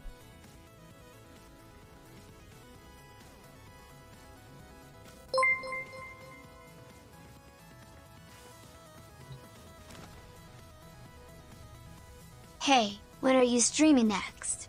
I need to make food. I will be streaming tomorrow. I'm not 100% certain what we're streaming tomorrow. There might be another vote, or we might just do Neo because I kind of want to get back to that game. We'll see. I have tomorrow off if you wanted to do anything. Ooh, okay, that's fair. Might do like well, we could do Outer Wilds potentially. Wait, what else? What else? What else was on like our plate for games? I don't remember. There was other stuff. Lisa, Outer Wilds, Amori, Blue Fire, Minecraft, obviously, but that's more of a Sarah thing. Yeah, a Minecraft Sarah would have to have time. So I guess I'll ask her if she wants to do that tomorrow, and that could potentially be a thing. Also, this song is like, I'm so over it. I don't know how it ended up into my likes ever. Here we go. Yeah, Blue Fire too. Might do a vote. A vote is always good. When did Zyme start Outer Wilds? That game slaps. I have not done Outer Wilds. I've been told it's like a 2-stream game, right? Maybe 1? 2 or 3, maybe. Okay. All right, Like, we're gonna do a thing real quick. I'm gonna take these absolute piece of shit ribbons and oh wait, I literally don't have. Wait, no. It takes 4 of them. Right, it wasn't 3. They're all the same kind. I get the same kind, right, or whatever. Get a Furus. Here you go, dude. Whatever. Just fucking merge these into or something.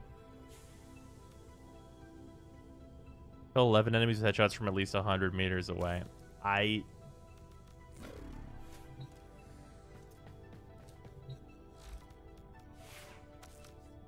There was a gun that's really easy to do this with, but I don't remember what it is. Do what? The headshots from far away. I don't remember what gun made it super easy. The Buzz Lock? Or just like any sniper? Yeah, just any sniper, I guess. Any other far aways or whatever? 7 Dargans in flight while using a bow. What a weird thing.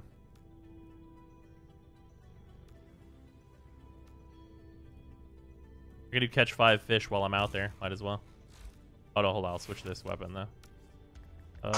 We'll just go for the Vectis has more zoom, I think, than the Rubico.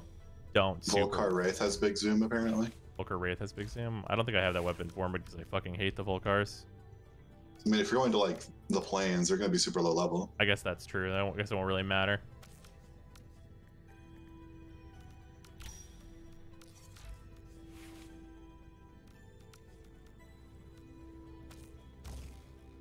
Yeah, I mean this'll kill the Grenier.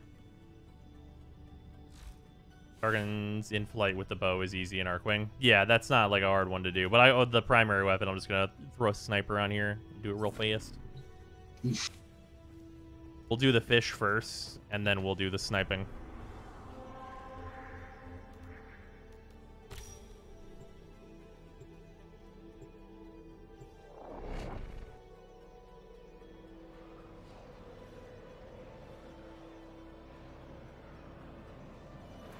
Varus 2 plus Get Gun plus Arcane Pack Seeker.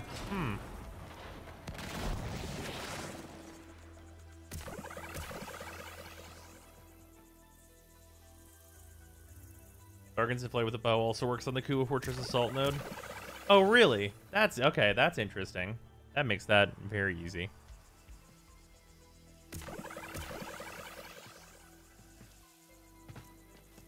What? My button not set correctly? slot 4. Oh yeah, I never redid this customize here. Slot 5.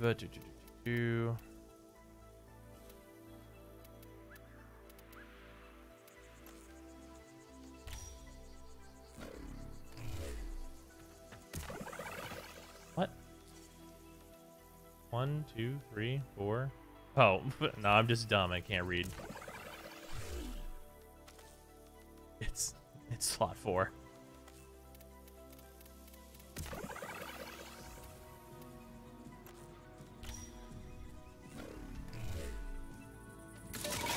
There we go.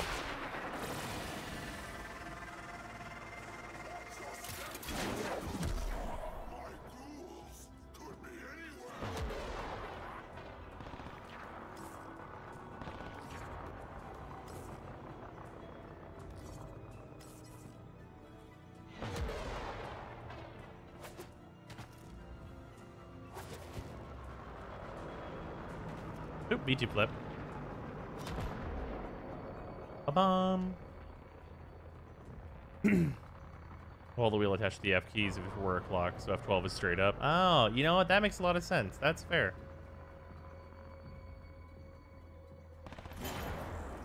Why is that? I mean, I guess it does make a noise.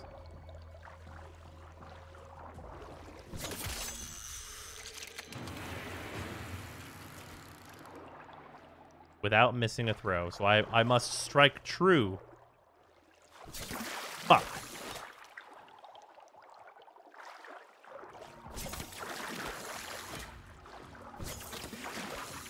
I haven't fished in so goddamn long.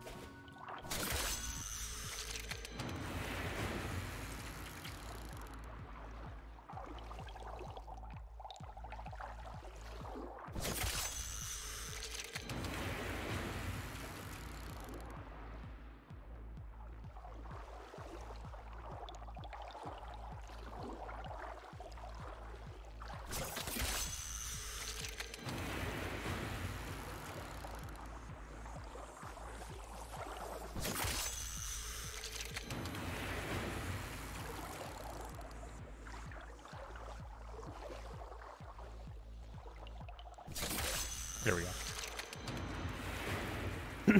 Okay, that's done now.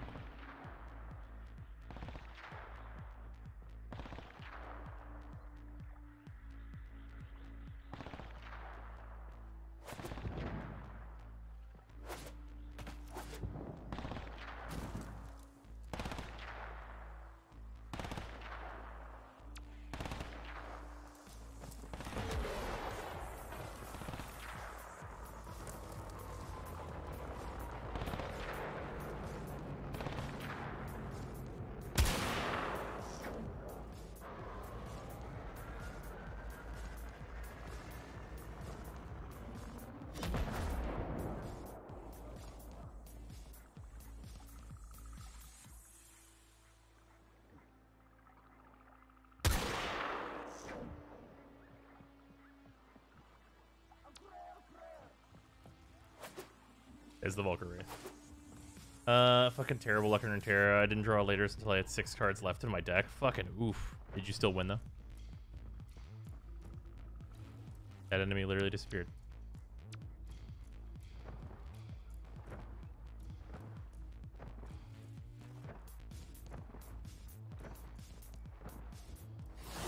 Well, that doesn't say like in stealth or anything, so I can just do this.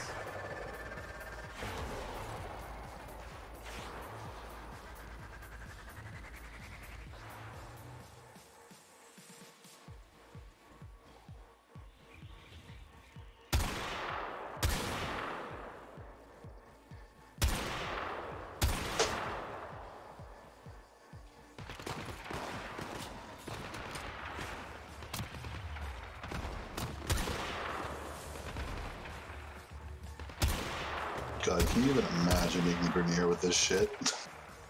What's up? You're just this goddamn angel of death. 80 miles in the sky. Oh yeah, you know.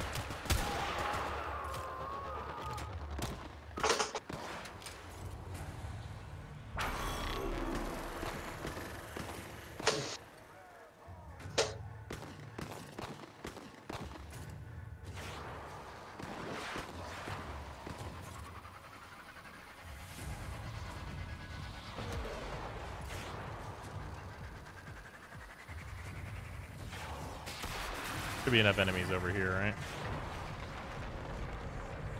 There's a thumper. Not really my concern, though.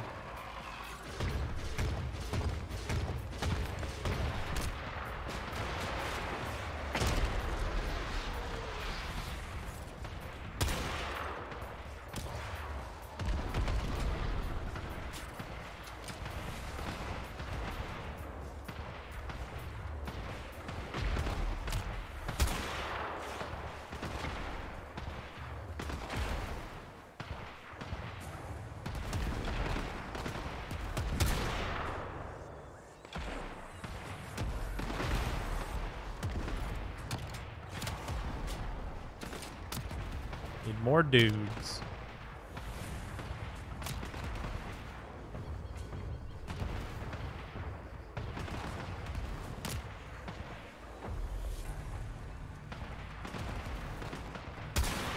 Ah, wasn't a headshot. I hit him in the shoulder. Unfortunate.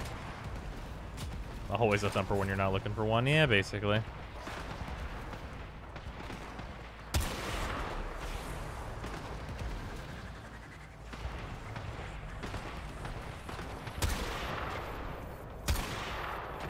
All right, one more.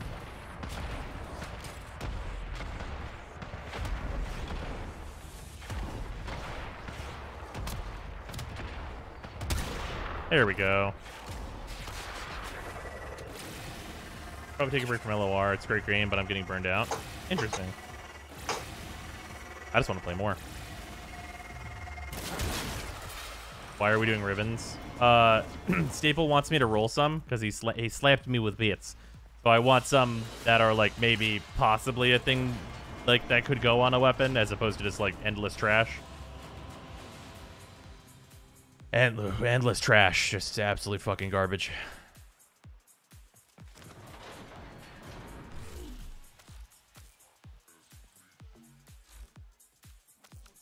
All right, we're gonna get a bow. I guess the easiest is probably just like what, the Zoosh.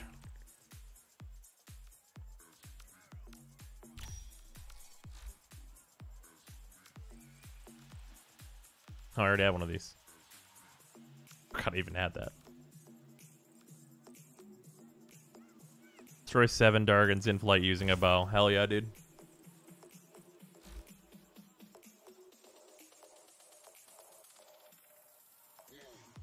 Nobody's cared about the Zymo since it came out. That's exactly true. Like the thing I just linked you. Oh, let me see. Oh yeah, this is some nonsense. I also have a Silva and Aegis Ribbon. Worst comes to worst, we'll just fucking slap Kuva at that thing, I guess.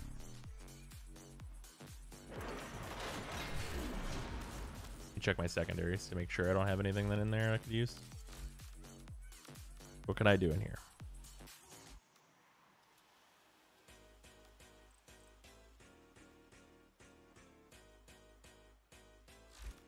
Yeah, none of those. I don't want to do any of those. What about this?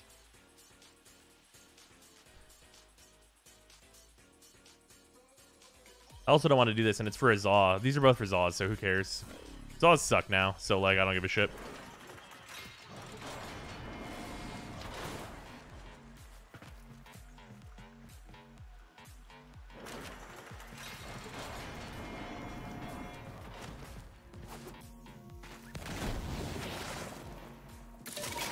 Time to find Dargans.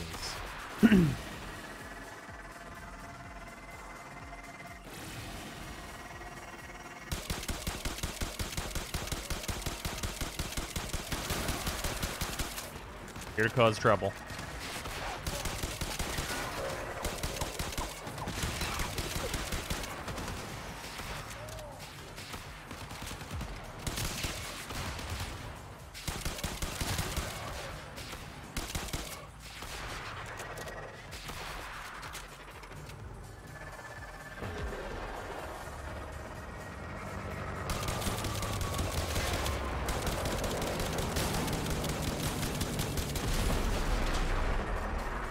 We're on Earth, it's true.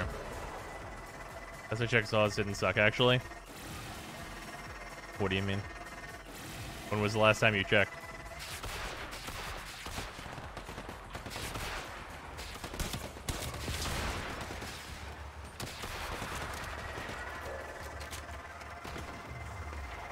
Something that Saws bring is the arcane for the cost of being the most ugly shit out there. You saw us quite frequently. Okay. I use things that suck quite frequently as well.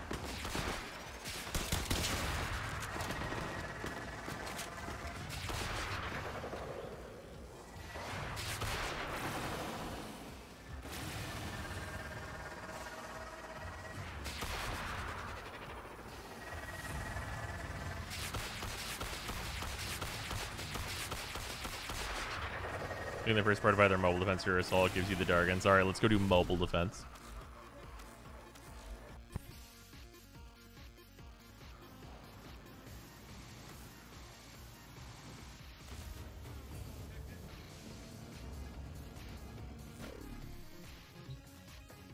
Oh, do they just continuously spawn on the bridge there? It's not like a limited amount of them?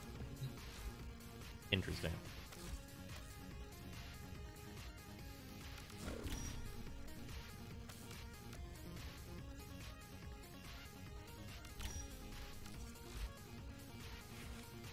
I think you just quit out of the mission.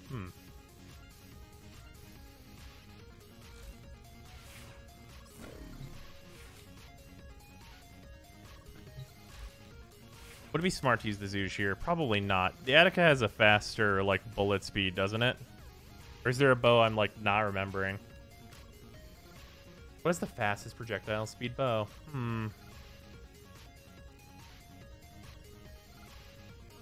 You're sure the Zoosh counts as a bow? Yeah. You can use it on bow-only sorties. The Brahma for hitting things that fly?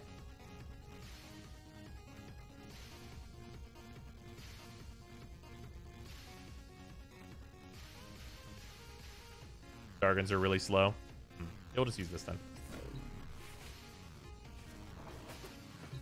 Because it's been a while since I paid attention to the Dargans on the Kuva Fortress.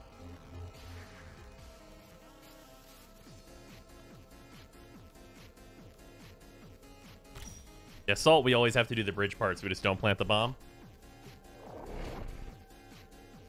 Slow Nova. Okay, yeah, that's true.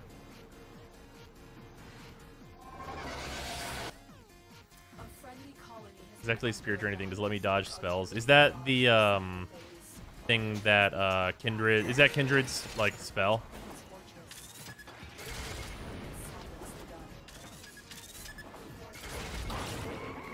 Yeah, it does. It does let you dodge. Yeah, you can dodge with Kindred's spell.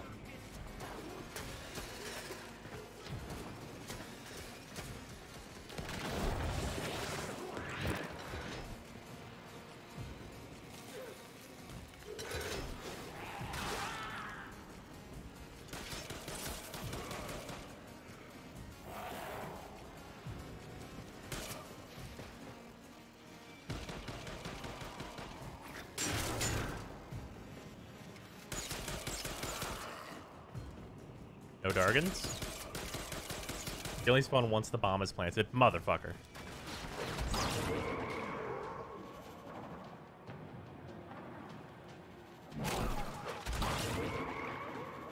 Can't squeeze through that. That's unfortunate.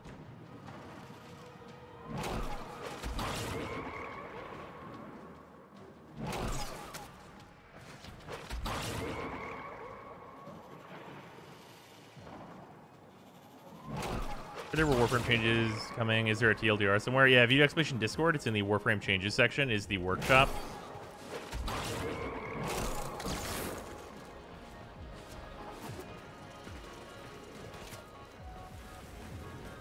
The thing I'm curious about, I want to know if WooClone can do this.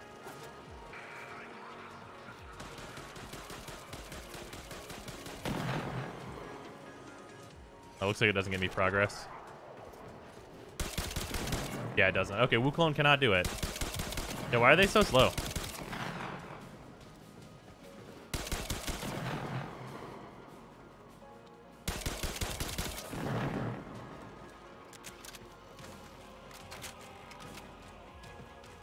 Solid 5 out of 7 right there.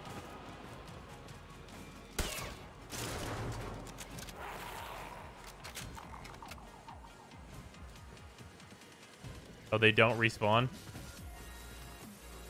Jesus. Can you just quit and reset? I guess this is the fastest way to do this.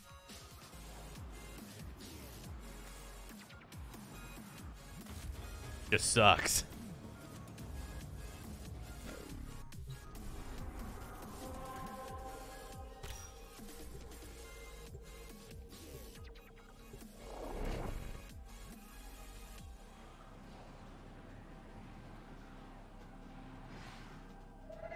Ah, fair enough, kid. The Queen's Fortress is using a friendly colony near Jupiter as target. Long-distance artillery. Reach the fortress and destroy the cannon. Use it to reach the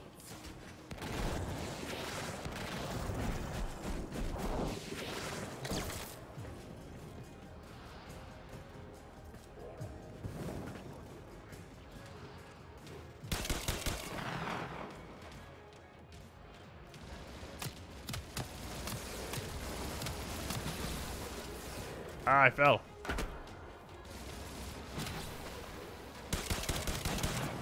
Cool, we did it. Anyway.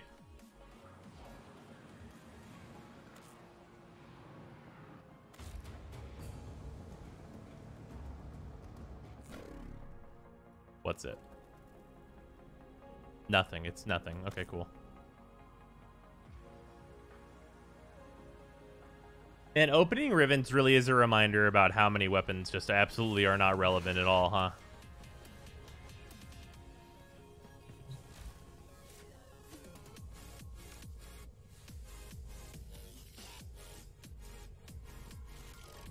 But bros, if you get the right ribbon, you can make that weapon that's not relevant super relevant. No. Sus.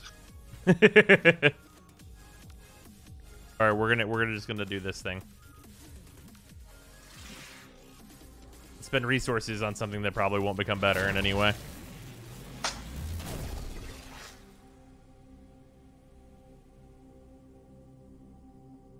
Man, 62%. Isn't that more than a Prime mod? It's almost as much as Berserker.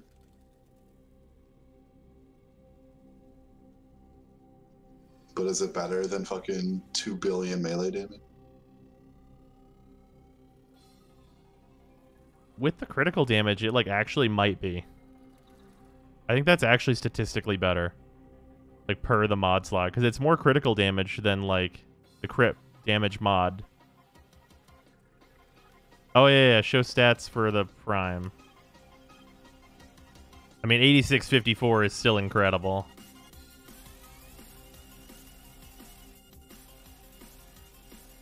Yeah, attack speed is really good specifically on the Sylvan Aegis. Yeah, I think that... Wow, actually this is better. That's actually super fucked. That's still close enough to Prime Fury and Organ Shatter. Yeah. Wow, what a dumb fucking thing. Okay, well, anyway. Let's fucking... It's a different one.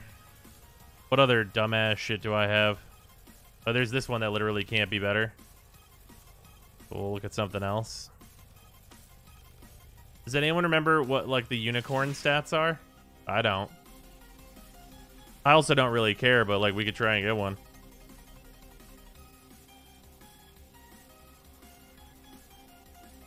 I don't even know if the unicorn stats are even popular anymore, or even possible anymore.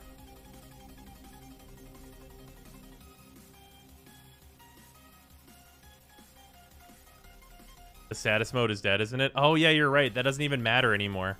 It's literally not even a thing. For crit. I don't even roll it at all. Just a useless piece of garbage.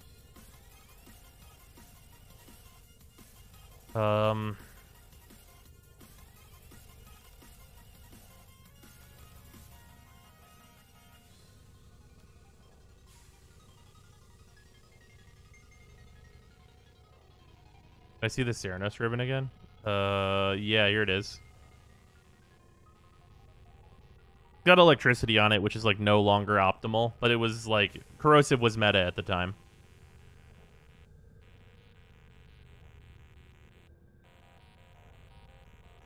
Also, like, it says these words on it, so. Just roll it until you get toxin instead and the same stats. Oh, yeah, no, I'm okay, thanks. Your Corinth ribbon. I'm not going to change this because it adds recoil. which feels great on the Corinth. It's a good time. Also, it's like got fine other stats on it too. I like the extra recoil though. Makes it feel real chunky monkey. Man, who remembers the Marelock? I remember that weapon. Sure was a weapon. Oh, I have this thing. This is both a good polearm and a good rapier. So we could do this. Right? Yeah, why the numbers are so low on this?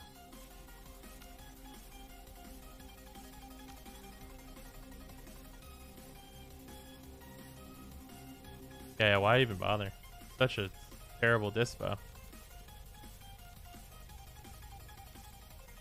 That disposition like is as bad as the Redeemer disposition should be. But isn't. Oh,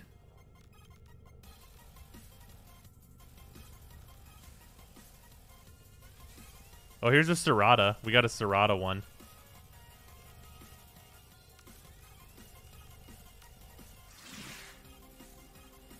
Gotta try and outdo the Glaive Prime. Got range and cold on it. Here we go.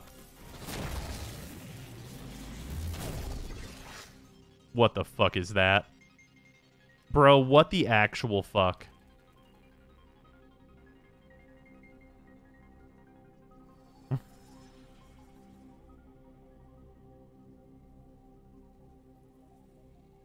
What do you literally even mean?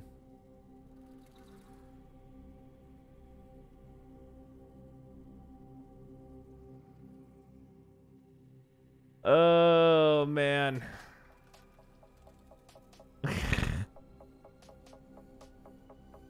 What the fuck, dude? Why do these exist? What a fucking piece of shit mechanic.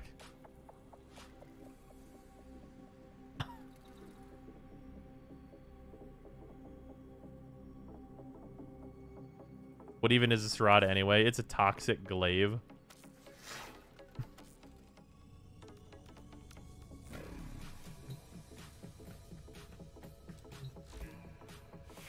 Hey bros, you want to roll my rivets? I'll pay you back the Kuva. I just want your luck. Yeah, I guess. Remember the last time you did this because Bits told you? Oh yeah, that's how we got the Redeemer that I have now. You guys want to see some real Dumby shit? This is some real Dumby shit.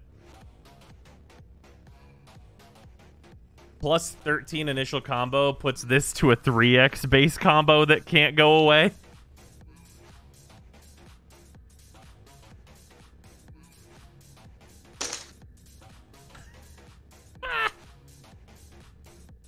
Always red critting? Uh-huh.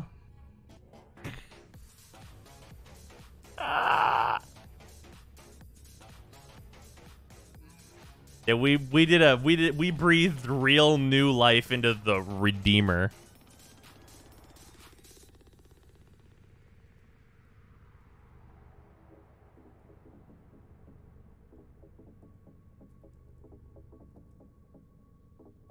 Oh yeah, this is with like really low disposition, by the way.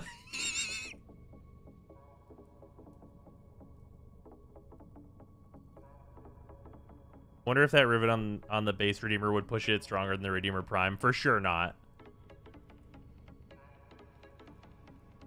Would you remove rivets from the game if given the option? Yeah, absolutely, 100%. Build the Serrata just to experience the bullshit. I fucking might.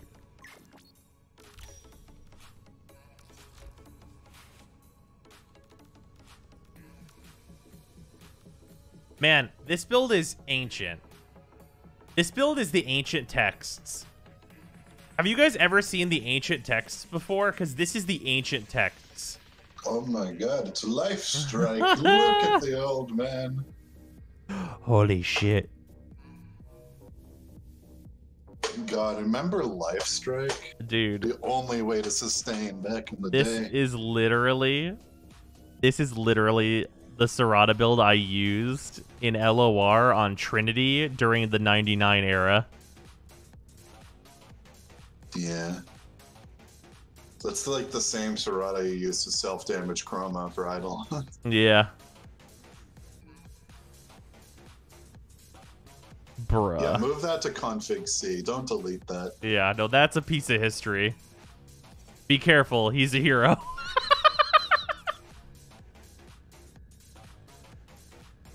Holy shit.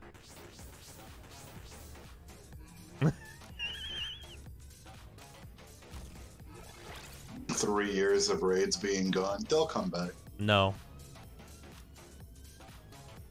Don't do that. Don't give them hope.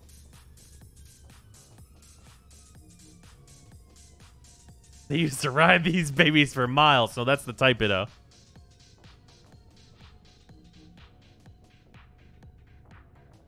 Fuck. Fuck. The time capsule of a weapon. It really fucking is. Man.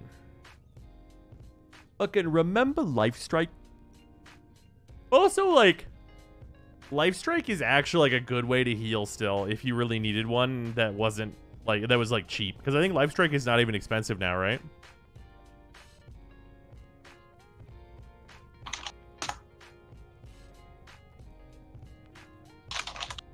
Is it expensive? 2 platinum. 2 platinum.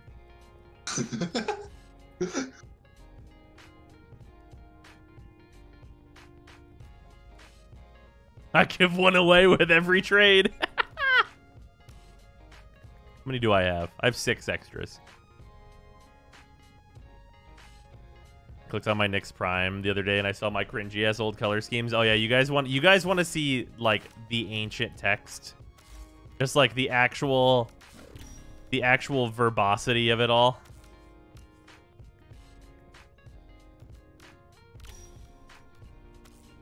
Not even this one. Oh no, where's it at? Oh no, it's Nova Prime. This one was like for some fashion thing I was messing with. Nova Prime was out at the time.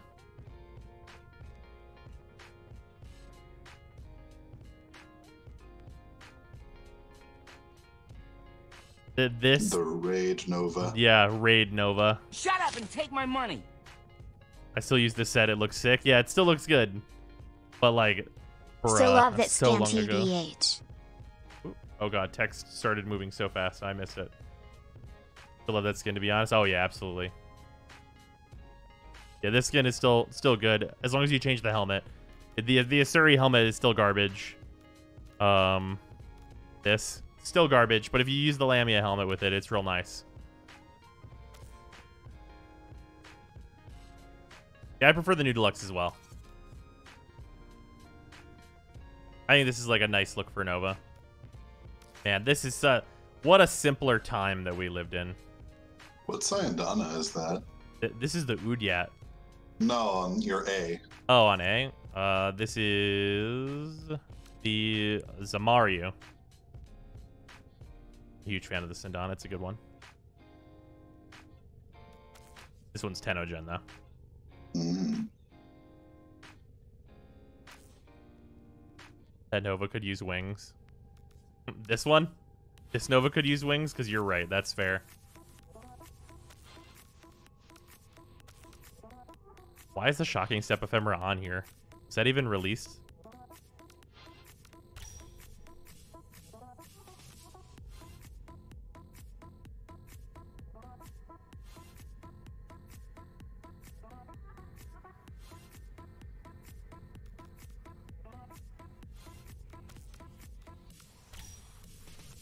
I mean, if you wanted more fucking, unless you updated them, just some oof blast to the past. Your Trinity and your Valkyrie should have some old ones. Oh, yeah. Oh, yeah. I mean, my Trinity hasn't changed in, like, ages. Same. It's because, like, there's not really anything to do with her. I have this one, which is like this is a copycat one. This one's a weirdly specific one I did for a video thing. Did you use Nova for the second orb before they nerfed that into the fucking ground? Oh, that's true.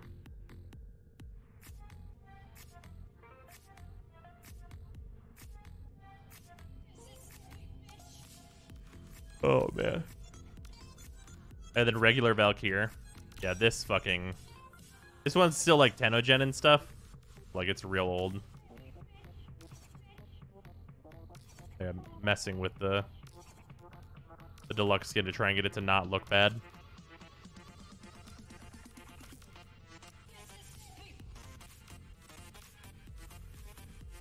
So, like, the clear age of, like, how far these two fashions are apart should tell you how long it's been since Valkyr has been a relevant Warframe.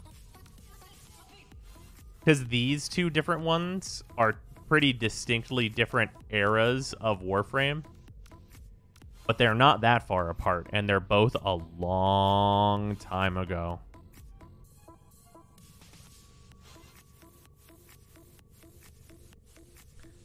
Being a silent background person in game providing support in Minecraft. So I left to get food, but I don't know if I heard your answer to my earlier question about being a silent background person in game providing support in Minecraft. Oh no, I think we'll be fine. Thank you though.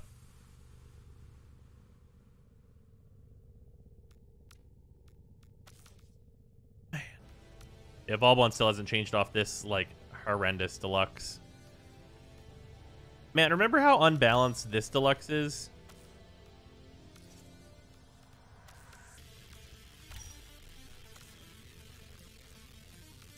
This is this skin. You have like all these like details and like lights and like steampunk type like moving around and things happen on the front, and then you turn them around and it's like, what the fuck is going on with your robo ass? Why is everything that's cool about this skin on the side I never see?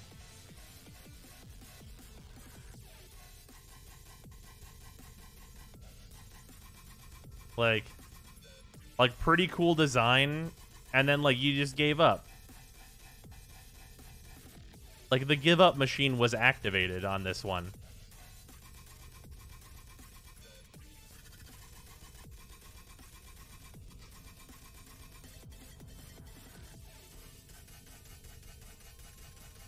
Do you dress up for other people? Man, I guess so.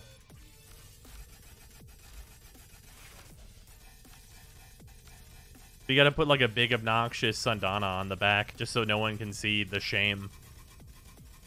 Do you still have the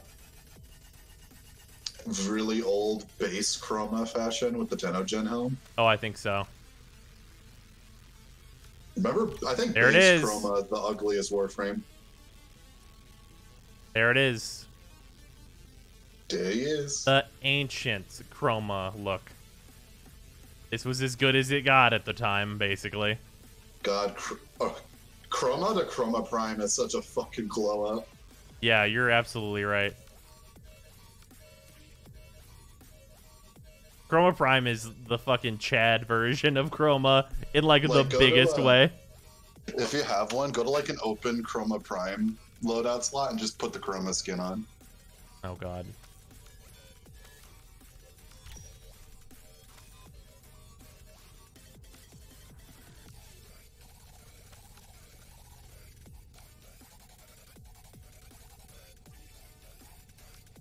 God, don't like that. Look at that. Don't like that. Like, they just chopped all the flab off the arms and put actual armor there. Yeah.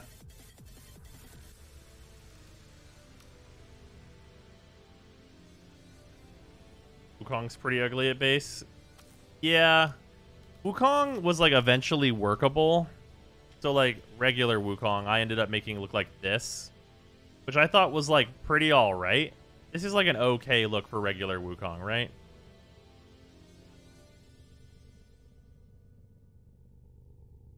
Then, like, my Wukong Prime now obviously looks way, way fucking better. But, like, at the time, this was, like, pretty okay. This was before Prime came out.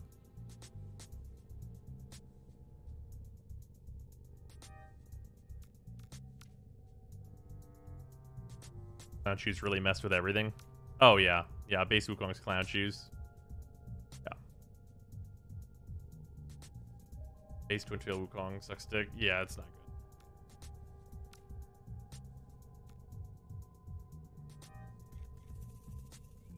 good. I don't even play Wukong and I want to buy that Tenogen just to copy your fashion. Yeah, I'm pretty happy with how this this Wukong appearance came together.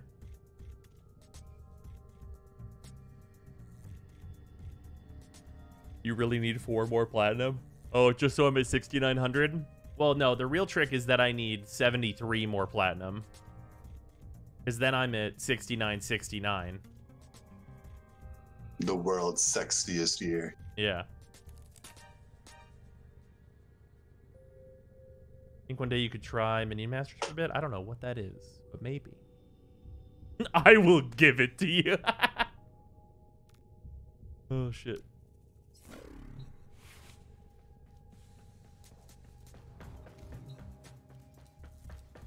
I have 69 plat you could have. It would be 73. 69.96 for the meme. Redeemer Ribbon for 73 plat? Absolutely not. I'll buy that Life Strike for 73 platinum. God damn it. No, you guys are being ridiculous.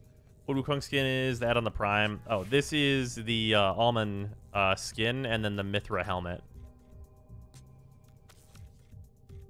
So you have to buy like 2 full. This is all Mithra, which I think still looks pretty good, but I like the kind of contrast you get out of the almond skin. And the almond helmet like also looks fine on this. So like if you go with just Mithra or just almond, that's also still good. But I like the combo of the Mithra helmet and the almond skin. What farm would you recommend getting after my Excalibur? Rhino. Farm Rhino. You can farm him from Venus, the boss on Venus. And then you should have all the materials to build Rhino by the time you're on Phobos.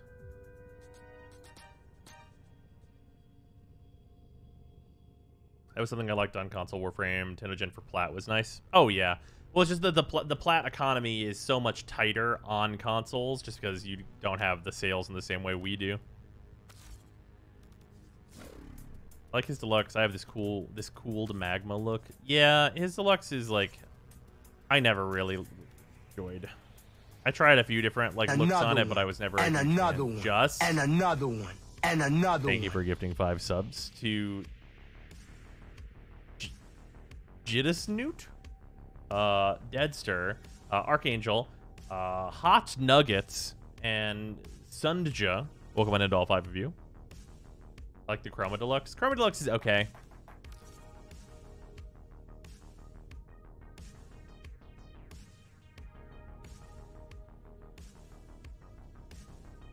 Chroma Deluxe was good just because it was an upgrade from regular Chroma. But now we have the Prime.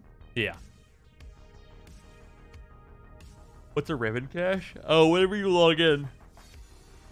Sometimes you'll after you're at like past 1,000, you'll just get a bunch of ribbons or whatever.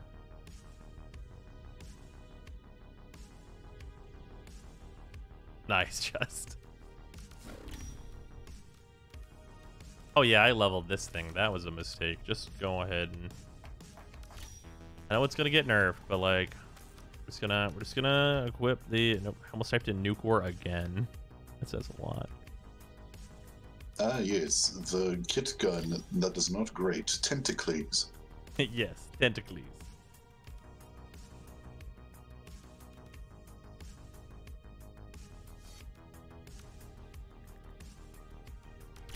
There we go. Can we see how that Serrata works? I mean, I'd have to format it out and stuff.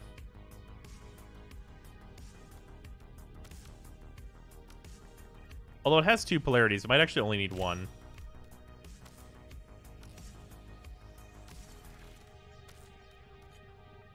Yo, that actually looks kind of rad.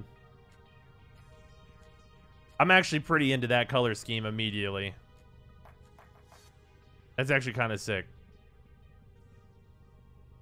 God, I'm like looking through all my fashion, and there's only one Warframe where I just couldn't get them to look good. Which one's that? I'm gonna give you a guess. It's probably a Warframe I'm forgetting exists.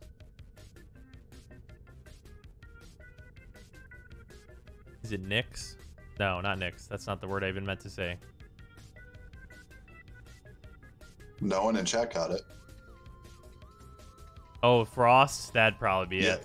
Yeah. Yep. Yeah, Frost looks like a pile of shit. He's so old. Yeah. Like, the only 2 frames... Like, Frost is definitely my least favorite fashion-wise, but close second is Revenant. It's fair. Like, Revenant's design is just way too noisy. It's impossible to make this man look good.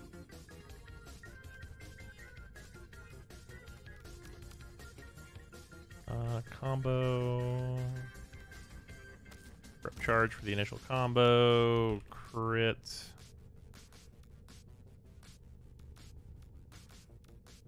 Organ Shatter. I'm like forgetting all the mod menus for this. Take my money. Killing Blow.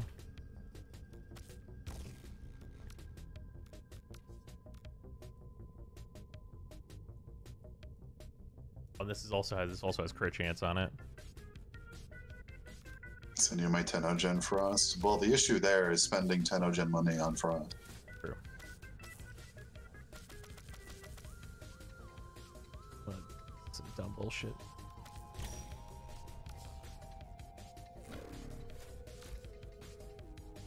See, that's fucked up. How much is the base on this? Is base 15% crit chance? Bruh. It's not even gonna have that much crit though.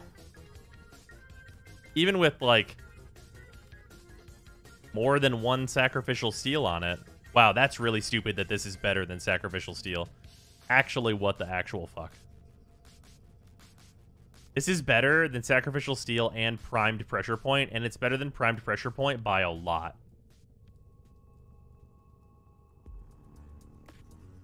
That's not with heavies, too. Yeah, I know, but even with heavies, it's going to be less than, like, the Glaive Prime. Oh, yeah, Volatile Quick Return.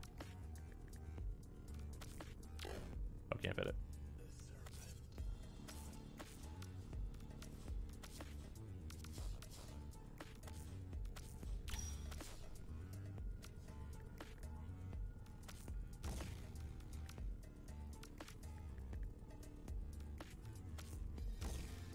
I mean, I guess I just don't even bother to have primed pressure point in here. Like, fucking why even have it, I guess.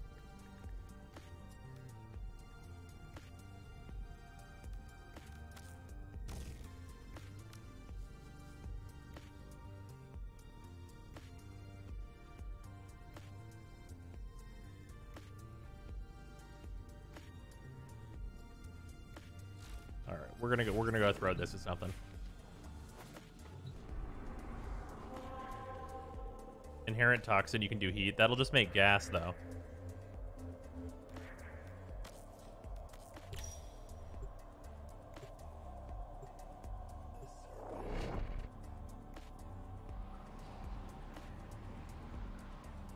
Burrow won't be much help with minus 94% saturation. You know that's true. Swap the polarities around, but that doesn't matter if it's inherent toxin.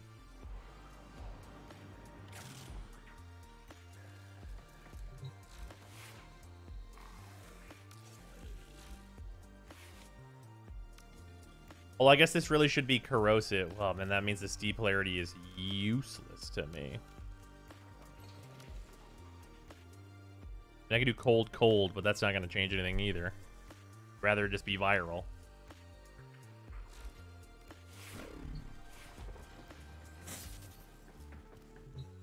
Life strike. Oh. Level 180. Sure. Feeling real good. Eh.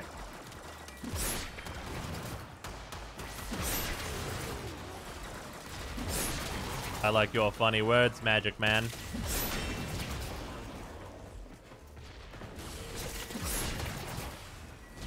Doesn't slash proc though.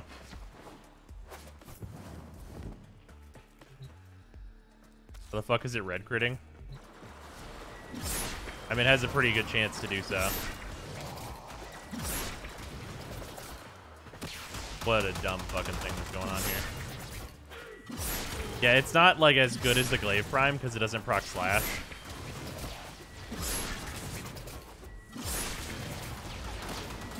But for things that are immune to slash, wow.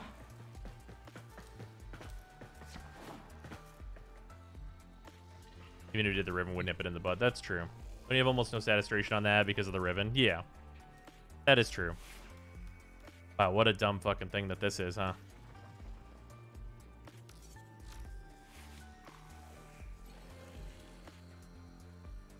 You know, this thing would probably be better just as pure toxin, just as like a turbo fuck you to all Corpus.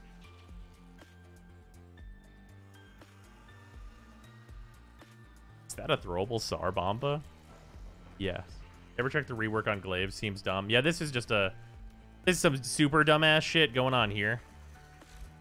Well, like, if we just do like a quick comparison...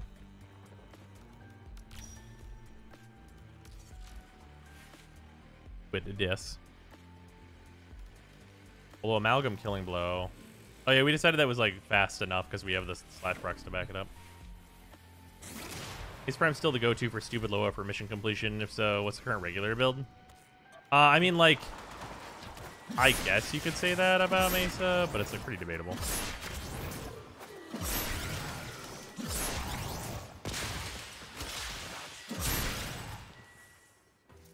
Yeah, this is the Glaive Prime. This doesn't even require a ribbon or anything. Someone who hates the way Glaive Prime looks. I wish I had that. You could still get this skin. This skin is still very available. You just have to have the XCal bundle for his deluxe skin. This is just in there.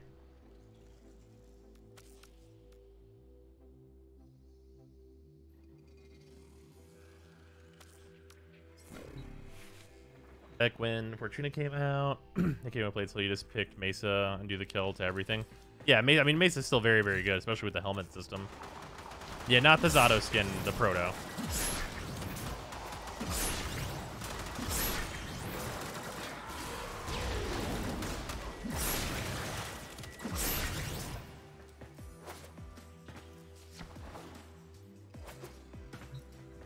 Actually buy just the Proto skin for 50 platinum. Really? Interesting. Okay, well, fair enough. I didn't realize that this weapon skin was separated. Neat.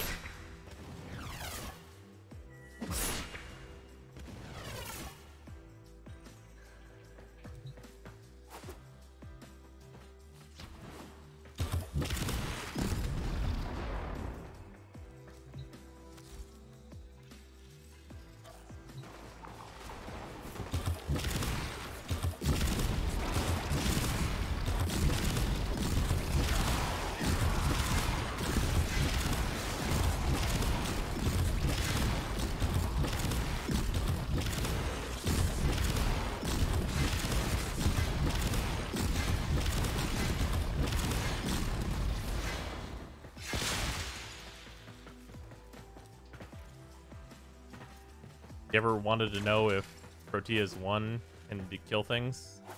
It can.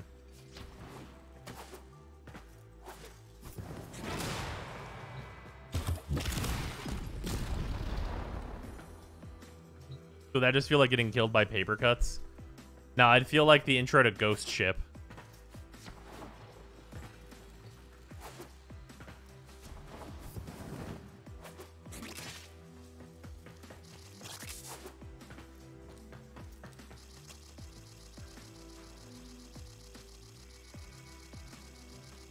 Huh. Why does health go burr when I'm invincible?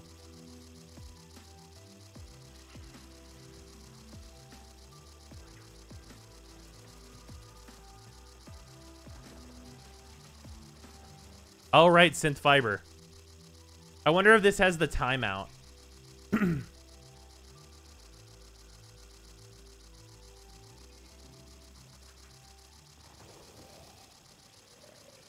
I'm okay. I'm curious if this game has the pickup timeout.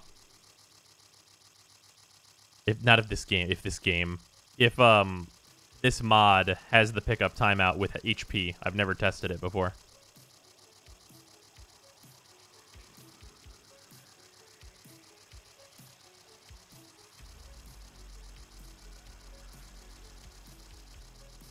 It should arbitrarily stop at some point here. There it is. So the reason it stops is because that's how long it takes me to be registered as AFK. So you can actually use this to determine how long it takes for you to be registered as AFK.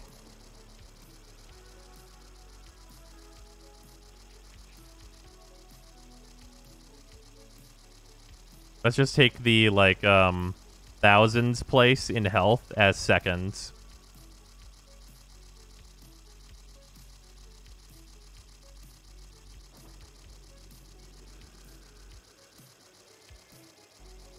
I moved around a little bit before.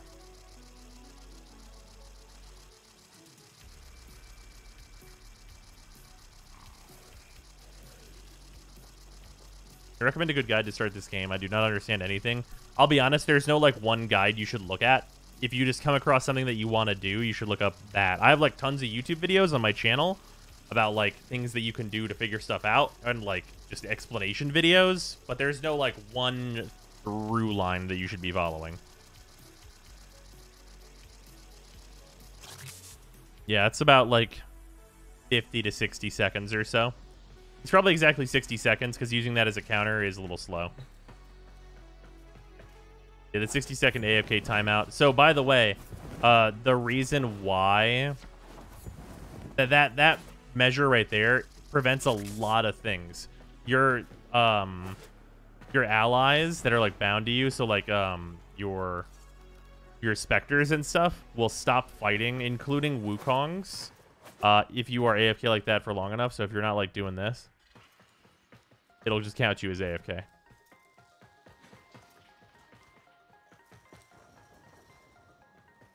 Yeah, generally you want to just follow your junctions around the map, and that's like your baseline starting point in the game. One more question: do you need to dump money into this game, or is everything is achievable? There's some cosmetic stuff that you won't have access to, but you'll have access to most of the cosmetic stuff through trading. And then all of the actual like gameplay related items are all like just you can just get them from just playing. Yeah, dumping money is pretty much cosmetics only. Like you can get boosters and stuff, but like they're really not needed at all. To get enough slots to hold everything though, you'll usually do a lot of trading. But like if you know what you're doing farming, like getting platinum is very easy. Like we just like looked earlier, and like one random thing I happen to have in my inventory is like 300 platinum, which is enough slots to get like 20 warframes or some outrageous shit like that. So yeah. All your starting out platinum should be used for slots anyway, and you'll have plenty. Plus, you get them for free from the Nightwave and stuff, so there's also going to be that as getting you more of those just for free. But yeah, you can get the boosters as a free-to-play by trading. That's also true. Was the random thing worth 300? I think it was... We were looking at some Arcwing mods, I believe it was. I think system reroutes for like 10 apiece, or what was it?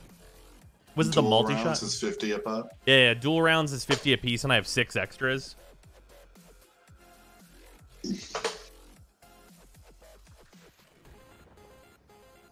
Go on paying a bit when games demand paying all day for everything, it gets boring. Yeah, no, it's definitely not like that. The Warframe is more of a game where, in general, I think the general flow for most people is you buy one Prime Access, and then you can ride on buying one Prime Access because it gives you a shitload of platinum for, like, ages. Actually, so long. Because I don't even remember. What is the actual amount that you get from a Prime Access? It's like 3,000 or some outrageous fucking shit. Is it like 4K? It's 3,900? Good lord, it's so much. 2,250? We got a lot of different numbers in here. I might just look. Here, hold on. I'm just gonna go look. I just want to know now.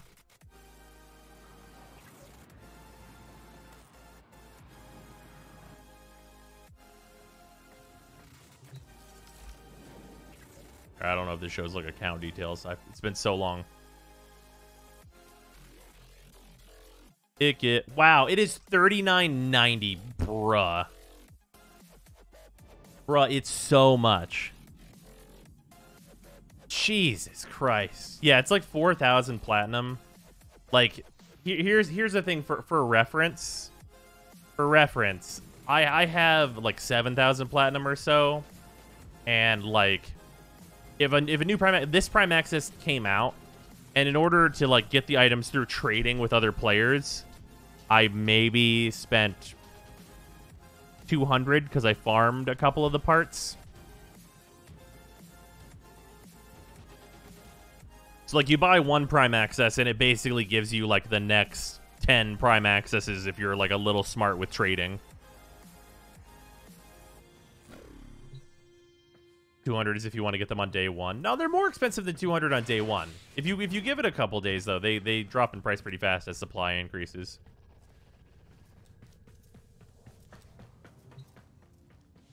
Remember quickly, the Prime Access is already under 200 for all 3 sets. That seems correct. Octavia Prime set right now is 110. Yeah. That seems about right. Yeah, so like if you get a Prime Access, it'll come with cosmetics and stuff and all that business.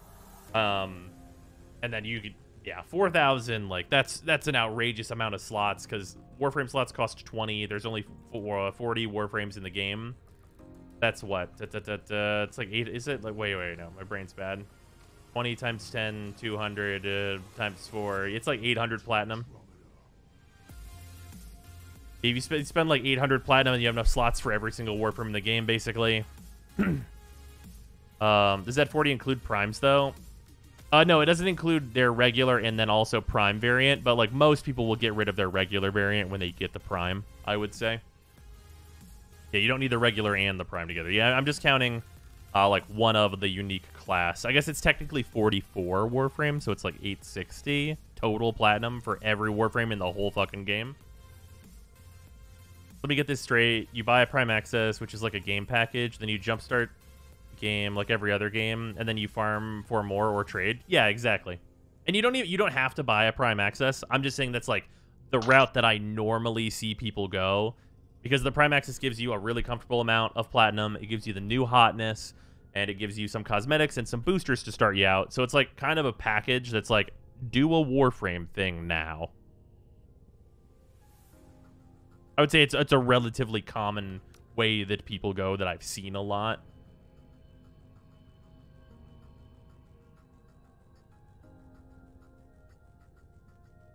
Yeah, there's also the Plat coupon. So if you just wait, you can get a 75% off Plat discount. And then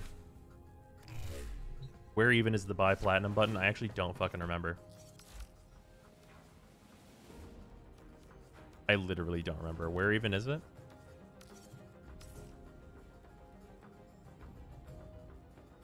In categories? Get platinum. Okay. Here, one sec. Grab this. Yeah. Okay, so here we go. So this is 4,300 platinum, and then it gives you a couple of mods. That part doesn't really matter. So this is 200, but you can get a 75% discount, so it's $50. Basically, you spend $50 to get 4,300 platinum, which, if you do the math, it was like $39.90 for the Prime Access, which gave you some Prime items and stuff, and also some boosters. So that, if you get the 75% off, is basically the same value as a Prime Access, because you take away like 300 for buying the Prime Access items off of other players, and then you're basically at 4,000, which is pretty much equivalent. So you kind of just miss out on the boosters and the cosmetics. But if you wait for that, and you spend $50 instead of what it costs for the Prime Access, which is $140. So like, if you wait for a 75, you pay $50, and you basically get everything you could realistically need without going above like what a regular $60 game would cost you, because it'll be 50 instead. 4K plat is so much. Yeah, 4K plat is honestly an outrageous amount. You could get one of the lower packs and still be super set. But like, if you're one of those people that's just like, I just want to buy the game and then kind of just have the game, then getting a 75 off and just like buying the top pack is definitely a way to go for it.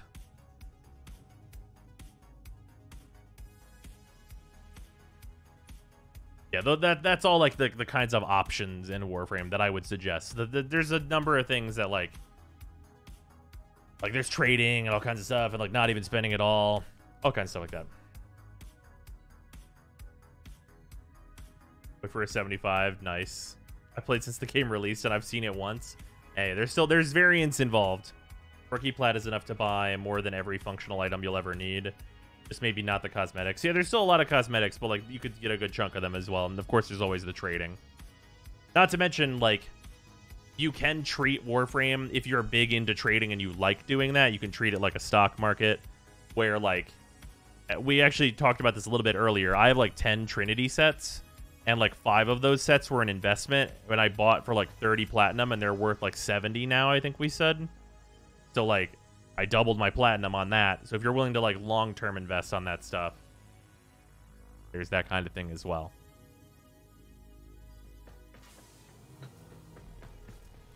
Those are also sets that you can just farm. A diamond hands to the moon.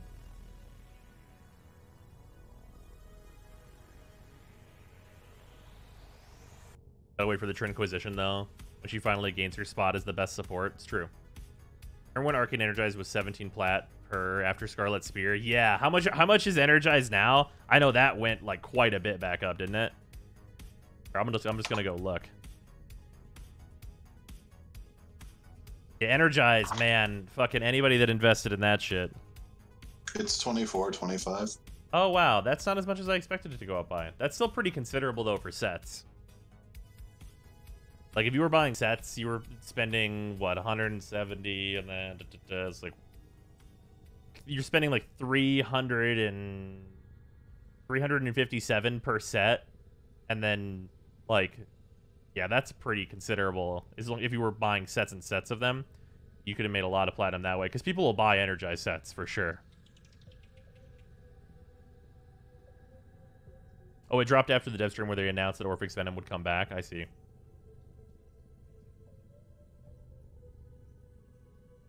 I paid 250 each for my sets. Nice.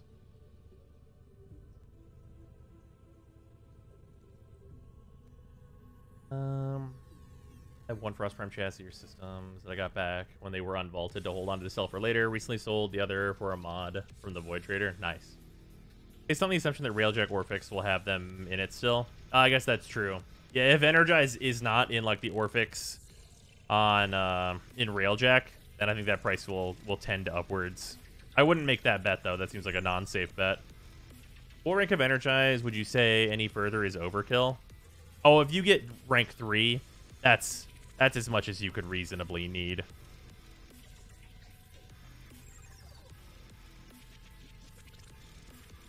Orphix missions will be random drops, not currency, right? Yeah. To our knowledge, yeah. Yeah, they'll be random drops. So it'll also depend on like what the drop rate is there.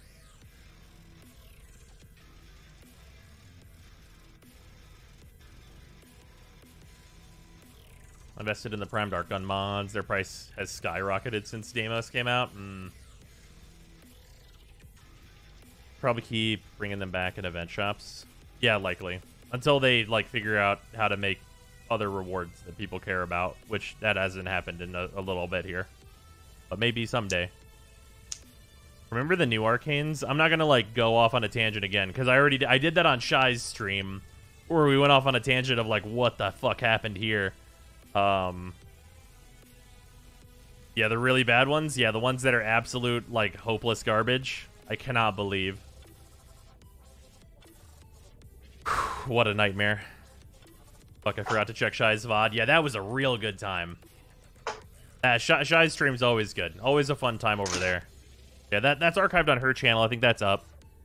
DK didn't even realize he had them. Oh, yeah. I accidentally put DK on the spot on that one. I was like, DK, you have these sets. He was like, hey, don't call me out.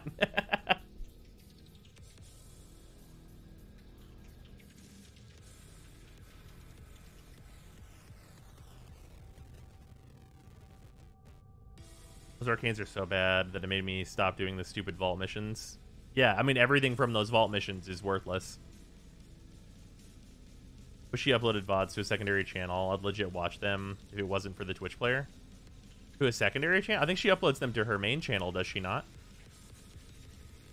I'm pretty sure those go up, like, on her actual YouTubes. Do they not?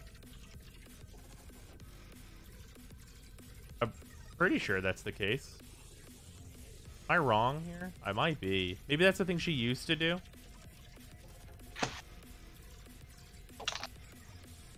Speaking of odds, you're gonna post more on yours. Yes, I am. What's that? Go to bed? Okay, whoop. Where are you gonna get bunny?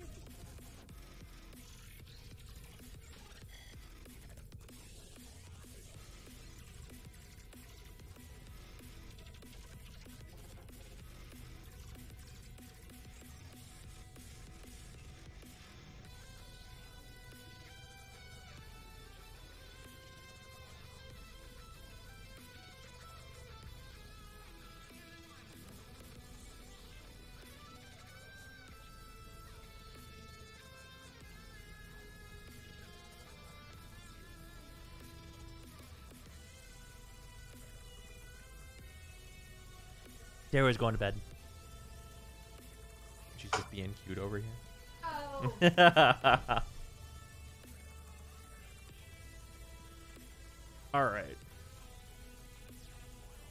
Also, okay, so I'm okay. So I think we're gonna probably end stream pretty soon here, but because I got to make this video that we're about to talk about.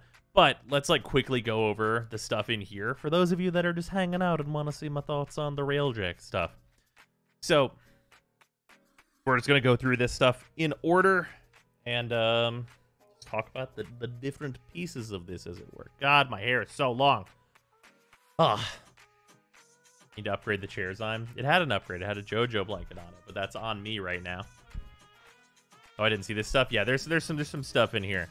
Here, 1 second before we get into this. We're gonna change the musics. We're just gonna change this to the chill mode. Okay. So, okay. Where do we start in this?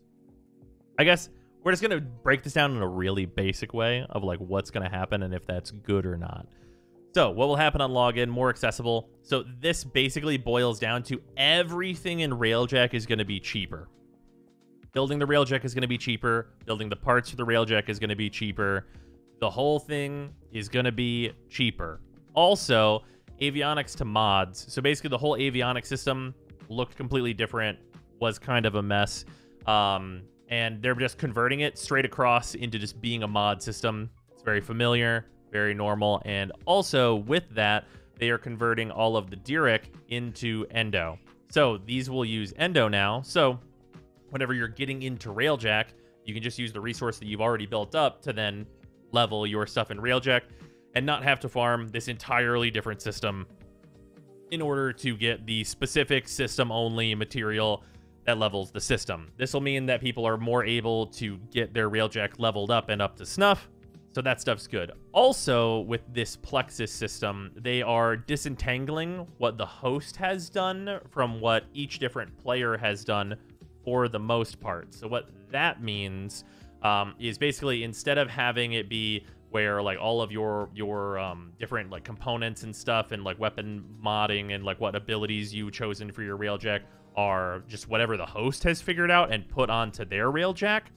Instead, the host is going to have a new hull component where they're going to have the health, armor, and shields and all of the kind of base stuff for their Railjack. But your mods are going to apply to the stuff that they've brought, and the mods that you're bringing are honestly probably the more impactful ones. I still think there might be some funky stuff with you bringing a Railjack that maybe doesn't have the best hull or whatever, and there might be some friction between players with that, but overall I think it's going to be really, really minor, because if the reductions to how hard it is to build these different components of the Railjack are as like drastic as they seem to be implying that they are, it'll be really easy for people to build a tier 3 hull and just get on with it and move forward, and it might even be drastic enough that tier 1 and tier 2 items will be actually worth building. That stuff seems like good things that are going on in here.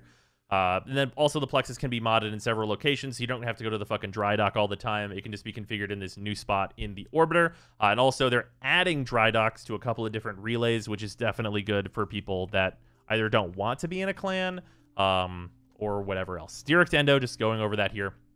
Intrinsic stuff. So intrinsic stuff I have a lot of opinions on. I'm just gonna like very quickly go over like the kind of changes to intrinsic stuff, because obviously I have the list of ones we have right now here.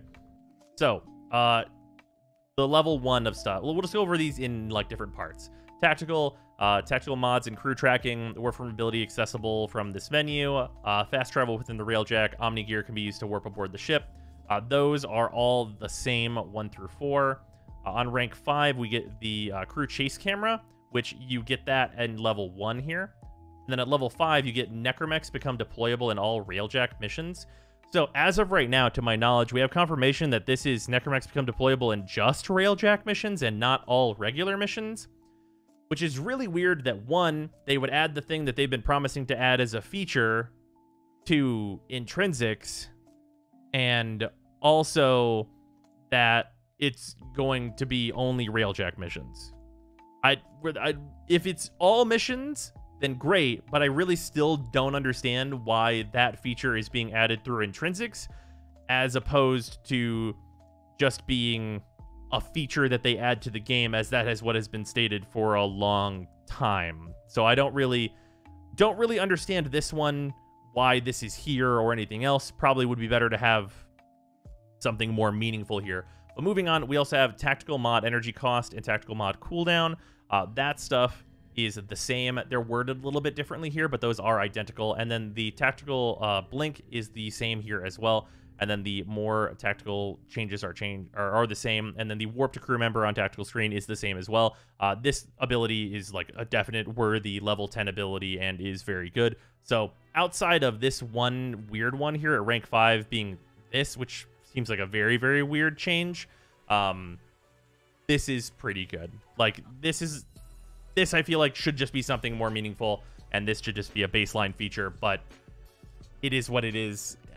Tactical was the one in like the least need of help. In terms of piloting, we have some important things to note before we talk about piloting, and that is that stamina is gone from all Railjack stuff in general. There's no more stamina. You can boost as much as you want, but the change to that is that the pilot cannot shoot while boosting, which is going to be important for us going over piloting and also gunnery. So we have boost, dodging, 25% less damage while boosting, and then drifting. If we look at piloting, boost, dodging, this one is different. Nearby enemy projectiles lose lock-on during vector maneuver. Just raw damage reduction is definitely better than that, so that's an improvement. And then drift is on rank 4. Looking at the next few, on 5 we have a vacuum radius while boosting and dodging. And then we also have a loot dungeon radar, which we don't have a lot of details on, but sounds like a good thing to have on an intrinsic. Being able to pick up your items more easily is nice there. On 5 in here, that's where our drift is. So we also have damage due to collisions reduced by 50%. This one was actually removed. So drift is 1 lower. That's my bad. And then below that, we have a 6 through 10 here, which we have evasive pilot, where ram sleds have a chance to miss. It's kind of whatever. The rank 6 in here deals with how long you can boost for, so stamina being gone, obviously that doesn't matter. Rank 7 also deals with stamina. So now we have instead necromech speed plus 10%. 10%, it seems like a little less meaningful than it probably could be. Necromechs are pretty slow, so I probably would have liked to see this at parity with the Arcwing speed increase that's at the next rank, which is remaining the same.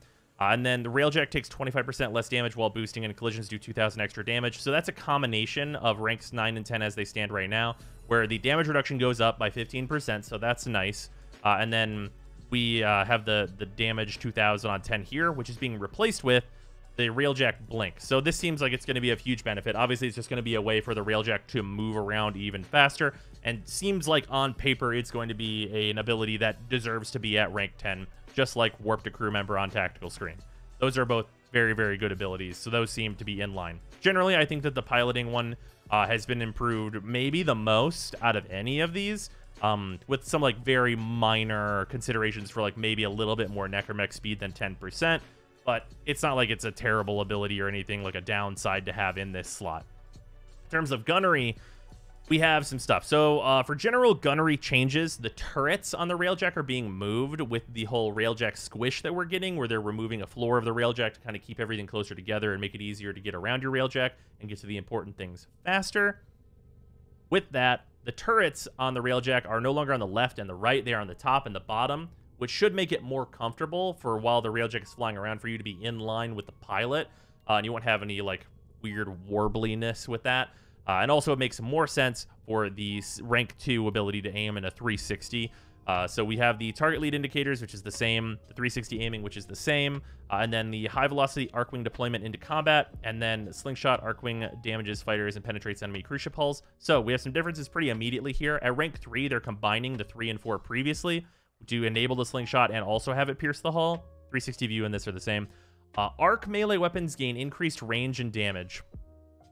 I mean, unless this increased range and damage is somewhere in the margin of like 10,000% a piece, I think that this is probably a huge waste. Arc melee needs like a complete fundamental overhaul and complete rethink from the ground up in order to be something that I think anyone would have any chance of using this millennia.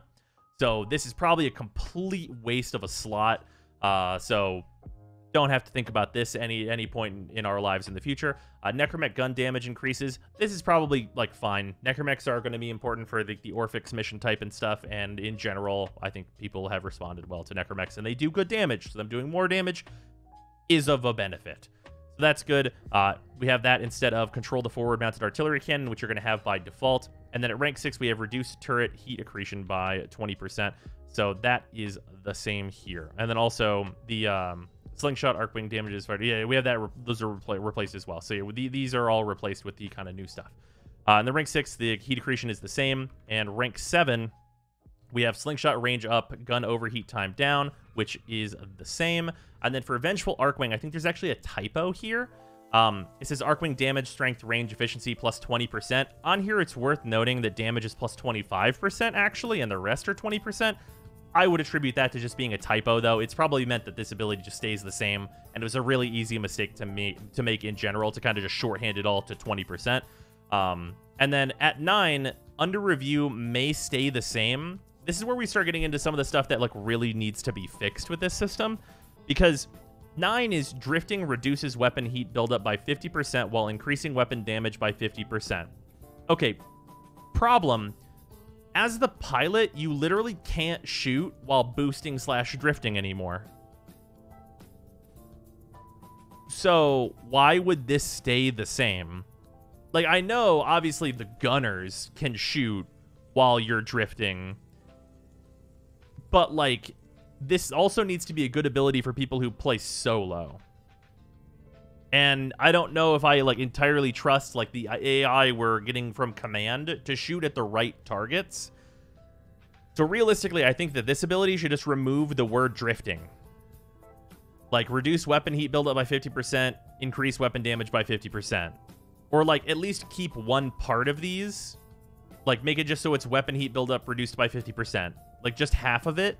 Even that would be fine. Because we also have a problem on rank 10, which is aim snaps turrets to the nearest lead indicator. So already as it stands, this is a terrible rank 10 ability. So what we're getting as a new rank 10 ability is aim snaps turret to lead indicator, right?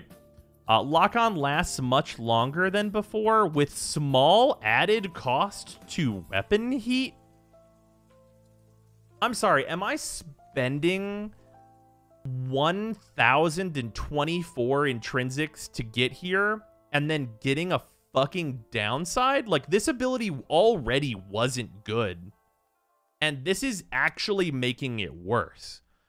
Like, this ability makes me ask the question whether or not I should spend these 512 to get this last ability, so that whenever this update comes out, I can respec and never level into this ability, because that ability sucks. Like, at the very least, like, I want the mastery out of this, so, like, let me turn this shit off. Like, this sucks actively. It would literally be better to take what this ability does and just put increases weapon damage by 50% into rank 10 and call it a day. Like, put reduces weapon heat buildup 50% and then increases weapon damage 50%. Make that rank 9, rank 10, and then move the fuck on. Because I just want this reflex aim shit gone. It actively sucks. Like, what would be better? Like, there's so many things that could be better in this slot. Like, anything. Your weapons in your Railjack have 20% more crit. They have 10% more crit. 1% more damage. Anything's better than a downgrade. So, like, this is trash now, and this is worse. This is the #1 thing that has to not come out of this workshop the same. Because it is actively very, very bad. Like, I would rather have literally anything else but this ability, because it's real bad. It is not good. Like, literally give me something that doesn't do anything as opposed to this. I would rather have it do nothing. So yeah, this one's real bad and is in the most dire need of change. Moving on to engineering, we have a lot of the same stuff. Accelerated hazard suppression, forge flux energy in real time. So this is faster repairs zombie tool, 50% reduction in air support cooldowns. So for those of you that don't know, air support cooldowns are the things that your landing craft can do. So like the hacking that you get just at base level, and you could drop a turret and you could drop a healing pylon, and it's a bunch of stuff that no one uses. So reducing the cooldown of those things by 50% really isn't going to like move the needle on these at all, and super doesn't matter. but they're getting rid of flux energy, and you're going to be just using your Warframe's energy to power the abilities of the Railjack. So they had to do something with this, and I guess it's kind of an ability. Like, Nora's ship gives the sleep happen, but it just sucks. It's just not good. Yeah, it's just not great. There's no reason for this to be a thing. Like, if occasionally you'll hit the Ortis, stop the hack in this rescue mission or whatever because the alarms are going off, but it's basically worthless in 99.9% of scenarios, and even in that 1%, it's not going to be very good. In addition to that, we have crafting ordnance and crafting dome charges. That is replenish combat ordnance while deployed, which is the same, and then forge yields is on here. That's just changed to crafting dome charges, so you get that one earlier, and then crafting heals for the Railjack. That's new, so that's a thing in here. And then forge processing speed, we have yield and then cooldowns, forge output, and then the Arcwing ability is the same. And then refinement yields is being changed to necromech buffs, which is 25% more health and 25% more shields, which is fine. Those are like perfectly fine things to add to the necromechs. Make them a little bit tougher, so sure. And then rank 10 is staying the same with remotely repairing onboard hazards. I wish that this had like... This should probably be a little bit better than this, I would say. I would say instead of remotely repair onboard hazards, I would rather see this ability have a cooldown, and it would just automatically repair onboard hazards.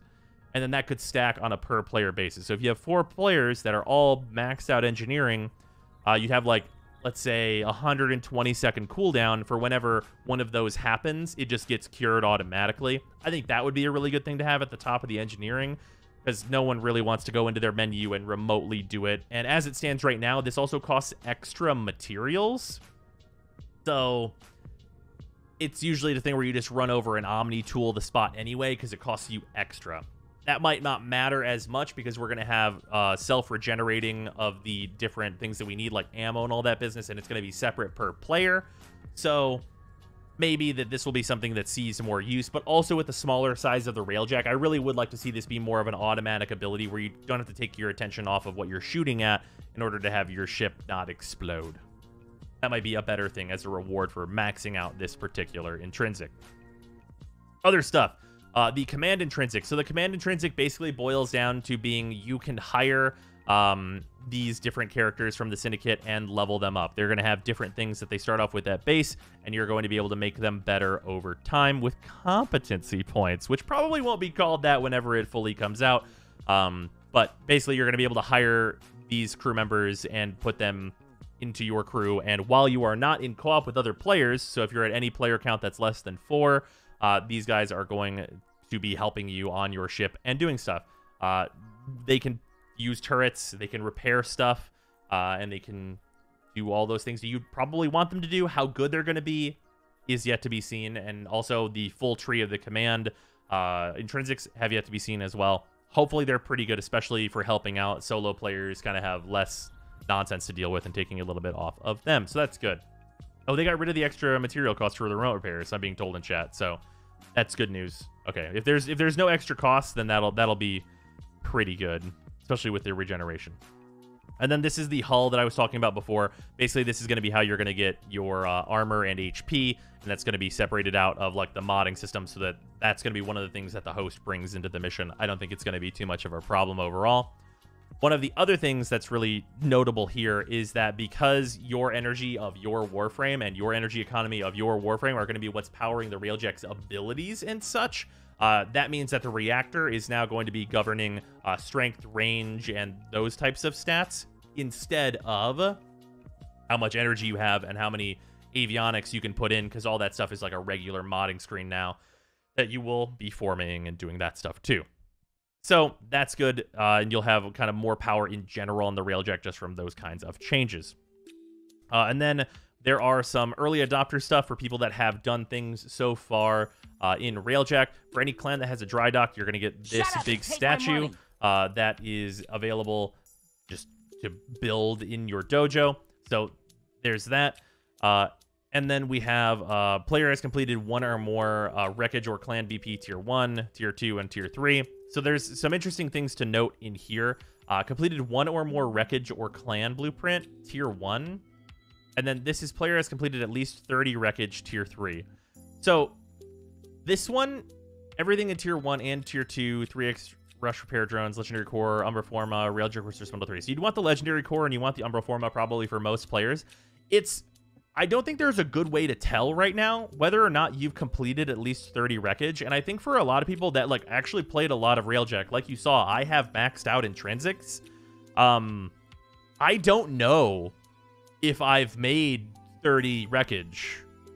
I literally, I don't have any idea. Like, should this instead be you have a max level of everything in all your slots on your Railjack? Like, do you have a tier 3 guns, and you have a tier 3 reactor, and you have a tier 3 of all these items? That's probably a little bit more quantifiable for players. As it stands, like, completed 30 wreckage seems pretty confusing, and it's whether or not it's 30 wreckage. Is that every different tier of wreckage, or is it only tier 3 wreckage that we need 30 of? This needs more clarification in general, and is pretty confusing, because I think for a lot of, like, should this instead be like an intrinsic level that you need? Like, do you need at least level 6 in all of your intrinsics in order to qualify for tier 3? Does valence fusion count is a question that's being asked in chat. Like, these are all questions that really matter here, because I know for me personally, I have the materials necessary to like do 30 wreckage. I could probably just send that out and do a bunch of tier 1s if I need to. If I just don't know how to get my count.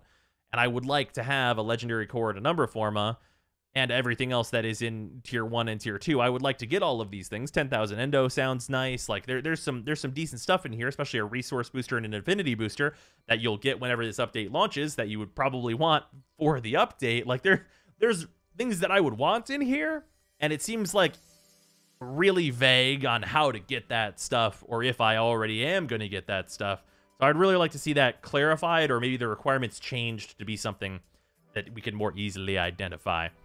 In addition to that, there's matchmaking changes. They're trying to streamline Railjack matchmaking. This is obviously very good. Basically, if you're trying to start a mission and there's like no missions there, you can just start it with your Railjack, which is fine. They're just trying to make it so people can get together better. That's also being affected by them having the dry docks out in the relays. I think it's on 3 relays, which, I don't know, there's an argument for that spreading players out too much, but we'll see how that really boils down whenever we're actually in game with the update, of course. So there's that. And then anything else in here? Yeah, this is just going over the different stuff on the Warframe energy being used for your battle and tactical abilities. That stuff I think is a really good change. It's going to make it so you can use your abilities a lot more actively, and we can use a lot of the energy generation techniques that we already run right now, such as like Dispensary, Energize, Energy Pads, Xeneric, etc., to get our energy up to be able to use our abilities a lot in the Railjack. That's probably going to make the ability use of the Railjack a lot better, and also might mean that like Hildren's a really good pilot. We don't really know what's going to happen with the newest Warframe, the Alchemist Warframe that I don't remember the name of right now. Lavos. Thank you in chat for reminding me. Already forgot his name. What's going to happen with Lavos and his like cooldowns, if that's going to give cooldowns to the Railjack or whatever else is going to happen. That'll be yet to be seen, but maybe Hildren's a really good pilot. That one seems like it would translate pretty 1-to-1 for her being really good, because shield regeneration is very fast for her. Other stuff in here. Railjack malfunctions and hazards. These now do different things. Electrical hazards scramble your minimap and disable the tactical menu. Hull breaches deal damage to all players on board until it's sealed. Ice hazards freeze interactive elements like the pilot seat and all this other business. Fire hazards cause weapons to overheat quicker and cool down more slowly, which is a real pain in the ass. And then hull ruptures have been completely removed. So this stuff is all like a little bit more meaningful in what it does, but it doesn't do anything that is like really like disastrous, but it's all stuff that you would want to get rid of. There's that. And also really important and just so good that they're doing this. Unified damage types. They're removing all the Railjack only damage types that only were there to confuse players. Ballistic is becoming impact, plasma is puncture, particle is slash, frost is cold, ionic is electricity, incendiary is heat, chemical is toxin. Everything is going back to the way that you now know and enjoy it in regular Warframe. There's not some bullshit ass conversion to worry about anymore. So much better this way. So much better this way, that it's things that people know what they do. So that's good. No more obtuse nonsense in here. Also, this is part of the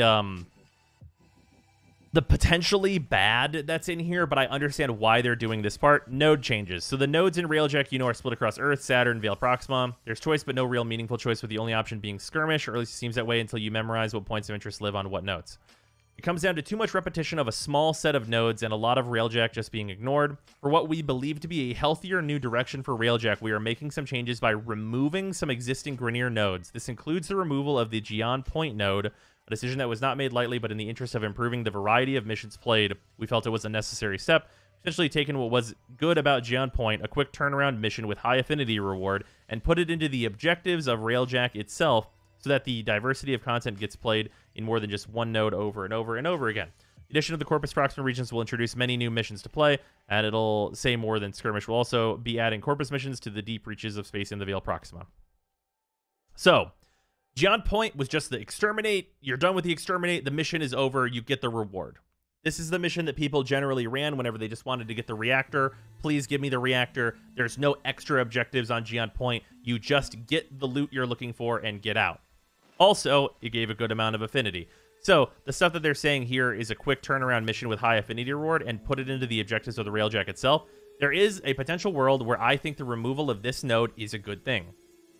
I want to clarify that I don't know how much hope I have that that stuff will happen. But what needs to happen here in order to make this worth it is on a different node where you have your main objective, or one of your objectives be kill 6 of the main ships and 60 of the little ships, and then also destroy this node here, or destroy this emplacement here, or do whatever else.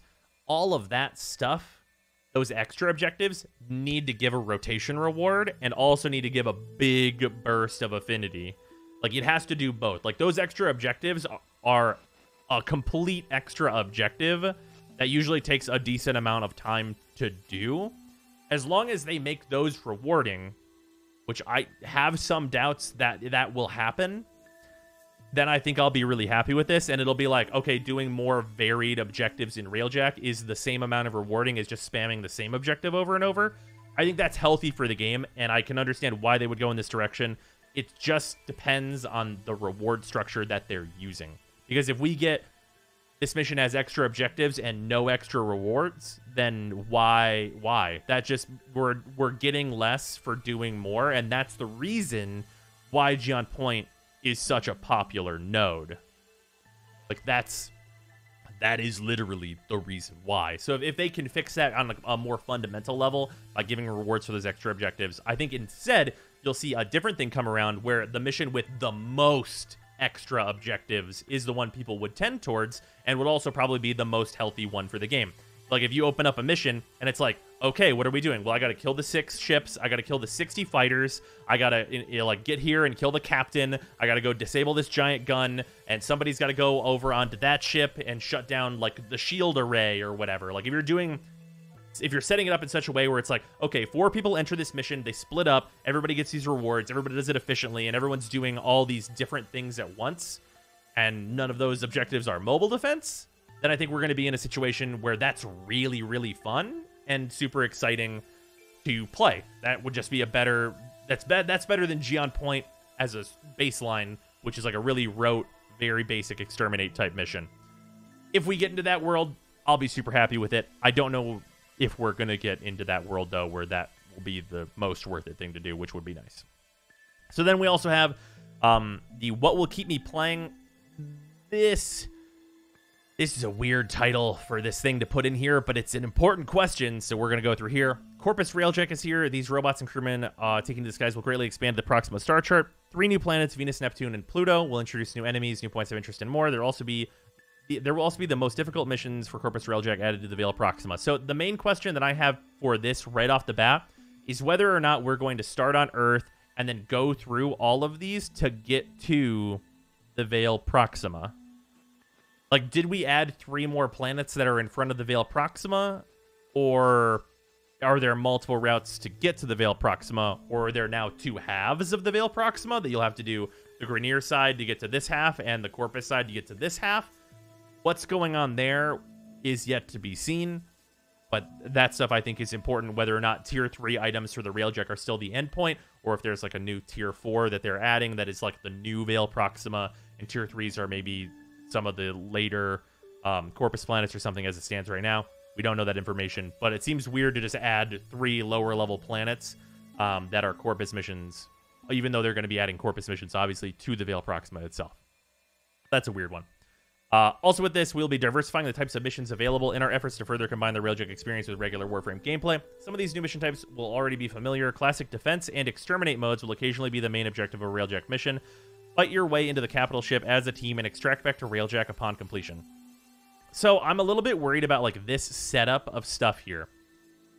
I need to know, as a player, what is my incentive for starting up a Railjack mission, breaking my way into a capital ship, and then doing a defense mission?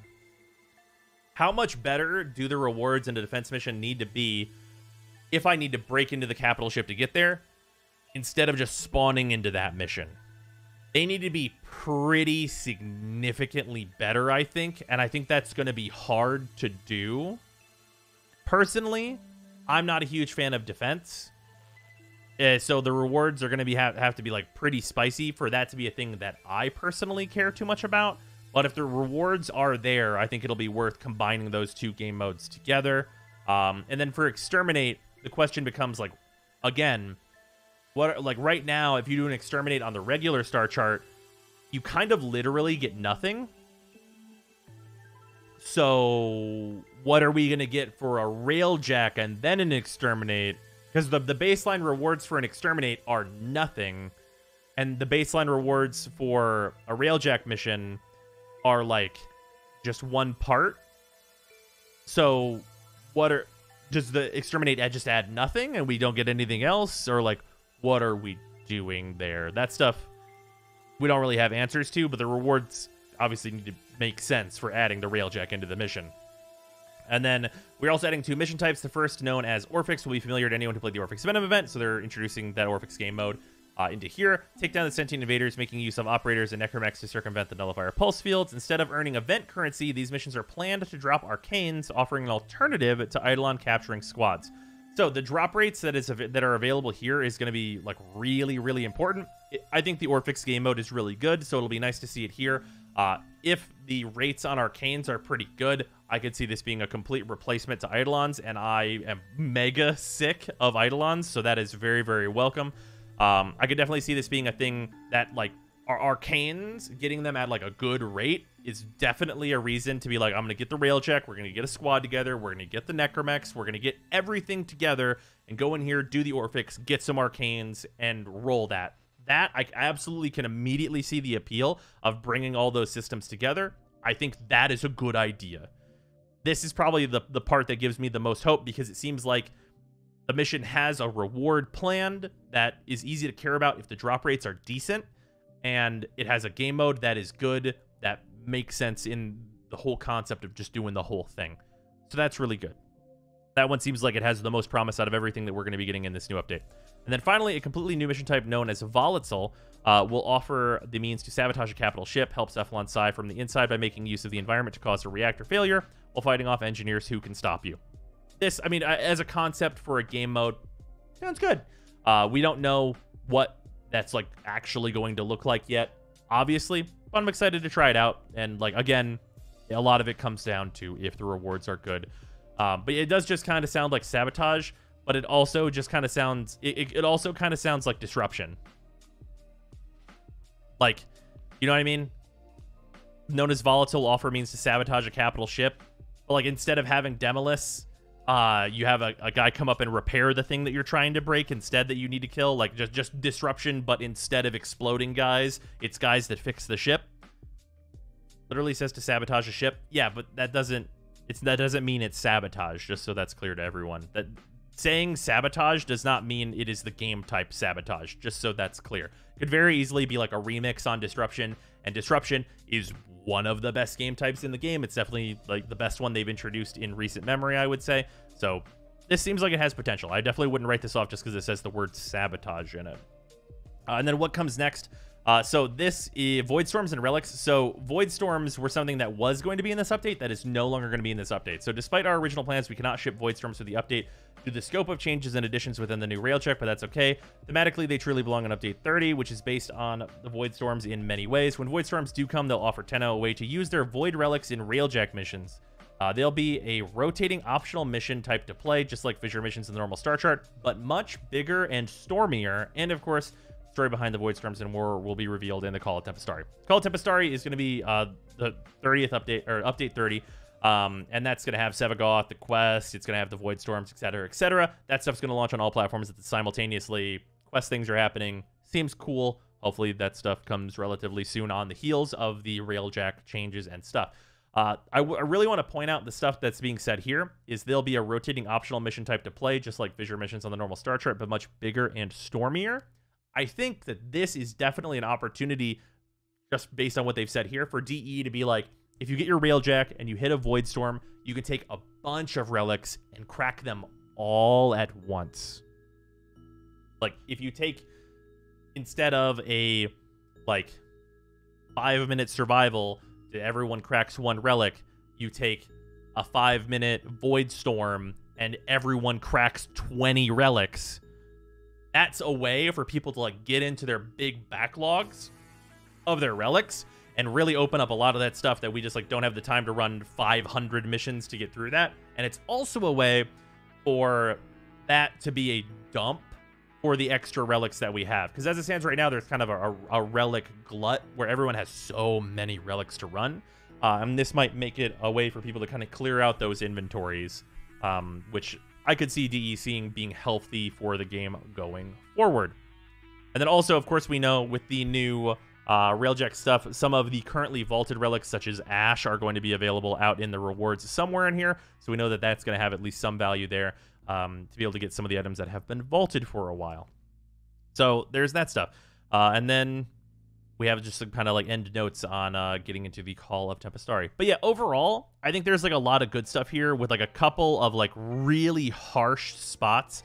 Like I think Command has promise. I think most of the problems are here in Intrinsics, mainly under the course of these two. Obviously, this says it's under review, may stay the same. So there's definitely wiggle room here, and they definitely do state that this is what it looks like now and maybe not what it will release as. I think there's definitely the option, like, or the possibility that these improve pretty considerably before we actually see the full release, which will be within the next couple of weeks here.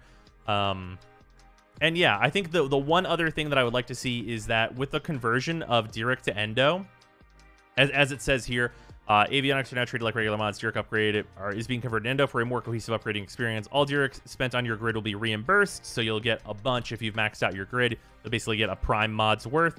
And then all existing Dirk stockpiles will turn into Endo on login. So any Dirk you have will 1-to-1 convert to Endo. The big question here is that Dirk was relatively easy to get in some pretty nice quantities. Is it going to be a direct conversion of Dirk to Endo in the new mission rewards and in like the caches that we would find in the Sentient missions and stuff? Because if it is, that means that there is some actual real like impact there for Railjack being a really good way to farm Endo and get your mods leveled, which I think would be a really, really good thing for Railjack to be, where it's like, oh, Railjack is the Endo farm that you eventually get to once you built your Railjack and you power it up and you get to these later areas. Doing all that stuff and like making Railjack that farm, which doesn't really have a great place outside of Vodunoi right now, I think is a really good push for Railjack in general to give it more kind of long-term value. So yeah, there's definitely some potential there that I think isn't really clearly stated to be here that I hope is there. But yeah, overall, I think that like this stuff looks promising. I think it's going to be really simplified for a lot of people. I think that like there's good potential here.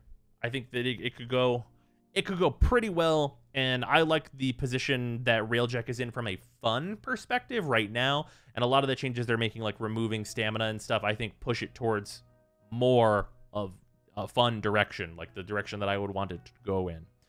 So yeah, that's kind of the overview on the Railjack Dev Workshop on what we're going to be getting in the next couple weeks here.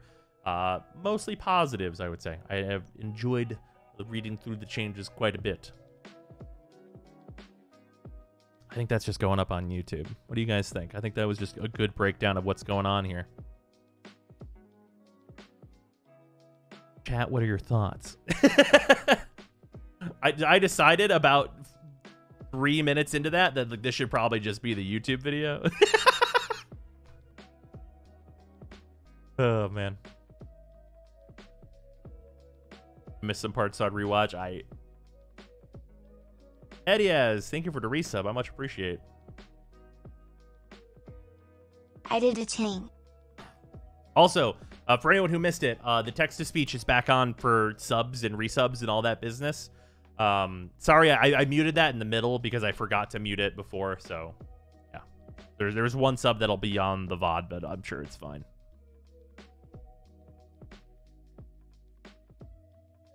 Will you have a favorite faction for your ship NPCs? Yeah, I think it's gonna be the Cephalon faction. I love the like energy suit stuff. I've actually this is a random tangent.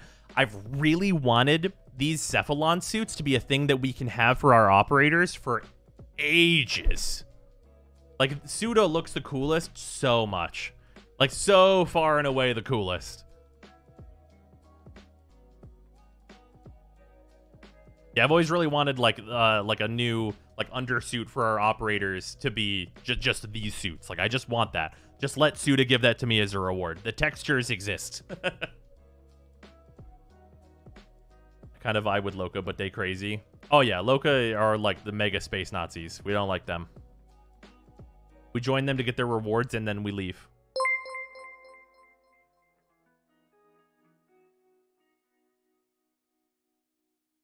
That's on Sudagrun's being good in engineering. Yeah, that's probably correct. I wonder if the different syndicates will actually have their own specialties.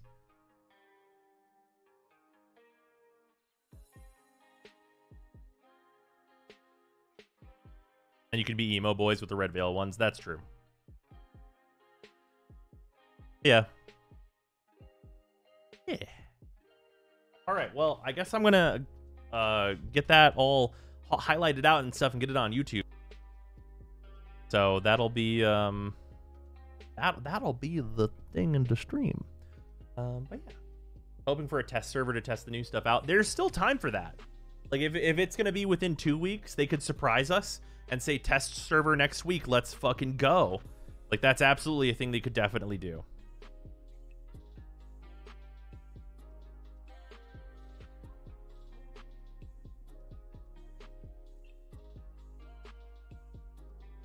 I know about electrical hazards disabling the tactical menu. Doesn't that mean it would make it so you can't use the intrinsic 10 repair? Ooh, maybe. Feels like a PTS update, no lore, just gameplay. Yeah, PTS would probably be helpful. But also, I mean, like, this seems like a lot of general improvements, so, like, they could just release it, too, and then just fix the stuff. Just have the usual PTS, as it were. Why'd they abandon the test server thing? I mean, they've had a few of them. I know from like DE's side, it seems like there's a good amount of like manpower that goes into those in terms of like managing all the feedback that they get from it. So I don't know how much of a push there is maybe internally to have like a bunch more of them. Personally, I think that the PTS like resulted in some good changes overall. Also, I think it's good for the Twitch directory, but that could just be me. Obviously, that's a very niche, very small amount of people that care too much about that. I'm one of them. Changes on this scale really should get a test server, period. Yeah, I mean, like, if we get the changes that they've described as listed just slapped into the game, I think it'll be of a positive force. But yeah, there's some certain spots that, like, maybe they can just change based on feedback of the dev workshop, right? Like, I mean, that's what we're doing here with, like, the end of gunnery being dog shit. And, like, it being confusing that this is even a thing here. Like, there's those different little points that could just be changed before release, and then I think I'll just be pretty happy with it. Yeah, the reward structure is definitely a big one, though, that is not really addressed here. That is maybe the single most fucking important thing about the Railjack stuff in general. I hope they adjust the early adopter T3 in a way you can actually tell if you qualify. Repairing 30 wreckage seems arbitrary. Yeah, it does seem super arbitrary. I really do wish that was more specific. I think the easiest one is probably like, what are your intrinsics at? Like, are your intrinsics at least 7? Which seems super achievable. That seems like it should be maybe more so what this is pushing you towards. Binary 10 actively downside, and because intrinsics give mastery, it needs to be fixed. Yeah, or at least needs to be toggleable off, which it sucks. You shouldn't have to have an intrinsic be a downside, so you would need to toggle it off. Like that should tell you right there that it at a base level needs to be fixed and repaired. What if you do an Orphix mission without unlocking mechs? Get fucked is the answer.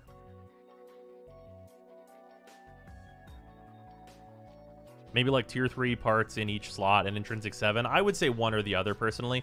I think, okay, so this is going to be like, this is kind of like a meta thing, but the more people that qualify for like tier 3, I think the more people you're going to be able to more easily convince to give Railjack another shot. Right? And that's on like 2 levels, right? Where it's like, oh, I'm at like 5 or 6. I should get on and play some of what Railjack has to offer right now before this update and get to 7s. You get on, play some Warframe, you like get to experience like some of the newer Railjack stuff that a lot of people I don't feel like have tried out. Have like a small enjoyable time getting your intrinsics to 7.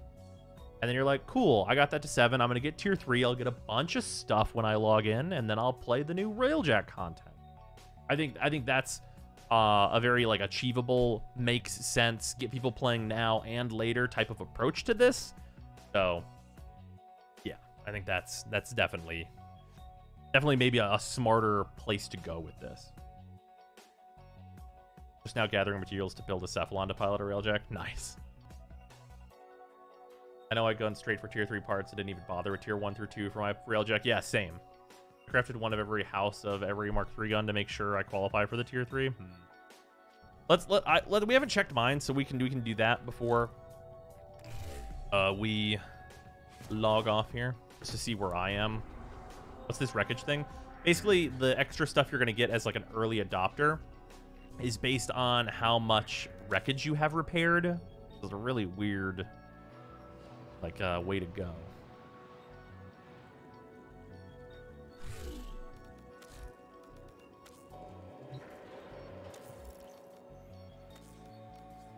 I have at least 2 shield arrays. I have at least 2 engines. Yeah, 2 engines. I have at least 2 reactors. So that's 6. Guns. We've got 1, 2, 3, 4, 5, 6. That's 12. And then 14. I'm like not even halfway.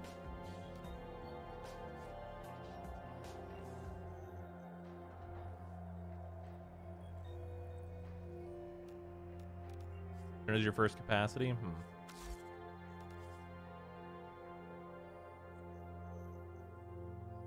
That's not craftable. Okay. So I have 12. Oh, the ones you get from your dojo don't count because they're not wreckage. Right. But yeah, like,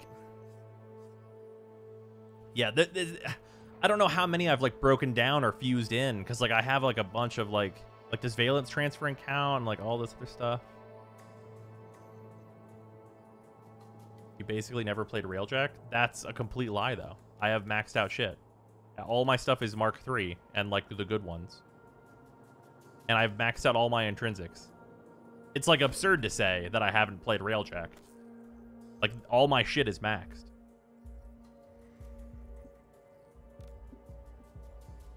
That was sarcasm? Oh, okay. We got Kappa and the Sneck emote if you're a sub. Those are both sarcasm emotes. And /S. /S is available to everybody. Can you check it in your profile? I don't think that's aggregated in profile, but I can check. Is it aggregated in profile?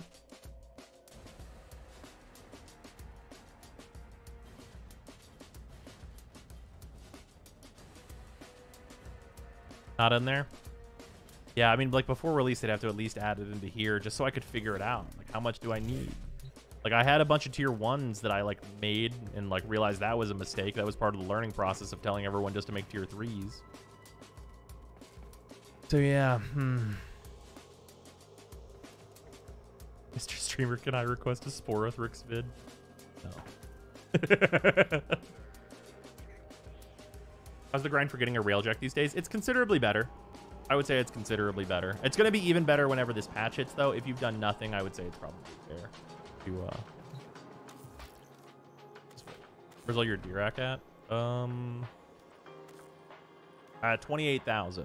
I never did any of the huge farms for this just because I didn't need to. I leveled all the things that were good.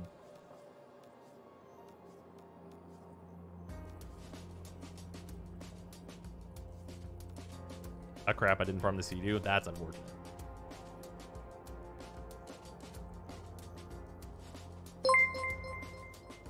Era, thank you for the 1,500 bits. Mr. Streamer, now can I request a Sporothrix vid? God damn it. Yes.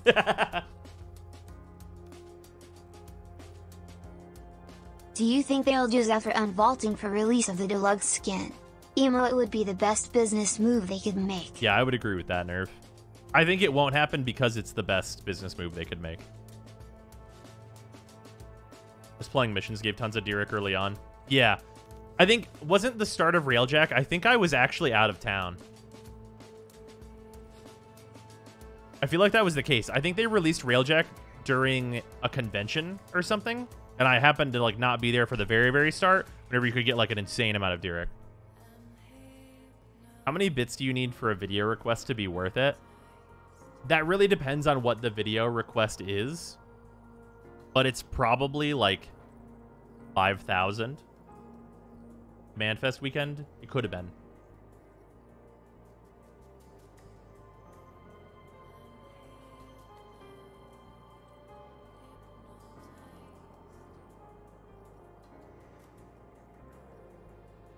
I was at Command Fest? Okay, all right. I didn't remember exactly when Railjack came out. God, Command Fest was so good. What a life-changing convention for me, and what a fun fucking time. If Valence Fusion doesn't count, it would be really bad because I wouldn't count when I have 80% of the Railjack stuff maxed stat-wise with Valence Fusion. Right, exactly. Yeah, there's got to be some other metric for them to use because I'm pretty sure like my Zetki and stuff, like I'm pretty sure these are just maxed out. Yeah, these are 60s, these are 60s. This is a 60. Yeah, I mean, like these are all completely maxed out versions of those weapons. This one's close, and this one's close. I could probably Valence the rest of those if I wanted to. Ooh, Nerve. Thank you for the 5,000 bits. Very much. I request a video on all your fashion. Video on all my fashion. Just like a fashion show, or like listing out all of the different components. Because, oh boy, that would take a long time.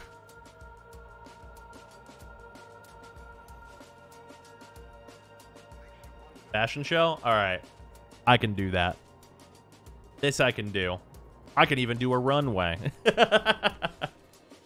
Literally setting up like a fancy like runway like visual for a video is easier and less of like a numbing experience than to go through and list all the pieces that are on each one of my fashions.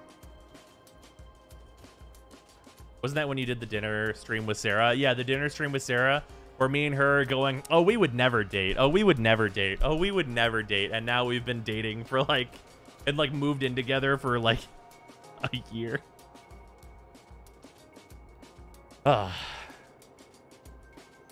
God. Look, y'all dumb. Yeah, I know.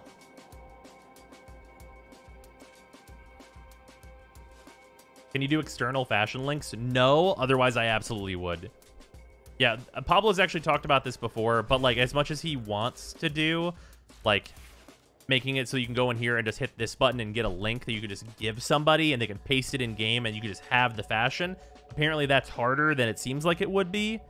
So I can't just do that. Otherwise I would do that 100,000,000%.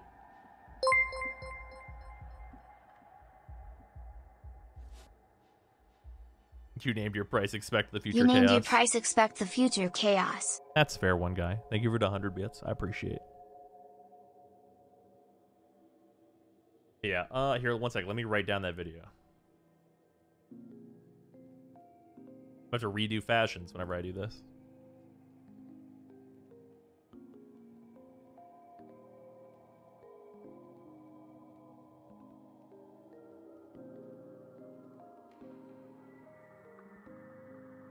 You changed the notification voice. Yeah, we changed that earlier. We went through a bunch and we chose a new one.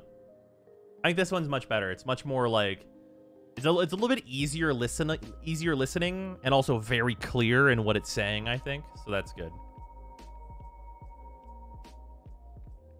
We still never got Uwu, Vor, and Justin. That's true. Oh, also, we have 3 Crack-a-Packs all set up, which are all any packs. So we'll open some Yu-Gi-Oh! See if we can get a collector's pack or get a collector rare. I, for one, have a hard time understanding the new text-to-speech. Really?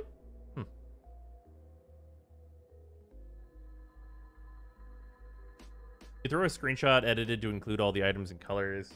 This would take a good amount of effort. Well, so the problem is that I could, like, really easily, like, just take a screenshot of this and then take a screenshot of this.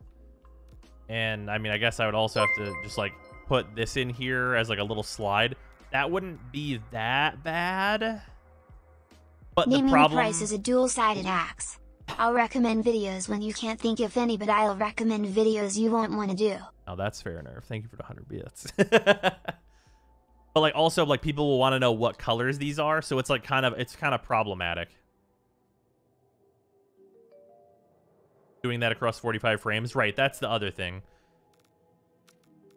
The problem is that it's 3 different screens. What would be really nice is if you could just have, you know, it'd be good that they could do. Also, what? Look at Justing them. for the They come to 3800 this bits? pose when they meow they all play. Tenyo use the keys, but they all me we twespasus. On we I, vow, meow the woo part of the void. I was cut in half, destroyed, but the it's Jan use key, the void caught woo to me. Oh, fucking damn it. Just thank you for the 100 bits. It walked me hue and hue I was webone. We can't not blame these squeechaways. They are being led by a false prophet, an imposto who yells nio the sequets of the void. Baha the Tenyo, come to scavenge and desecrate this sacred views. Did I nio to you of this day? Did I nio prophesize this moment? Meow, I would stop them. Prophesize. Holy fuck, just. Meow I am changed. Webone's worthy in Yuji of the Janu's key. Falv bound to the void. Let it be known, if the Tenyo want to salvation, they would weigh down their alms, and wait vow the baptism of my Janu's key. It is time. I will teach these trespassers the redemptive power of my Janu's key. They would want it simply truth. The Tenyo all lost, and they were lessest. But I, vow, we cleanse this pose of their impurity. God fucking damn it. So fucking bad. Also, somebody mentioned it would be actually it would be really simple because I can do it so fast because I just have to hit F6. If I wanted to just include all the screenshots at the end, like screenshot here, back out, and then like screenshot in the Sindana area.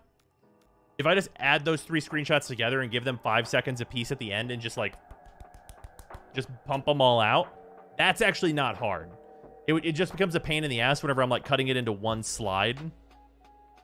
But like, I guess it wouldn't be that bad if I cut it into like a 3-piece where it's just this section 3 times and it wouldn't actually show like the fashion. How do you only have to hit F6 for screenshots? That's just the base button in Warframe for doing a screenshot. Yeah, that might actually be so bad if I have it to be its own separate entire screen. That I could probably do pretty easily. Also include where the colors for each section comes from, I suppose. That's where it becomes like a huge pain in the fucking ass. I'll probably show like just my favorites colors. Like these encompass not just these. I need to refill my favorites with all the colors I actually use. I haven't done that yet. But like my favorites palette usually encompasses most of the stuff that I use, and I'll just say where like those come from. Because that's like, what is this? This is what, 25? It's 25 colors. That's not a big deal. Going over that stuff is pretty easy and simple.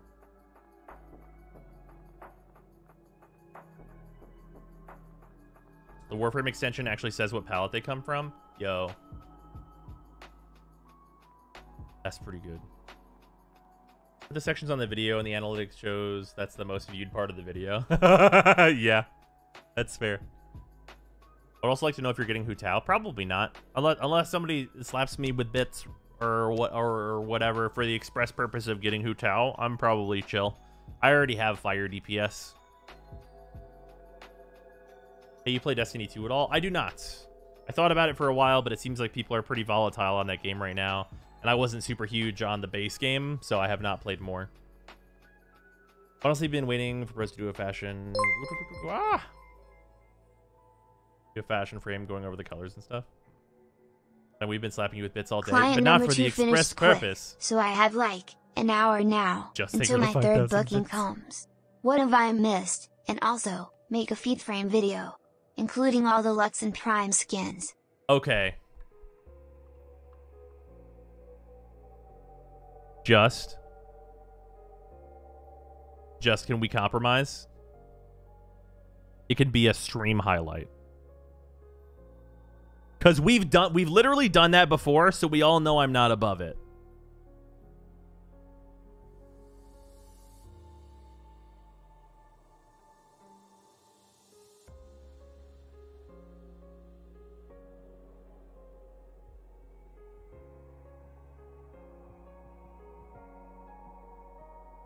What's going on here?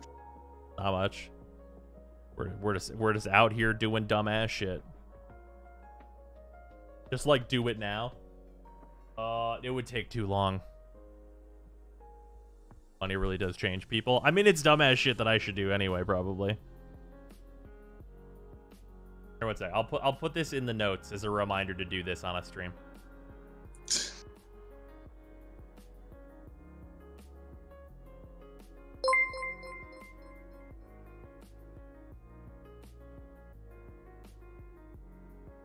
Destiny 2 is going in a better direction now. I'd honestly wait till the next expansion, the Witch Queen, but by then I think you'll be able to see which direction D2 is going in. That's fair, Leopard. Also, thank you for the 200 bits. Also, worth noting, I did lower the amount of required bits for text-to-speech to 100. We had it at 200 for a while, but I've lowered it down to 100 now. And I think I'll just keep it there in case, unless it gets abused again. If it starts to get abused again, we'll have to raise it just because of the nature of the thing. But it's been lowered down to 100 again.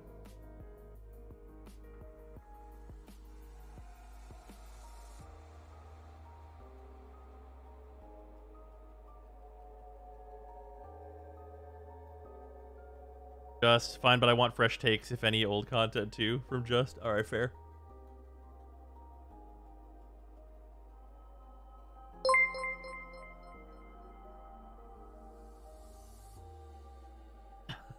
Fucking bad, bro. And 100 thank you is for the 100 nice, bits. but up it to 200 when you have a big stream. That's fair.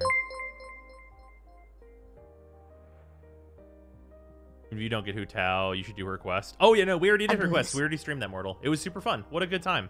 That character is a very fun... They kind of are unexpected in how they played out, but they were a good time. I can't wait for 1.4. 1.4 in Genshin seems like it's going to add so much fucking content.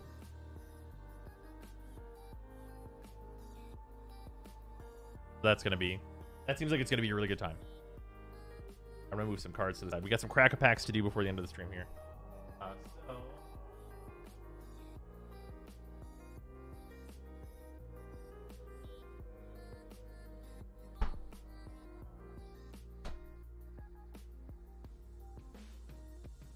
We got to bust into this Yu-Gi-Oh box.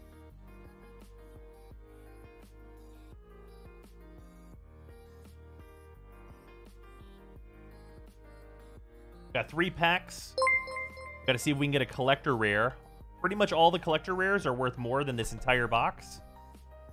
That's what we're looking for. For Hu Tao, but I did a thing I once speak of on stream, so I really shouldn't. Wait, what happened? Bro, pissy for Hu Tao, but I didn't think I would speak of on stream, so I really shouldn't. Nice one, guy. Thank you for the 100 bits. But we don't. I hope we get the other waifu collector rare. Hell yeah, dude. Did you get anything from the last Yu-Gi-Oh box? Remember you got a card more expensive than the box itself? Yeah, I mean, like, it was a just general success. We got lots of the cards from the archetypes that I wanted to play, and we got that one collector rare that is both in an archetype I want to play and also worth more than the whole box. So it was just good things all around. Can't complain. Now let's see what's in these packs.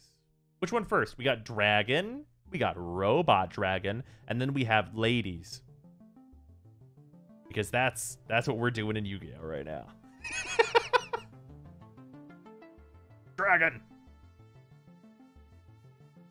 Oh. Alright. Lesbian Robot Dragon. Nerve says Ladies. Thank you for the 100 bits. Ladies.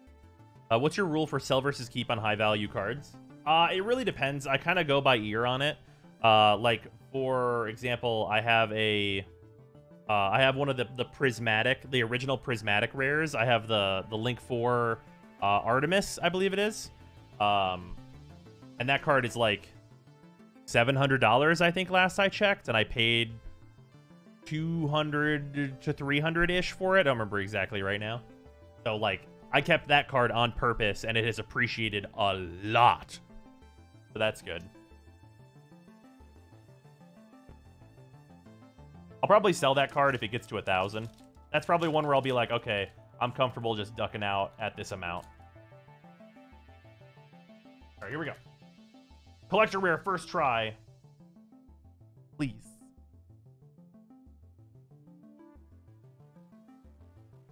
Zoom in here.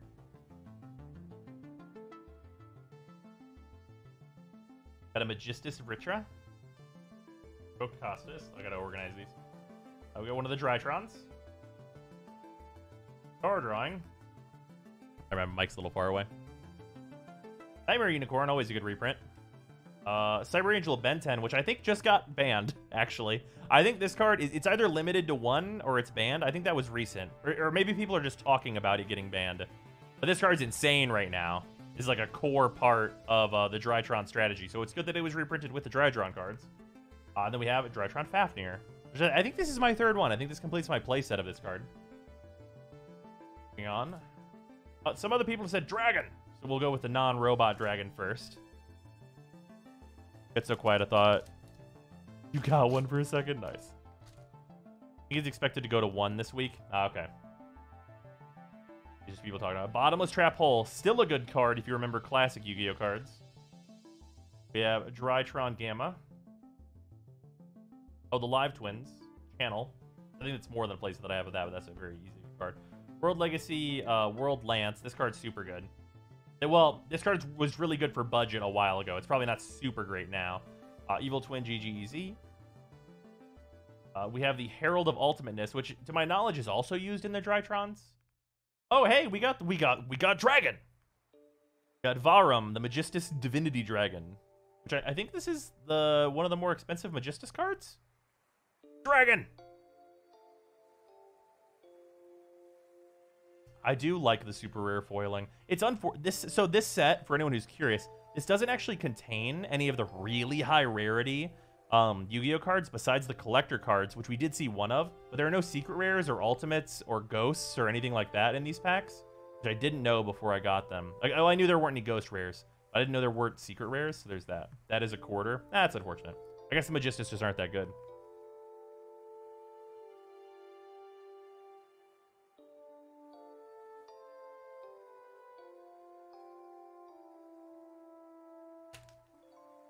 Is it a different, like, Magistus, like, Synchro card than I'm thinking of that is, like, expensive? Gamma. Signet Regression. Drytron. Extra Foolish Burial. Backup Secretary. Unicorn once again. Hey, we got Evil Twin Lilla. Not in the collector rare or anything, but very nice. I think we only got 1 Lilla out of the first box, so good shit to get another one.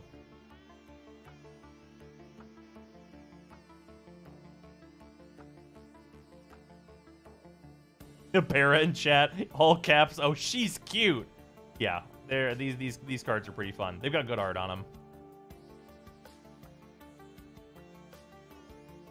That one's like 15. Fucking nice. If this is a $15 card, I paid $50 for these boxes, so we're doing pretty well right off the bat. That'll get a sleeve real quick.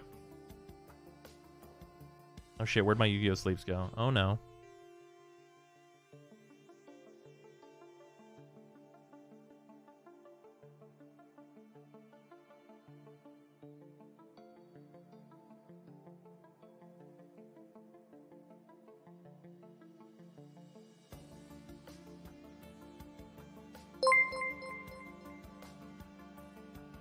Shit, I don't remember where I put it. I know I set it down. 54, 54, 54. Ooh. 54, thank you for the 54 bits. Much appreciate. Also, I found my sleeves. Also, for anyone who's curious, I do use dragon shields for Yu-Gi-Oh! I haven't tried the Yu-Gi-Oh! Size katanas, though. Yeah, I've always thought that these sleeves make Yu-Gi-Oh! Cards, at least the foils, look even better. So, like, we have,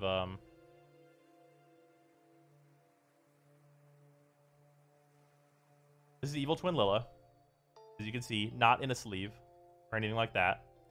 And in the sleeve,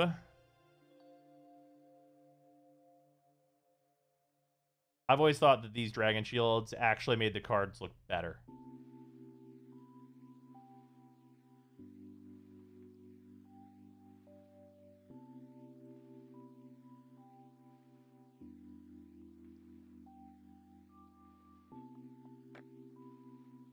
Which is usually pretty difficult for a sleeve. A lot of sleeves like give you kind of like a dull look, especially on foils and stuff, but I really like these ones. Really quality.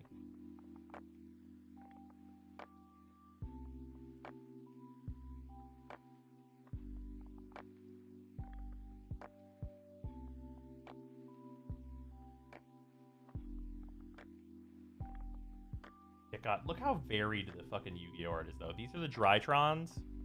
Have like a pretty like stable look, and then this is like more of like the random reprints kind of pile. Just such a vast like look. Like you see a lot of these, and then like you see some like clear outliers, like star drawing. Like Costas is like a pretty different design, and like yeah, man, Yu-Gi-Oh! Cards just have such a well of looks to them. I've always really enjoyed. All right, I think that is gonna do it for stream. Thank you all very, very much for hanging out. I'm gonna make sure I get that highlight uploaded to YouTube, and that will go up tomorrow. For anyone who missed it, we went over all of the different going-ons with the dev workshop and all that good business. Everyone drifts to waifu decks. Or just like fun decks mechanically. Feed frame highlight. We'll do that another day just because I don't have time. It's coming up on midnight and I got a couple other things I got to do and then head to bed. But we'll be streaming tomorrow. I'm not sure what game we're going to play. But yeah, I will see you guys later. Bye, everybody. Thanks for hanging out once again. Goodbye.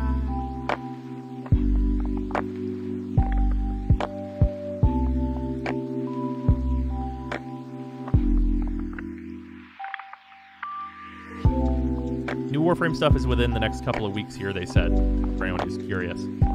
Later, all.